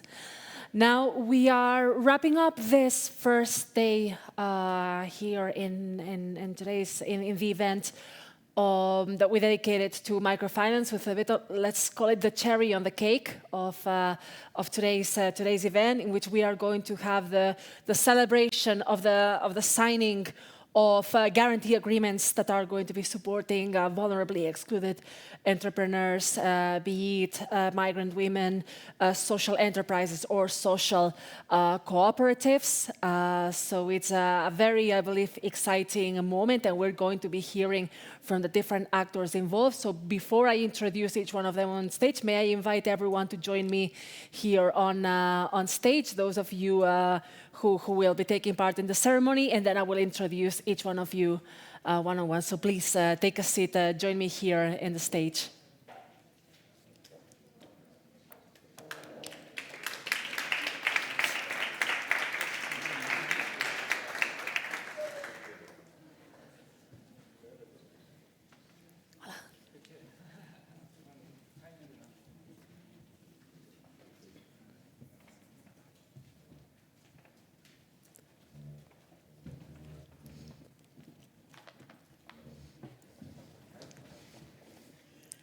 Excellent. So with us, indeed, we have Jaime Duran Navarro from the European Commission, whom we already met this morning. Also with us is the Chief Investment Officer at the European Investment Fund, Marco Marrone. Welcome.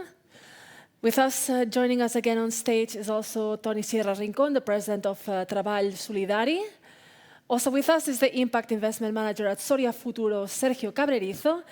And representing the Fundación Seira, we have Laia Bonastra Arguello and Miguel Lindes. So in order to kickstart and put into context what are we signing and the importance of this moment, I would like to give first the floor to Jaime Duran. Muchas gracias. Well, it was a wonderful day.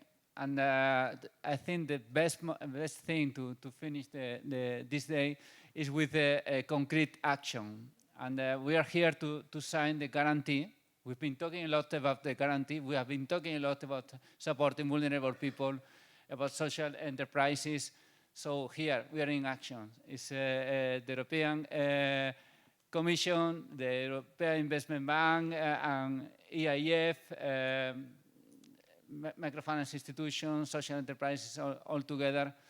And as I said at the beginning of the meeting, the commitment. No, I have here Marco Marrone. I mean, the Chief Investment Officer of the European Investment Fund. I mean, I'm economist. I study economy. I never thought that one day I would be sit by the EIF.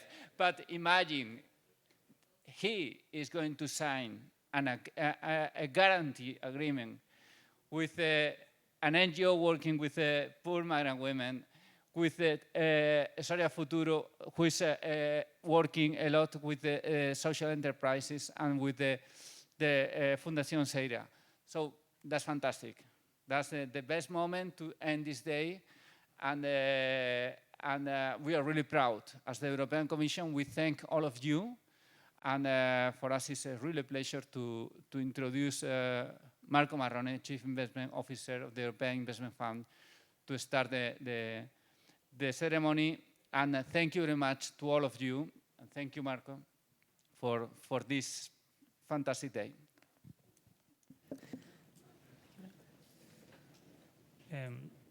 Good evening, everybody. I'm lost with words, honestly. Jaime, I never had this kind of introduction, so maybe I should come to this forum more often, because it makes me feel very important. But actually, I have to say it's a real pleasure being here. The honor is mine, is really not yours, because we are very, very proud to be partnering with 3 important financial institutions. But perhaps to start with, I'd like to thank the Commission.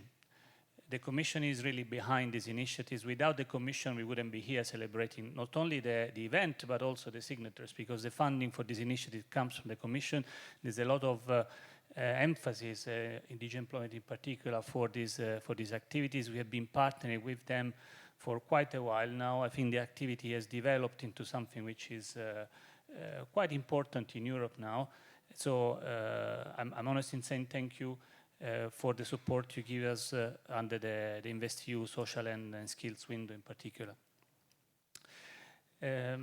Maybe I'd like to thank also the colleagues on the EIB who are hosting us today. It's funny to thank my own colleagues, but indeed they are providing the setting for this event, so I'd like to thank them as well. We have known each other for a long time. Bruno has been the master of e-Compass for quite a while now, so they are a well-known authority in Europe, so thanks for having us today. And obviously, I'd like to thank the three financial institutions. I mean, you are the real deal here. You know, we're just helping, but without you, this kind of social challenges will not be tackled. Thanks to the window under InvestEU, under the social and skill window, we are able to tackle different kind of social challenges, different kind of social finance challenges, if you like. And these 3 operations tackle different challenges themselves. So it's great to have this today at the same table. These 3 transactions is something which Cristina Dumitrescu is leading the activity for us. Cristina and I have been talking about these 3 transactions for a while. I was always very, very fascinated by all of them, and I was always very keen to see them happening. So it's a pleasure to be here today, thanks to you, Cristina, also, and the team. And it's a pleasure because for various reasons, we tackle real challenges for real people, helping real people in the market. We're not here to celebrate big volumes like sometimes we often do, but to celebrate impact in the territory. So it's a pleasure. It's a pleasure to see social entrepreneurship being promoted, to see that the combination of business needs with social needs is something which few actors in Europe do, and so congratulations for this. We put this at the center of also of our goals. You might know that we have a specific goal at the EIF which focuses only on this, which actually is as a key KPI, we call it, for our activity. So this is something which is close to our heart. And today we are here to celebrate transactions in Spain, but obviously we do this throughout Europe. Over the past, I think it's 3 or 4 years, Cristina, we have signed close to $500 million of portfolio guarantees in Europe, which is quite an amount compared to where we started, you might remember. And we have also other instruments, not only portfolio guarantees. I'm not sure whether you have mentioned this today, but it is more to the activity. So really, I just conclude to, again, thank all of you. It's a pleasure being here. Congratulations for what you're doing. And we look forward to seeing the results and do more activity with you in the future. Thank you. Thank you very much to Marco Marrone. Now, Tony, you have the word. Hello, good afternoon again. If you let me, I will speak in Spanish because I want to live this moment from the heart, not only by the head. ¿Qué puedo decir? What can I say? First of all, this has been a long road, hasn't it? Remember back in 2016, I was in Barcelona with Cristina, and Cristina said she really liked the program, but Tony, she said, we can't work with you. Please grow up, scale up, she said. And that was 8 years ago. So we see this moment as a recognition of our work, our good work, if you allow me to say that, and the good outcomes. And I would say again what I said this morning, the success of the program is the success of the users. Without those women, without their work, the program would not work. Secondly, this is not the end of the road. We see this as an opportunity to continue working, to take on more risk, to be able to actually reach places we couldn't reach before, to be able to help the people we couldn't help before. This is an invitation for investors to join us now that we have this guarantee backing us. So our minds are at rest. I don't know whether you know, ladies and gentlemen, that magic has been worked here by the European Investment Fund. Banks never used to say to me in the past that we don't believe in microcredits. People have retired since then.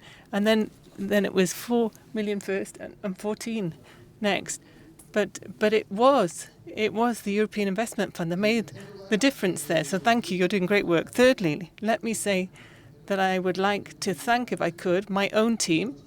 They are the people who do the hard work day in, day out. And who else do I have to thank here?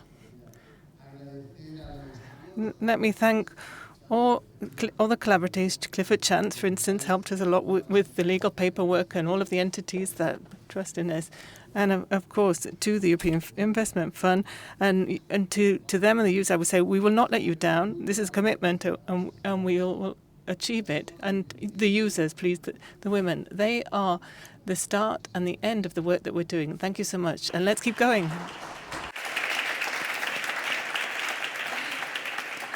Muchas gracias. Thank you. It's Sergio Cabrerizo next from Soria Futuro. Speaking in Spanish too. Buenas tardes. Good afternoon. Thank you for inviting me to this important event here in Madrid.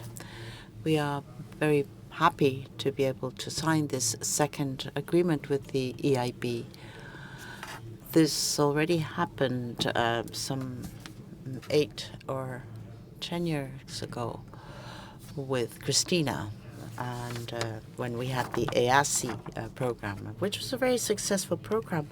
And then we started to be a vehicle for investments, because Soria Futuros is an institutional organization to promote the social and economic situation of Soria. Soria is the region with the lowest population, and we find that Soria is where there's less population and where the population has left.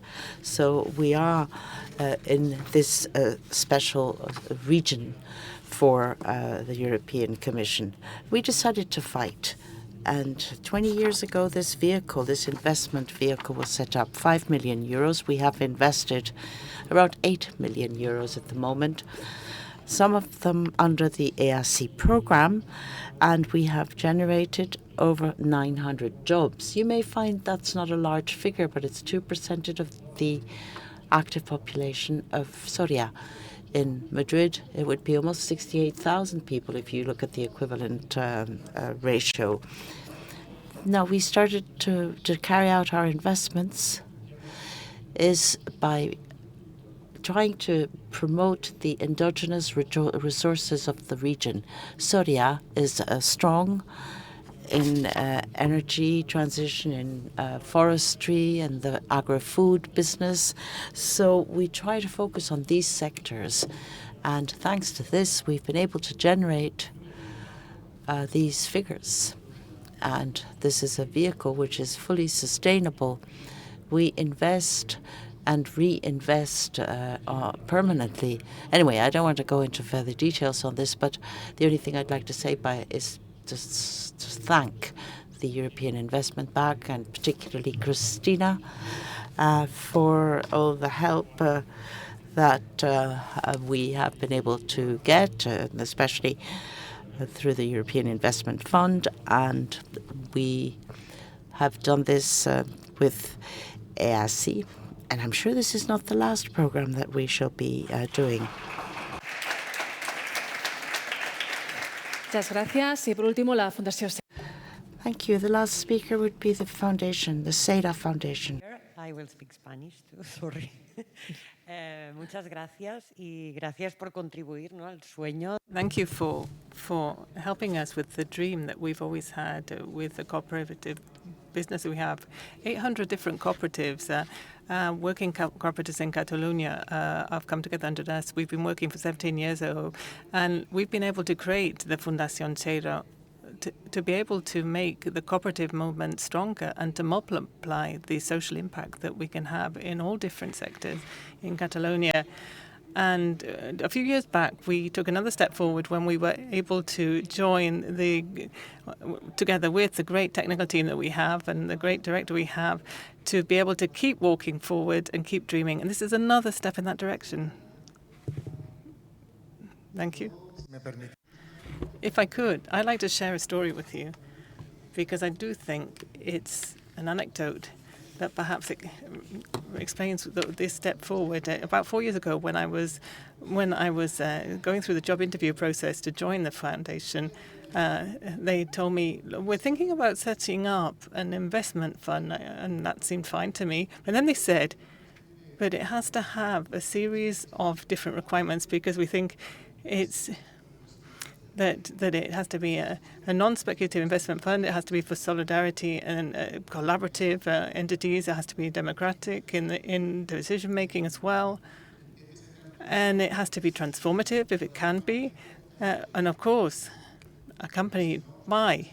But these are all small entities, you see, small NGOs, and they don't have enough infrastructure to be able to undertake the transformation themselves. And they also said to me, and as the reality here in Catalonia, most of the cooperatives here are very small and even tiny, the micro cooperatives.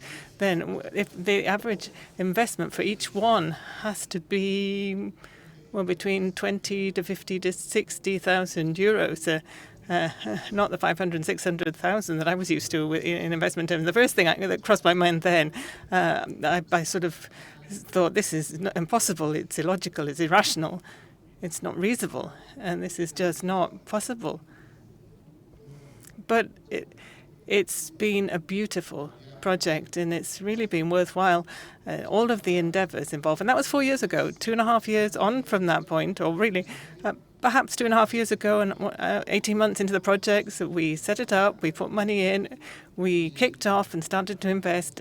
And right now, thanks to the, 32 cooperatives that we have invested in, thanks to the support and the courage of the Federation of the Work Cooperatives and the Board of Trustees in the Fundación Cero. With all of that impetus and the momentum that they've given us, thanks to the technical team for being so professional and for being also great human beings. And thanks especially to the entities, those NGOs that we've been able to accompany one by one with their projects. If you put all that together in the melting pot and you say it's the way that European policies have dealt with us and treated us, great human treatment, Cristina, Juana and Julia, thank you so much for all of the help you've given us in this process. I would say this is a big step forward, and it's not unreal anymore. It's real. What was impossible has become possible, and thank you is all I can say to you all.